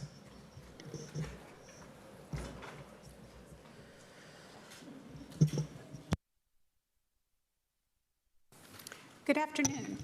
If you're ready to go, you can begin. Why not speed this up? All right, thank you, Chair. My name is Donald Kenny, and I'm here to speak in advocation of Multnomah County to support the renovation of the Moda Center. I'm one of the owners of a sports bar called Spirit of 77. It's just a short walk from the arena. We've been open for about 17 years, and we've been the Blazers bar that people go to before games, where they come back to afterwards, and where generations of fans have built their own rituals around going to this team. Additionally, for the county, I also own and continue to invest in businesses throughout the county. I recently opened a restaurant on Hayden Island called Pals. I'm working on opening a small hotel and restaurant in Troutdale. And I'm also working on revitalizing the Forest Park Drive-In up on Skyline. I believe in investing in here, and I know firsthand that strong civic infrastructure gives local businesses the confidence to do the same. Spirit of 77 and the Moda Center are inseparably connected. When the Rose Quarter is active, our restaurant's active. It means work for our staff, business for our vendors, confidence that we can continue to invest in a place that has become part of Portland's basketball culture. For us, the Rose Quarter is not an abstract economic impact study. We see its value at our door every day. In 2024, the city set out to acquire the arena because ownership would give the public greater control over its future, make investment easier, and put the city in a stronger position to negotiate a long-term agreement. That moment has arrived. The Blazers are not a replaceable tenant. If they leave, the public still owns the arena and still owns the enormous cost of its future. What it loses is its anchor tenant and what fills the building and gives the district its identity. With the Memorial Coliseum already next door, the last thing the Rose Quarter needs is a second major public arena searching for a purpose. This is more than about basketball. It's about civic infrastructure and securing its future. Thank you. So much. Good afternoon. Good afternoon. My name is Rob Bennett. Thank you for having me here, Chair Vega Peterson and commissioners. I have lived and worked in Portland for 35 years and spent much of my career involved in advocating for catalytic district and neighborhood scale community development partnerships as a former city staffer and as the founder of Eco Districts and Just Communities. I'm here enthusiastically here to support the county's resolution because I think we are debating something much bigger than just the renovation of the Moda Center. What is before you is not simply a real estate deal or a renovation. It's a test of our ability to align around a shared vision and deliver a major community-centered and regional economic development project. The city already owns the Moda, and in my view, by co-investing, the county is making a foundational public investment in Lower Albina and the community's long-term economic health, one that can unlock more housing, more jobs, open space, and neighborhood vibrancy and vitality. As we heard from Winta, ABT, and the 1803 Fund have built real momentum in the district, purchasing land, buildings, housing, and more importantly, they've created a powerful North Star for the district. By investing in the Moda's renovation, the county can now join the broader effort to unlock the district's potential. Public investment must be matched with public value. This resolution rightly demands accountability and protections against cost overruns, but successful partnerships also require balance. Our objective should not be to negotiate the toughest deal possible. It should be to negotiate the smartest deal possible, one that taxpayers recognize as delivering lasting value, our business community recognizes as commercially sound, and the Blazers recognize as a work of disciplined and credible partner. We should not have to choose between protecting taxpayers and preserving one of Oregon's great civic institutions. A well-negotiated agreement should accomplish both. My second point is about process. Complex partnerships like this never are negotiated successfully in public. Let the board and the county and the city council establish the public objectives and then empower, a small executive team to negotiate directly with the Trailblazers. I appreciate your efforts to roll up your sleeves, work with the partners, and negotiate a serious agreement. The question before you is this: can we protect taxpayers, build a commercially durable partnership, keep the Blazers rooted here, and advance the restoration of Lower Albina? I believe we can, and today is a start. Thank you. Good afternoon. Hello, my name is Rosetta Venatusi. I'm the business representative for IATSE Local 28. I am here today to represent all of our workers who work at the Moda Center. IATSE Local 28 has been in Portland since 1895. IATSE started in 1893 when workers got together to discuss fair wages and working conditions. Back then we were just in the theater. Now we work in all forms of live theater, motion picture, television production, trade shows, exhibitions, television broadcasting, concerts, and more. When these shows come to Portland, they rent cars, they stay in hotels, they spend a lot of money here. We have been at the Rose Garden, the Moda Center, since it opened. I've worked there for the last 30 years. We are on our fourth employer, RCM, who is a good employer. We have good wages and benefits. We work all of the events in the arena. We are the workers there well before the audience arrives and well after you all leave. We need to ensure that publicly owned venues like the Moda are safe, accessible, modern, and not just getting by like we are now. We need to continue to have quality local jobs with the work, the hard standards that we've won for these working people with the security of our current collective bargaining agreements and future ones. We don't see a sustainable future for our jobs. We don't want to be a problem, more houseless, more needs of the county. We want to keep our jobs so we can keep helping and not be more of a burden. The renovations will help concerts continue. We need to be able to bring in the shows with the new and expanding technical production needs. We can't be skipped. We're getting skipped now. We need to be safer at work. We need to have updated rigging and electrical standards to meet the needs of the current concerts. We need adequate designated spaces for the Portland Fire team. We need weather-protected entries and exits for the audience. We need expanded security. We need the improvements to make efficient travel between floors. We need new elevators. All of this is part of energy efficiency. This is not about glitz and glamour. This is about function, sustainability, and yes, there is a men's basketball team, and a lot of the tickets are $20, not $200. There are affordable tickets for the community. We are about jobs. We are about workers. We are about job security, retirement with dignity, and being here as part of the community and helping. Please protect our work. Thank you. Thank you. Good afternoon. Good afternoon. Chair Vega-Peterson, Commissioners, my name is Serena Cruz. As you well know, I served on the board representing District 2 for 2 terms as the county's Chief Operating Officer, and I'm a candidate for District 2, the home to the Moda Center. I want the Trailblazers to stay here in Portland. This past weekend, my neighbor Zach gave me a tour of his house, and we came upon a wall of pennants, and one of them was a 1990 pennant of the Western Conference Championship Finals. I don't know if any of you remember winning that, but many of us, thousands of us, showed up at the Hillsborough Airport that night to welcome the Blazers home. The mood was electric. It turns out Zach was there that night too. That's what the teams like the Blazers, Fire, Timbers, Thorn, even the Pickles do. They create community. It didn't matter that we came from different parts of town to celebrate. It didn't matter that I was in my early 20s and he was only 13. These teams are a part of our civic and community fabric. The deal we negotiate must reflect their importance, but more importantly, our values. So given the timeline laid out for this process, I'm working hard to join you all at this table as you make more decisions about this project. I'm here to speak in support of the framework that the city put forward last week, and I hope the work that you do today will continue to strengthen that. Here are the 5 commitments I hope we can get behind. First, making an investment of this magnitude must be met by a commitment from the Trailblazers to call Portland home for at least the next 20 years. Second, the Community Benefits Agreement should name Albina Vision Trust and the 1803 Fund as parties with enforceable rights.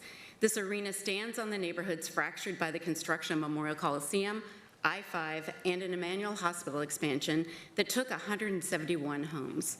The wound is still open. Public investment on this ground has to repair that history. On this point, I ask the board and City Council to make your position even stronger. A promise with an unnamed partner is a promise that no one can enforce. Third, workers need to come out ahead.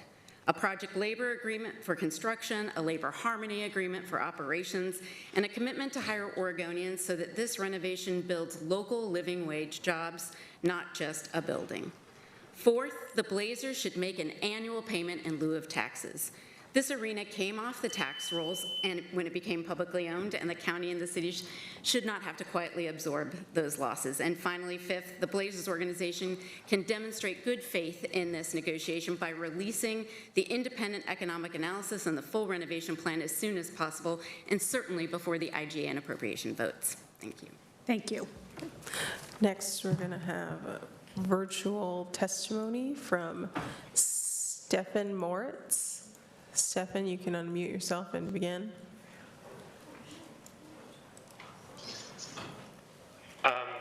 Good afternoon, Chair Vega-Peterson and Commissioners. My name is Stefan Moritz. I'm the Secretary-Treasurer at Unite Here Local 8. We're the union that represents hospitality workers in Portland, including at the Oregon Convention Center and at many area hotels. For many months now, we've heard from food service workers at the Moda Center about their job and how they're fighting to make them better. We also heard that many of them can't afford the cost of living in Portland, and some are struggling with housing insecurity, paying for childcare, and other necessities of daily life. Many need to rely on county and other public social services to get by. That's why we urge you to center working people in their communities as you put together a funding package to secure the renovation and long-term future of the Moda Center. As a key stakeholder in the future of Moda Center, you have an opportunity to change people's lives. We applaud the work that has gone into the term sheet that is before you, and we urge you to hold firm on the labor-related commitments you're seeking from the new Portland Trail Blazers ownership group as negotiations progress. Any investment of public dollars you make is only worth it if the resulting jobs are good jobs allowing workers to support themselves and their families. The labor-related commitments you're requesting are standard in the stadium industry, and we're frankly surprised that the Trailblazers have not agreed to them yet. Our union has negotiated and worked collaboratively with the ownership group at Climate Pledge Arena, for example, in Seattle, when they negotiated the public-private partnership to modernize that arena. We believe that partnership we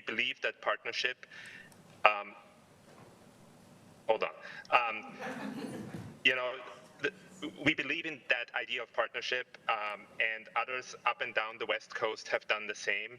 And we think that this serves as a great example for Portland as well. So I want to thank you for the opportunity to share my testimony, and look forward to working with you on this as things progress. So thank you very much. Thank you. We have one more virtual testimony from Bill Osborne. Bill, you can unmute yourself and begin. Hello. Can you hear me? Yes. Hi. My name is Bill Osborne, and I've lived in Multnomah County for 55 years of my life. For perspective, I was a season ticket holder for the Portland Timbers in their inaugural year in 1975. I also attended the parade and gathering in downtown Portland to celebrate the Blazers' NBA championship in 1977.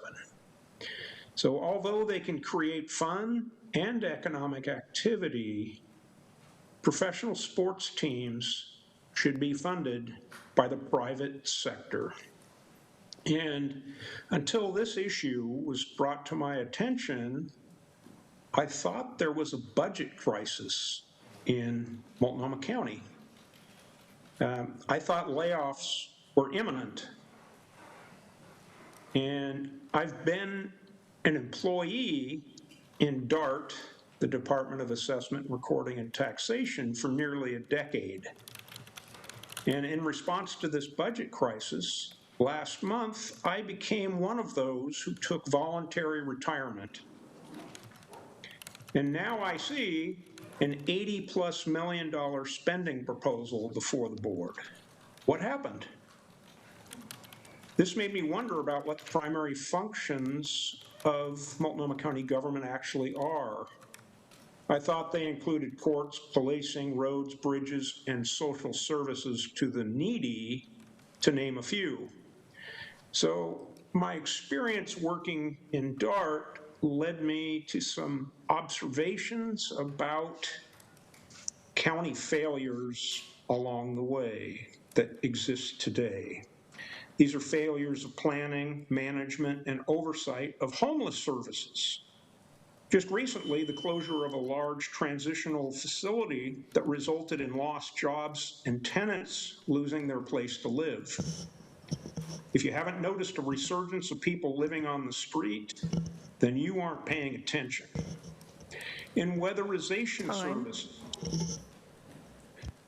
year-long wait lists for low-income homeowners related to assessment taxation. Take a look at the tax equity map, and you'll see what the problems are. My ask is that this be referred to the voters to let them decide at the soonest possible time. Thank you. Our next group is Brian Steelman, Alex Dora, Mark Davison, and Burke Nelson.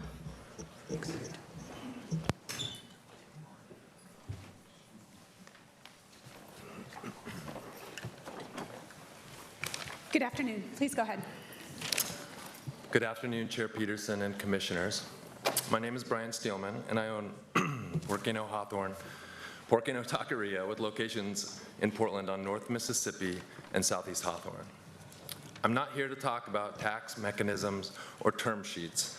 I want to tell you what a Trailblazers home game night actually looks like at my restaurant.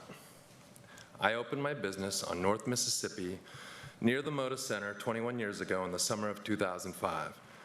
Our first winter was dreadfully slow, and I had to wait tables at another restaurant the 2 nights a week that we were closed just to make our payroll. The only weeknights that created enough business to actually break even during that first winter were Blazer home game nights, when customers would come to try us before going to watch with hope that Travis Outlaw or Martell Webster or Darius Miles would hit.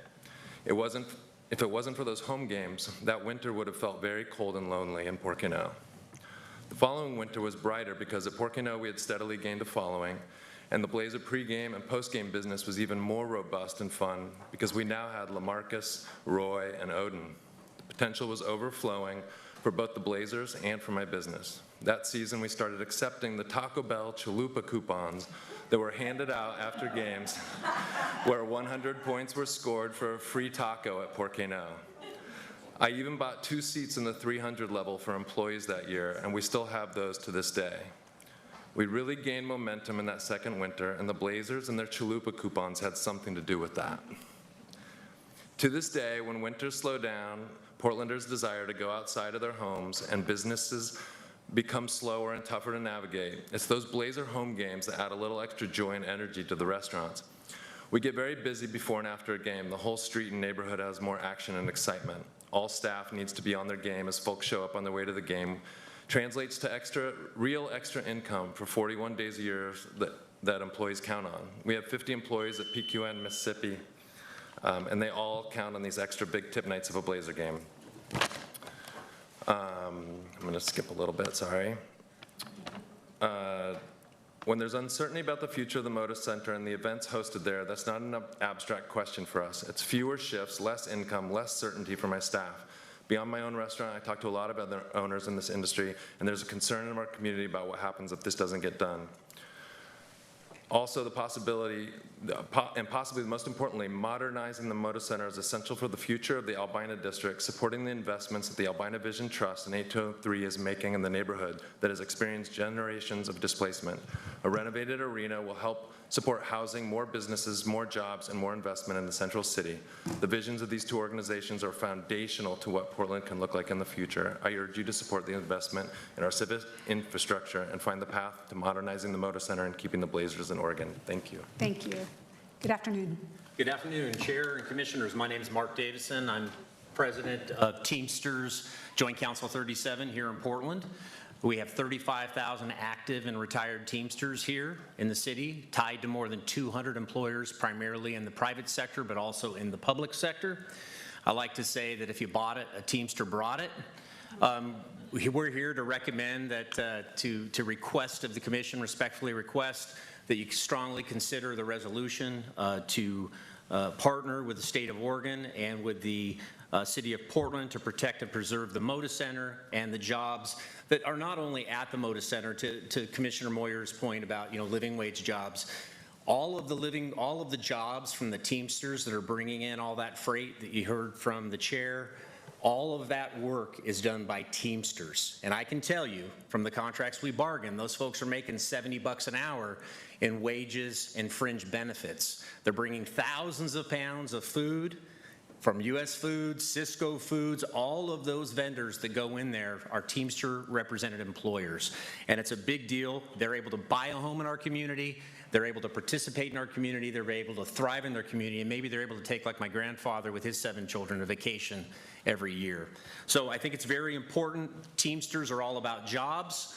I can tell you that the owner of Mr. Dundon has not returned my calls. I've reached out to him to have a chat with him actively about workers' rights and to impress upon him about the partnership that we could enter into to really try and continue to keep our city strong. I'm a resident of the city. I'm very proud to be a resident of the city. I thank you for your time and consideration. Now, one thing is, in the Teamsters, we don't usually do this at a meeting. Truck drivers, I've got at least one of my stewards here from Albertsons who's a truck driver. We like to throw chairs and yell and scream. But what we do is we do it at the dinner table here, which we're at the County Commission's dinner table, and when we leave, we're united. And I think as a city, we need to be united about finding solutions to keep our city thriving. And so with that, thank you very much. At the bell, good timing. All right, good afternoon. Thank you. My name is Alex Chirora, and I'm a concessions worker at the Moda Center. I work for the Trailblazers contracted food service provider, which is the largest food service corporation in the world. I have over 500 coworkers, and we do not have a union. First off, I want to thank Commissioner Singleton and all the commissioners for considering a Moda Center funding term sheet that includes a labor peace agreement. This will allow us to achieve a union contract without threatening the public interest. We need a union for many reasons. Many of the workers are food and housing insecure. Many of us rely on the county for housing support.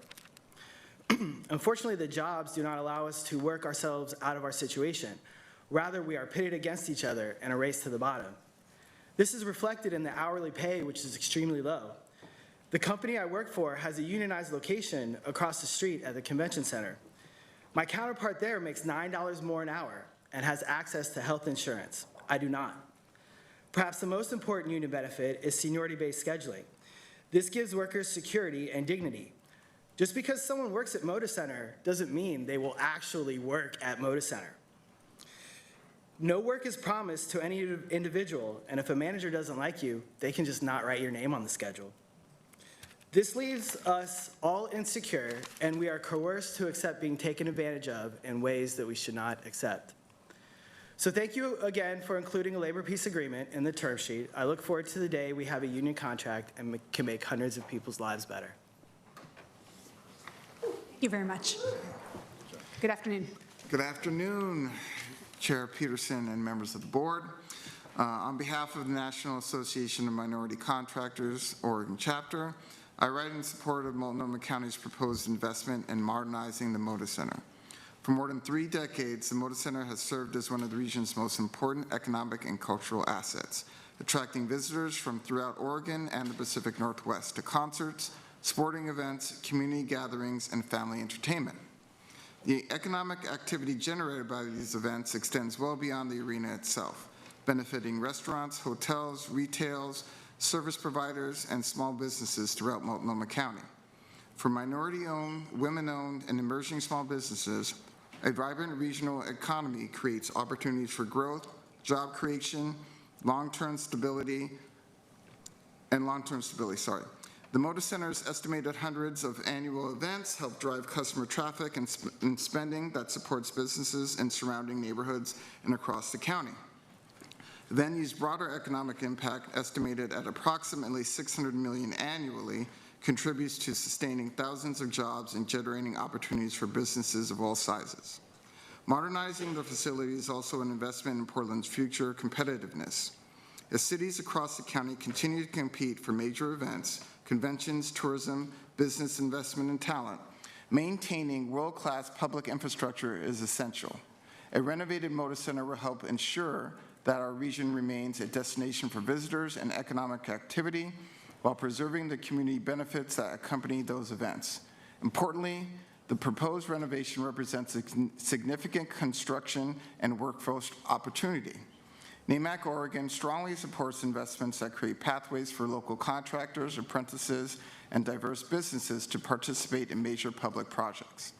This modernization effort has the potential to deliver meaningful economic benefits through construction jobs, workforce development opportunities, and increased participation by minority-owned and disadvantaged businesses. The proposed agreement also protects substantial state funding already committed to the project. Failure to secure a long-term partnership could jeopardize those resources and risk the economic activity and opportunity that the Moda Center generates for businesses, workers, and communities throughout the region. We encourage the board to approve the county's proposed contribution and move forward with this important investment. Modernizing the Moda Center will strengthen our regional economy, support local businesses and workers, and help ensure that opportunities created by this project are shared more broadly across our community. Thank you for your consideration. Thank you. Next, we have Bree Williams, Lightning, and Jordan Lewis.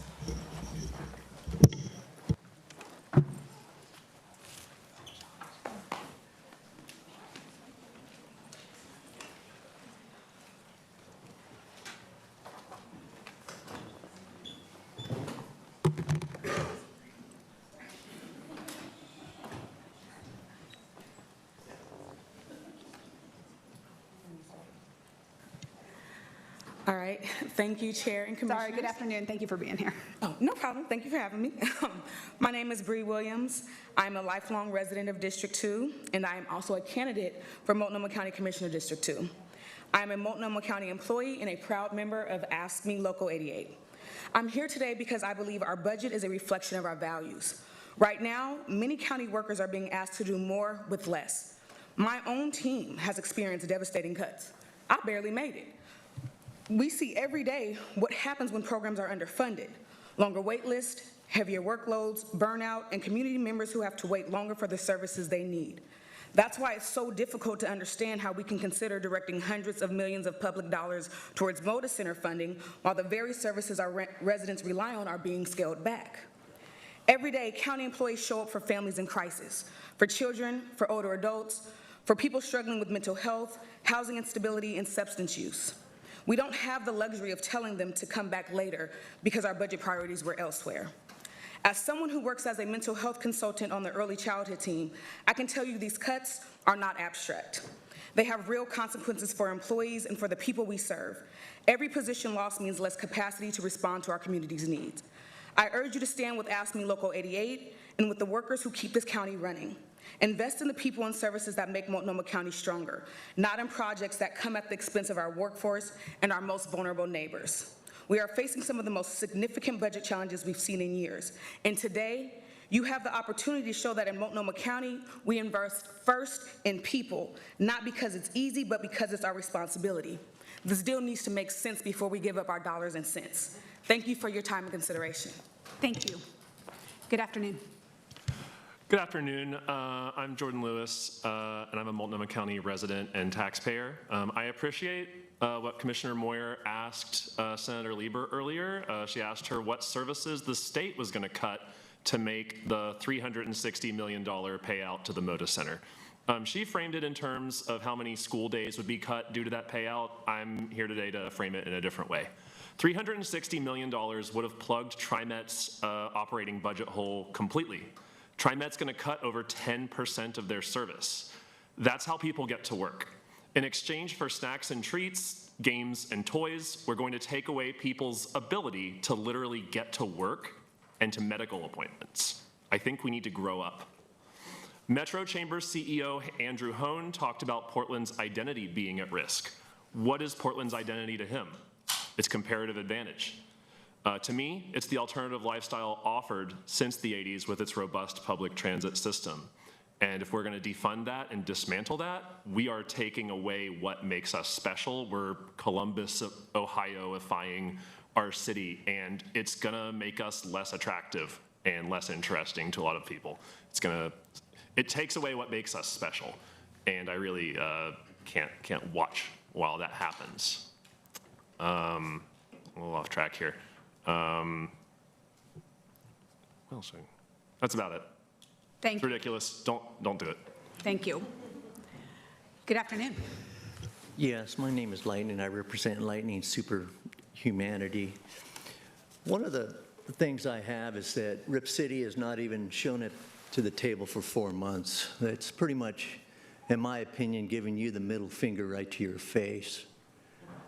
Truly it is. I mean, think about that.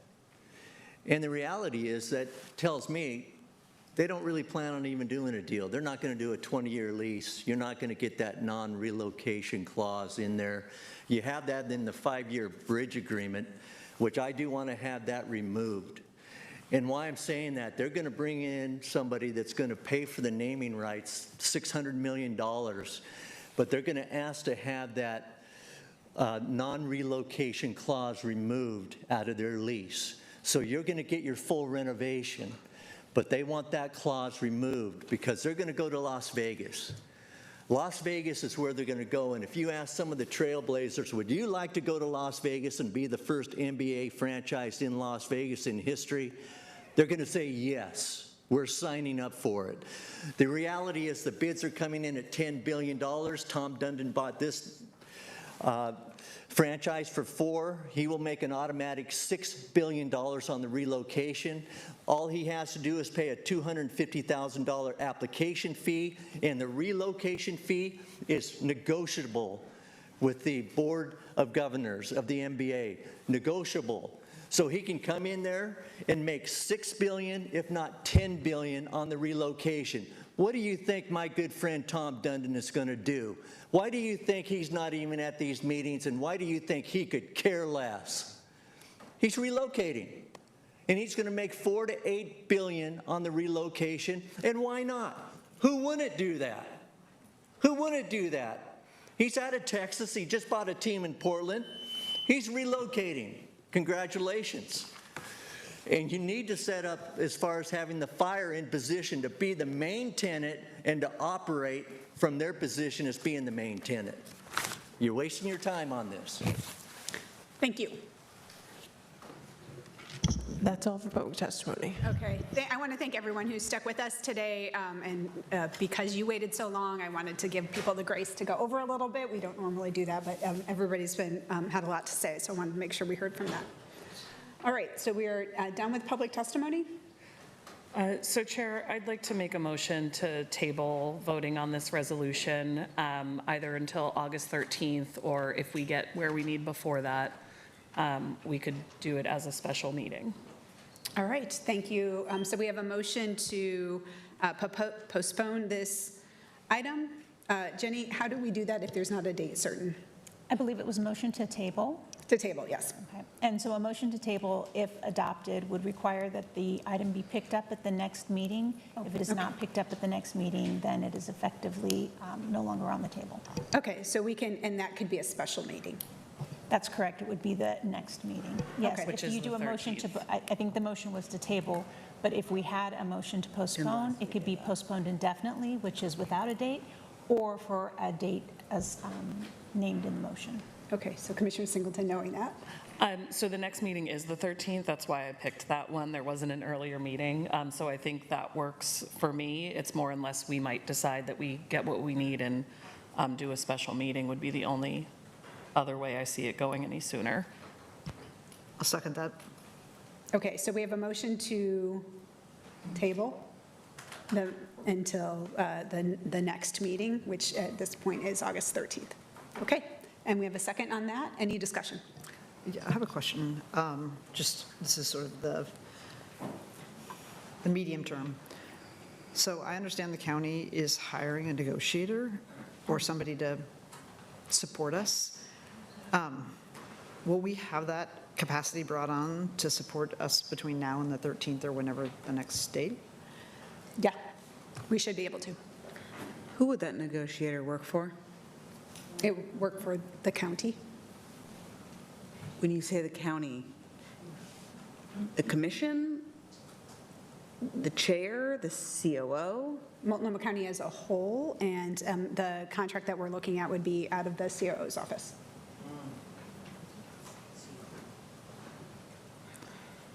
We could provide direction via the amendments. Yes, I mean, but this is a resource for, again, the goal of having some professional expertise for this is to, the terms that this commission wants to see and votes on will be what that person is negotiating for.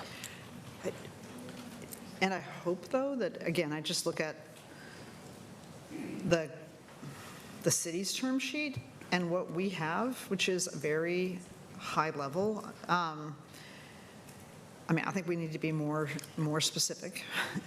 And I would hope that that would be a resource that would help us be more specific versus taking something that is not very specific and making it look more tangible. Like I say, the whole clawback that is in ours is like really not very strong. So I would hope that, is it possible to get that resource? Like as we're putting together the terms versus they're going to take the terms and go from there? Yes, absolutely. I mean, yes, that's it. And honestly, one of the reasons why we wanted to move forward with terms today was so that we could start engaging with that process and the board can be engaging with that person. But I mean, I can't stress enough, these terms are the board's terms. So if you want them to be more specific, if you want, like, this is the process, what we're doing. And I know there are a lot of amendments to be considered, but this is the chance for us to have the voice in what those terms are. And yes, I would love to make a resource available to the board during the next couple of weeks before. Great. I think that's really important for the county, getting what we need in our set of terms. I say I looked at the cities and it's like, wow, they got really specific. And they also got really specific about what the county's going to do. And it's like, well, that's inappropriate. I mean, we need to have, this will be great. So I'm glad that's available. And I also think that's another reason why not voting today, but it's not a delay to not ever vote, but it's like, let's get our terms done in public in a way that a majority of the commission is supportive of and move ahead. But it would be great to have that resource. So I look forward to hearing who it is and when we can start working with them. Great, thank you. Can I make a request of the motion? God, that's probably not even. I don't know. We don't know. We'll ask Jenny. I don't even know if that's a thing. I made that up. I would like to be supportive of the motion. I do, because this is our first public meeting, we've had testimony, I'd like to let the public know what some of the amendments that are being proposed are.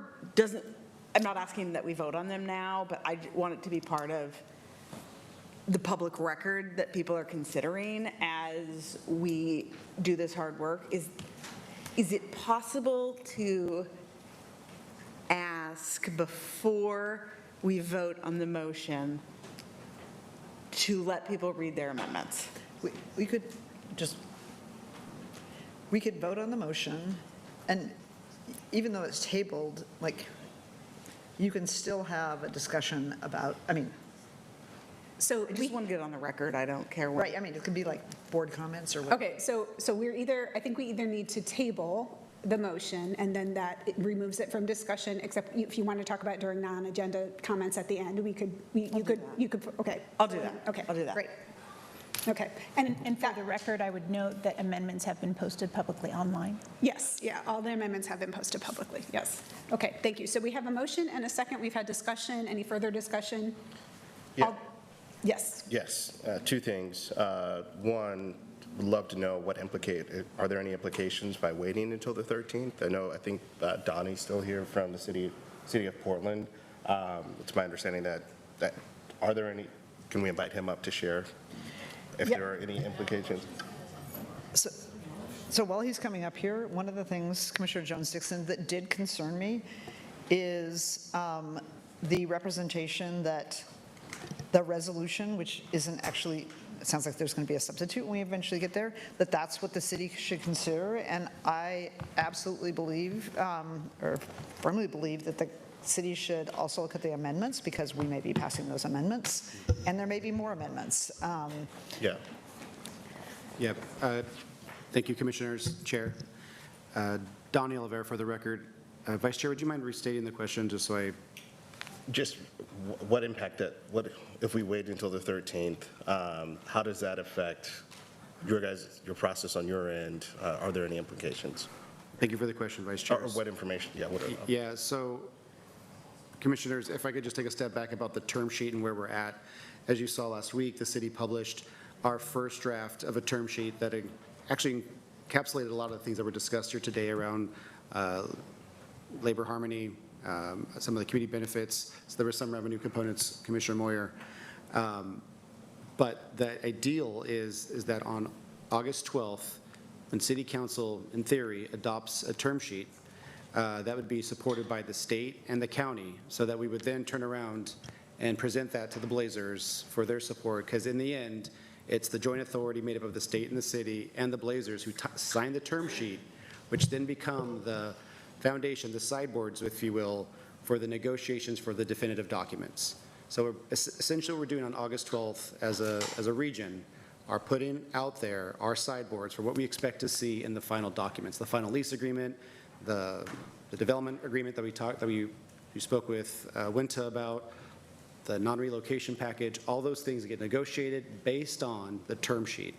So there's a scenario where council adopts a term sheet on the 12th, and then you all contemplate other things afterwards that now are not in that adopted ordinance, or excuse me, adopted term sheet.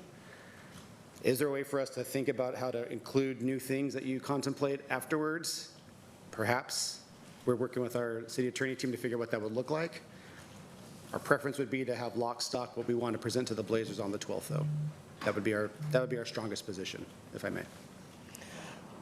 So I just, again, have to disagree on this piece. This is not, the resolution is not the only way that we communicate with the city of Portland. And so the idea that you cannot represent what we want to have as far as our terms, like you said, some of that's already reflected in there. We can continue to do that. I have shared very clearly with a number of city councilors what I would like to see in this agreement, and that would be a way that we can continue to do that. So I appreciate that there's a concern that there may be some other things that come after, but I don't think that that's a reason for us to act now. And again, there's some questions, even on the dollar amounts. As I mentioned, you have some specificity in the term sheet about which dollars we might use, and I'm asking some questions of finance. Are there other dollars to use so that we don't impact general fund?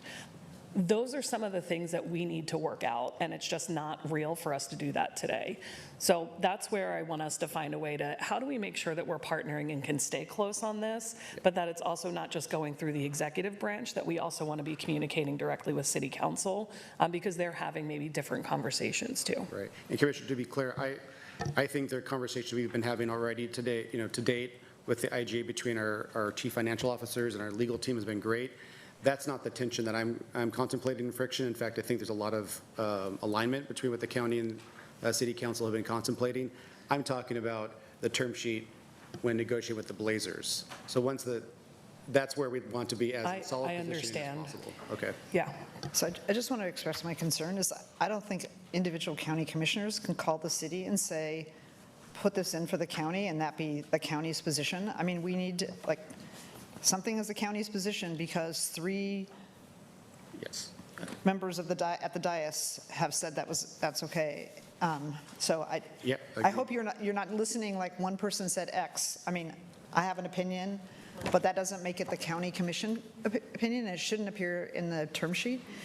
And speaking of that, I'm curious, how did those county, like the inclusion of things for the county or the mentions of the county get into the city's term sheet? Because this is our first meeting, how did those get in there? Like the payment in lieu of taxes that's with PPS and not the other school districts in the county and? A great question, Commissioner. So the county-related details worked through our chief financial officer offices, both respectively of the city and the county. Related to the payment in lieu of taxes, that was based on the potential valuation of a post-renovated MOTA.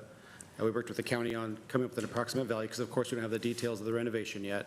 And then we named in there proportionality. So the taxing districts or entities, in this case, the county, the city, and PPS, because MOTA's in the Portland Public School District, those would be the 3 entities that would receive payment in lieu of the tax because of the exemption.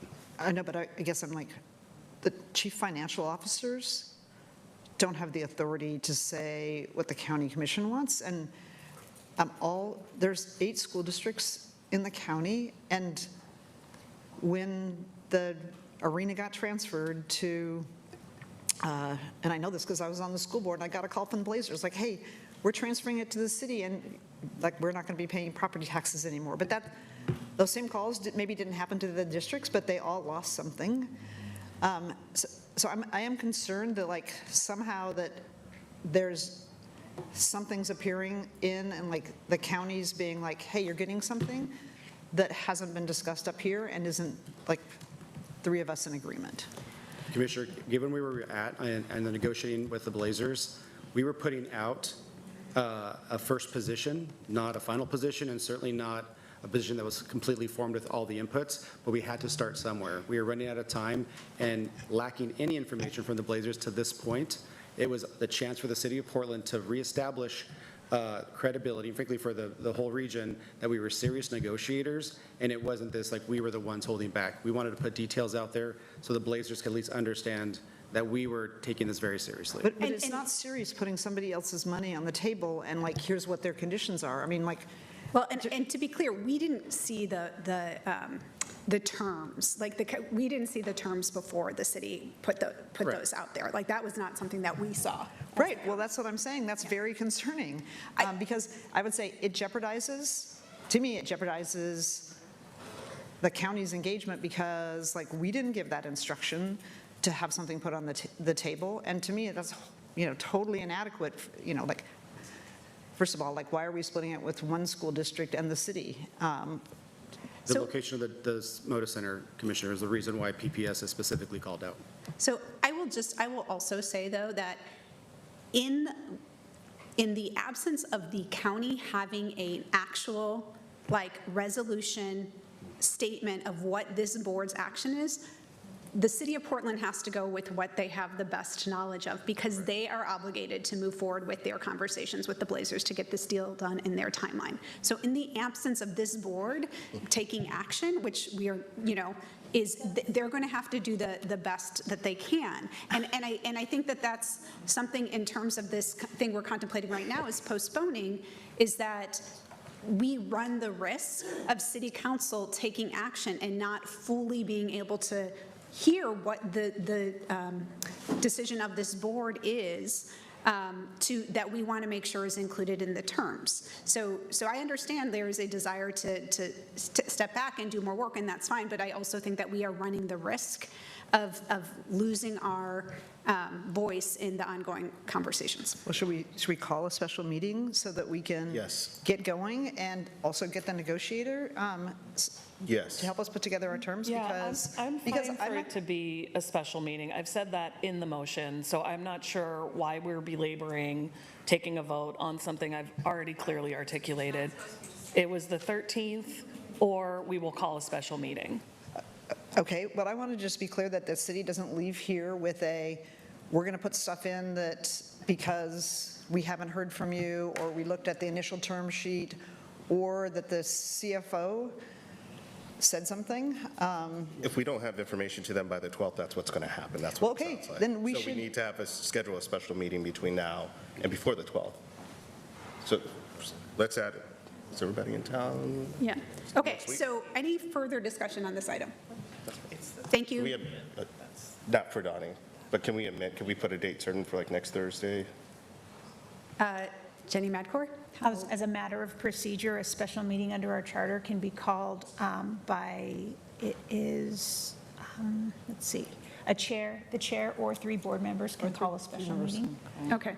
We have to have 24-hour notice, so I can help walk us through that process. If after this meeting, there's a desire to have a special meeting on a particular date, the board can vote on items during a special meeting, but it would need to be ratified at the next regular board meeting as well. So those are just procedural points. Okay, and I'm going to suggest August 6th, just because I think that there is work that needs to be done. I'm going to guess that there's work that's going to need to be done by our staff to help answer the questions and formulate that. So I'm going to suggest the special meeting be August 6th, if that works. That works for me. Okay. I mean, it works for me. Yeah, okay. Works for me too. And so as a matter of procedure, the chair would be able to call that meeting under her authority as the presiding officer, so no vote is needed for that. It would we would just need to make sure that the boardroom is available or an online option is available. Okay, so we will plan for that for August 6th. I will have my staff start working on the call for the special meeting on the 6th, and we will do that. Okay. So, but we're moving virtual, and this is our last in-person meeting for a long time. Okay. Meet at the library. All right, so Tasia. Commissioner Singleton? Yes. Commissioner Brim Edwards? Yes. Commissioner Jones-Dixon? Yes. Commissioner Moyer? Yes. Chair Vega Peterson? Yes, the motion to table is approved. All right, thank you, everyone. All right, so that is tabling R3 until August 6th. Is there anyone here still to provide public testimony on the Climate Justice Plan R2? Okay, I just appreciate. Okay, so Lightning, I will say that we are going to move this. You can provide public testimony today. We're also going to bring it forward later in August if you want to wait till then. Nope. Okay, so hold on 1 second before you do that. So do we need to reopen? So we have tabled our 3, and we are going to return to R2 and starting with some public testimony.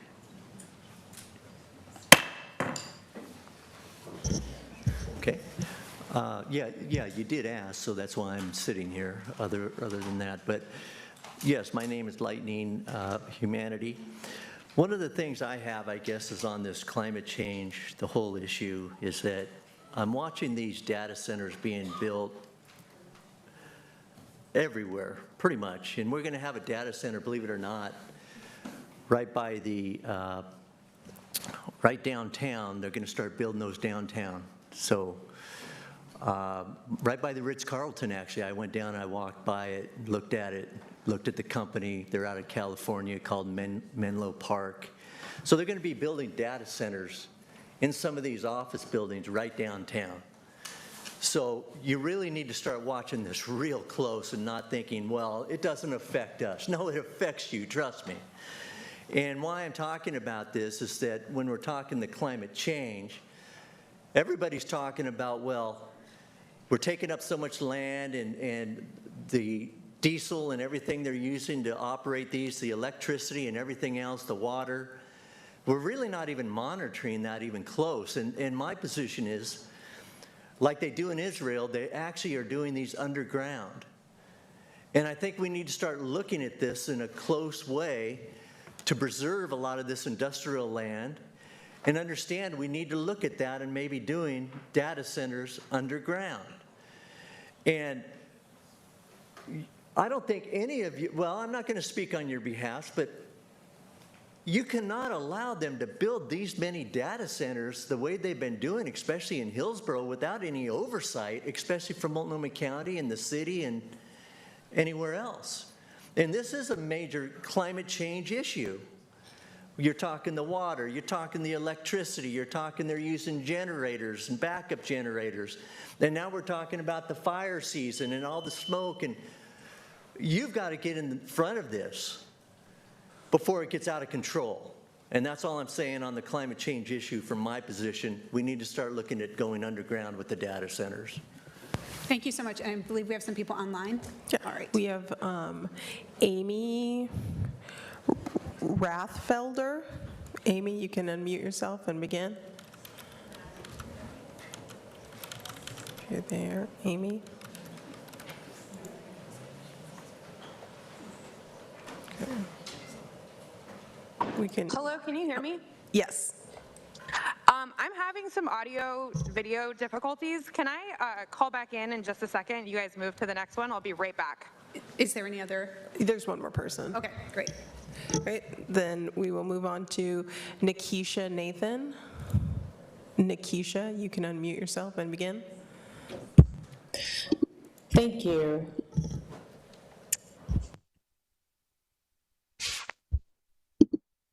Good morning, Chair Vega Peterson and Commissioners. My name is Nikisha Nathan. I'm Co-Executive Director of Neighbors for Clean Air and a member of the Climate Justice Plan Steering Committee. For years, one-size-fits-all solutions and mere calls for inclusion have formed the foundation of climate and resilience planning.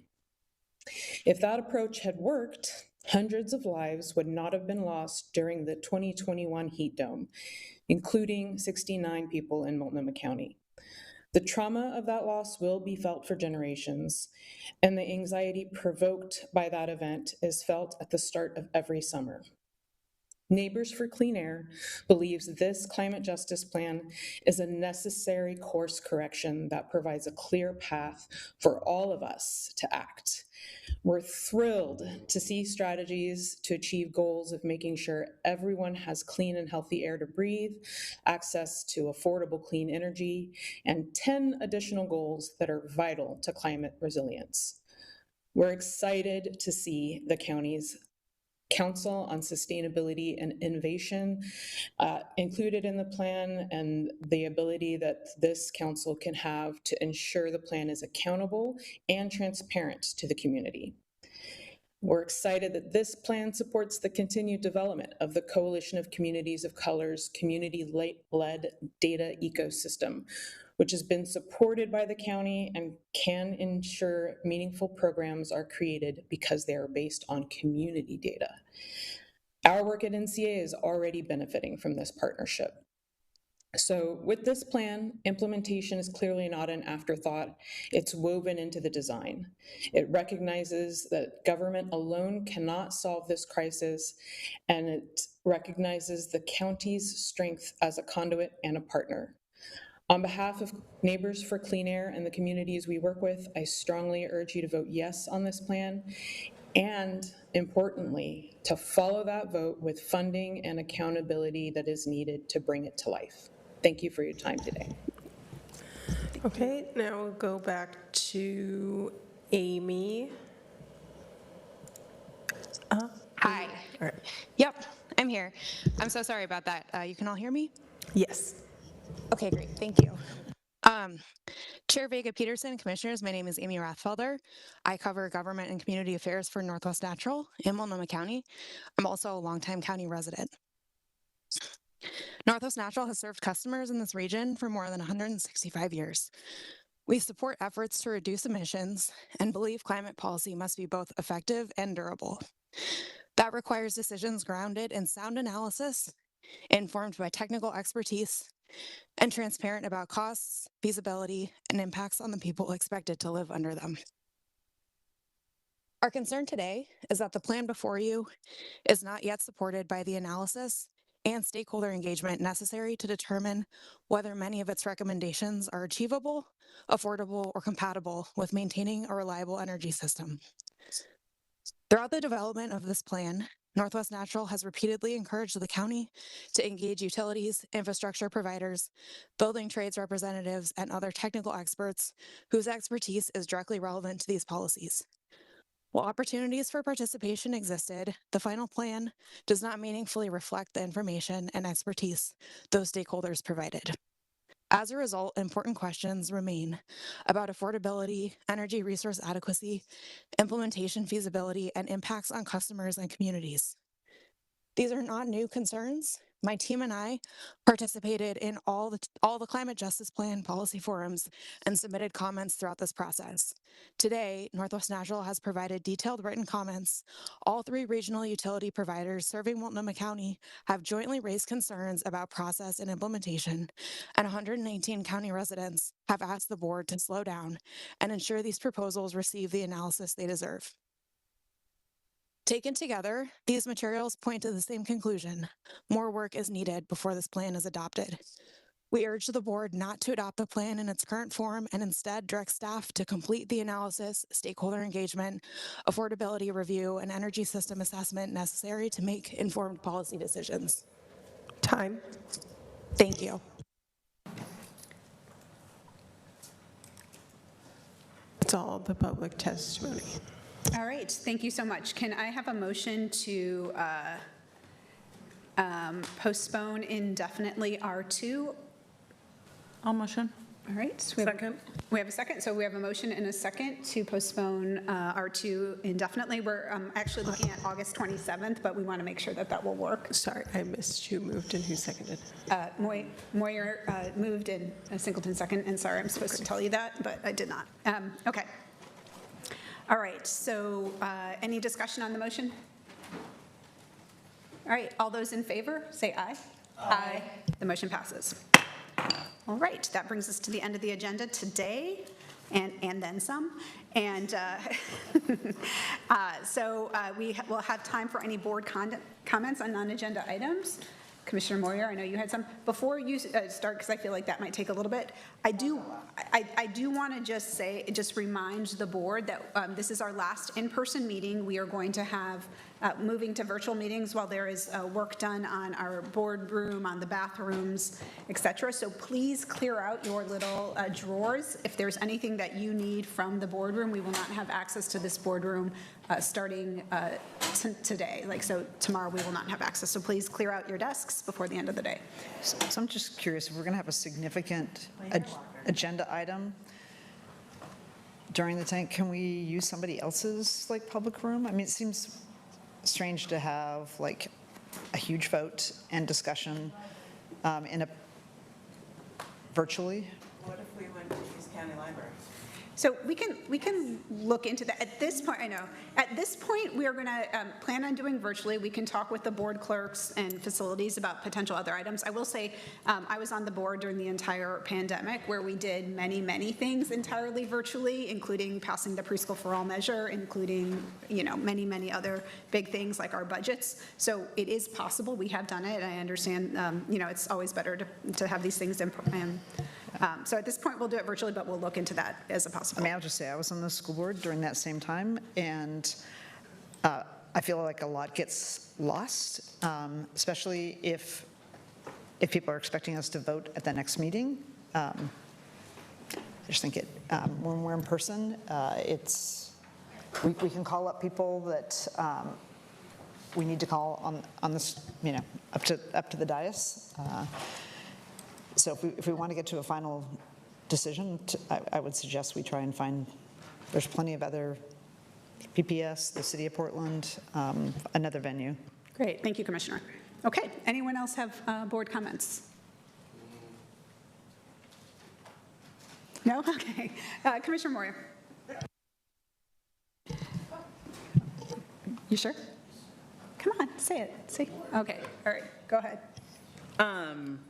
I don't want to jump ahead, so it's totally fine if you have some, because I'm literally going to read amendments, and I think that no one wants to stay for that. That's the case. So just a couple announcements. Tomorrow, Fairview is having their Summerfest, and then there's a lot of, and then we have Music Mondays in Gresham, so all things East County. Then also just want to say just a huge thank you to the 1803 Fund. I did a tour this last week on Monday as far as just the Albina District, learning more about just their work and the impacts that it's having on our community. Lastly, finally launched my newsletter, so check that out. Be sure to subscribe. I already did, Commissioner. I already subscribed. Yeah. Thank you, thank you. All right, Commissioner Moyer. All right, I just want this to be on the public record. Please do check out our board materials. This has been posted. These amendments are on the original document, so they have not been referenced to other amendments. So if we adopt other amendments, everything will need to get reconciled. But do you want me to do all of them, or do you want to do? Yeah, I was going to pull mine out. Okay, I'm just doing top line. Please check out the details online if you are interested. These are in partnership with District 3. It is Amendment 1, no BIT. I think that's pretty self-explanatory. It would remove the $36.6 million of business income tax that is currently in the draft resolution. That just would not be part of the package. Number 2, it would create a payment in lieu of tax. This is to make us whole the way that, I'm not 100% whole, but more whole, that like the city and state have done for themselves in this agreement. It says that we will require a payment in lieu of tax equal to our debt payment, which is on the bond that we would issue, which is projected to be $4.5 million per year. Also, it makes sure that all Multnomah County schools receive a portion of the payment in lieu of tax instead of just one of Multnomah County's schools. Amendment 3, the county will not contribute more than the city. This is to be in reference to the $120 million that the city is currently putting into the cost of renovation, and the $125 million, which is the taxpayer portion of Multnomah County. That's $88 million plus $37 million in interest payments on the bond. Amendment number 4, the COO will lead negotiations on behalf of the Board of County Commissioners. That makes it very clear that the negotiator being hired by Multnomah County is to reflect the priorities of the board as the governing body of Multnomah County at the direction of our Chief Operating Officer. I hope that's in line with what the chair was proposing, but this is to make that contract clear, that this is to be implemented by our COO and be representing the Board of County Commissioners in negotiations. Amendment number 5, add CBA for county-wide benefit. Again, I am excited to learn about some proposals and thoughts around what a community benefit agreement could be. I'm very interested in supporting that, but I want to make sure that there are conversations about community benefit outside of just the Rose Quarter region, as we are asking all of Multnomah County to be participating in this project. Amendment number 6, that we not just reference public funds in a community benefit agreement, but that we remove the word public and its funds. If we wanted to give money specifically to community benefit, we could vote to do so, of which I'm totally open to. But if this is part of a larger deal, it needs private investment as well. Amendment number 7, no TIF without Multnomah County approval. Yes, not just around the Moda Center. Every time the city passes a new TIF district, of which Multnomah County has no say in, we lose tax revenue. It is time that if we are going to forego tax dollars in lieu of economic development, both jurisdictions have a right to vote on that, and not just one when it directly impacts the other. So this would be something to negotiate with the city. The last two, and that we want to be clear, is that the city and Blazers must provide, before further action, a independent economic analysis, a full cost breakdown of what the plan is, and I think there are more, and I don't have all the details of everything in the amendment, but there's some very specific information that we to date don't have and need. And the last but not least, Amendment 9, is that the board must give its approval to any project labor agreement, labor peace agreement, or community benefit agreement before releasing any money to the Blazer, the renovation fund. There was a 10th one that got posted last night, which was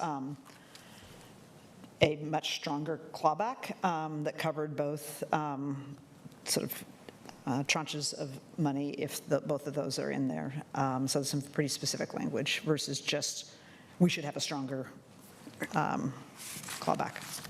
Thank you. Great, thank you.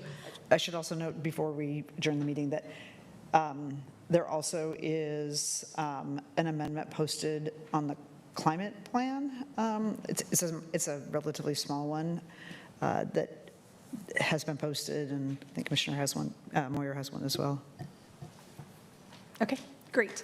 So I want to go through some of the amendments that I have proposed for our Moda Center terms, and these are in various places, but they're all posted on our board materials under the amendment resolution that says Chair Vega Peterson on 721. So the first is, and I'm glad to hear there's some synergy here around a clawback for the Moda Center. So saying that and this is a couple different places. One, it's in the findings saying that for K, adding that the county's investments contractually protected by a clawback or other remedy that would allow the county to recoup its investment in the event that the Trailblazers begin playing home games from media markets other than Portland. It affirms in the resolve section, it says that there's a legally binding agreement that includes remedies such as a funding clawback, allowing the county to recoup its investments if benchmarks are not met. It does strengthen some of the language around the project labor agreement with the local regional building trades, so making sure that we're clear on that. It does talk a bit about community benefits agreements, although I know that there's many amendments that we want to contemplate for language around community benefits agreements, that the benefits will prioritize access to the facility and Albina district scale benefits. There's also an addition there that there will be includes a periodic payment from the Trailblazers, such as annual payment in lieu of taxes to distribute between the city, the county, the city, and Portland Public Schools that offsets those governments for property taxes not paid on Moda Center. And then that establishes a binding commitment to ensure the equitable treatment of the Portland Fire in the renovation, ongoing operations of the Moda Center, including player facilities, scheduling priority, and securing long-term tenancy rights. So those are some of the things that I have contemplated in the amendment. So lots of work to do and lots of work ahead of us. I'm glad we're going to be taking some time to do this, but also glad that we're going to hopefully be able to take board action on this before the city is, finalizing their terms. I think that's very important. Okay, thanks everyone. That concludes today's regular board meeting. Our next meeting is going to be August 6th. It will be a virtual meeting pending other options. Anyone who wishes to testify at virtual meetings will be given a link, and we'll also be offering a space here at the county building if you prefer to come in person. There being no further business, we are adjourned.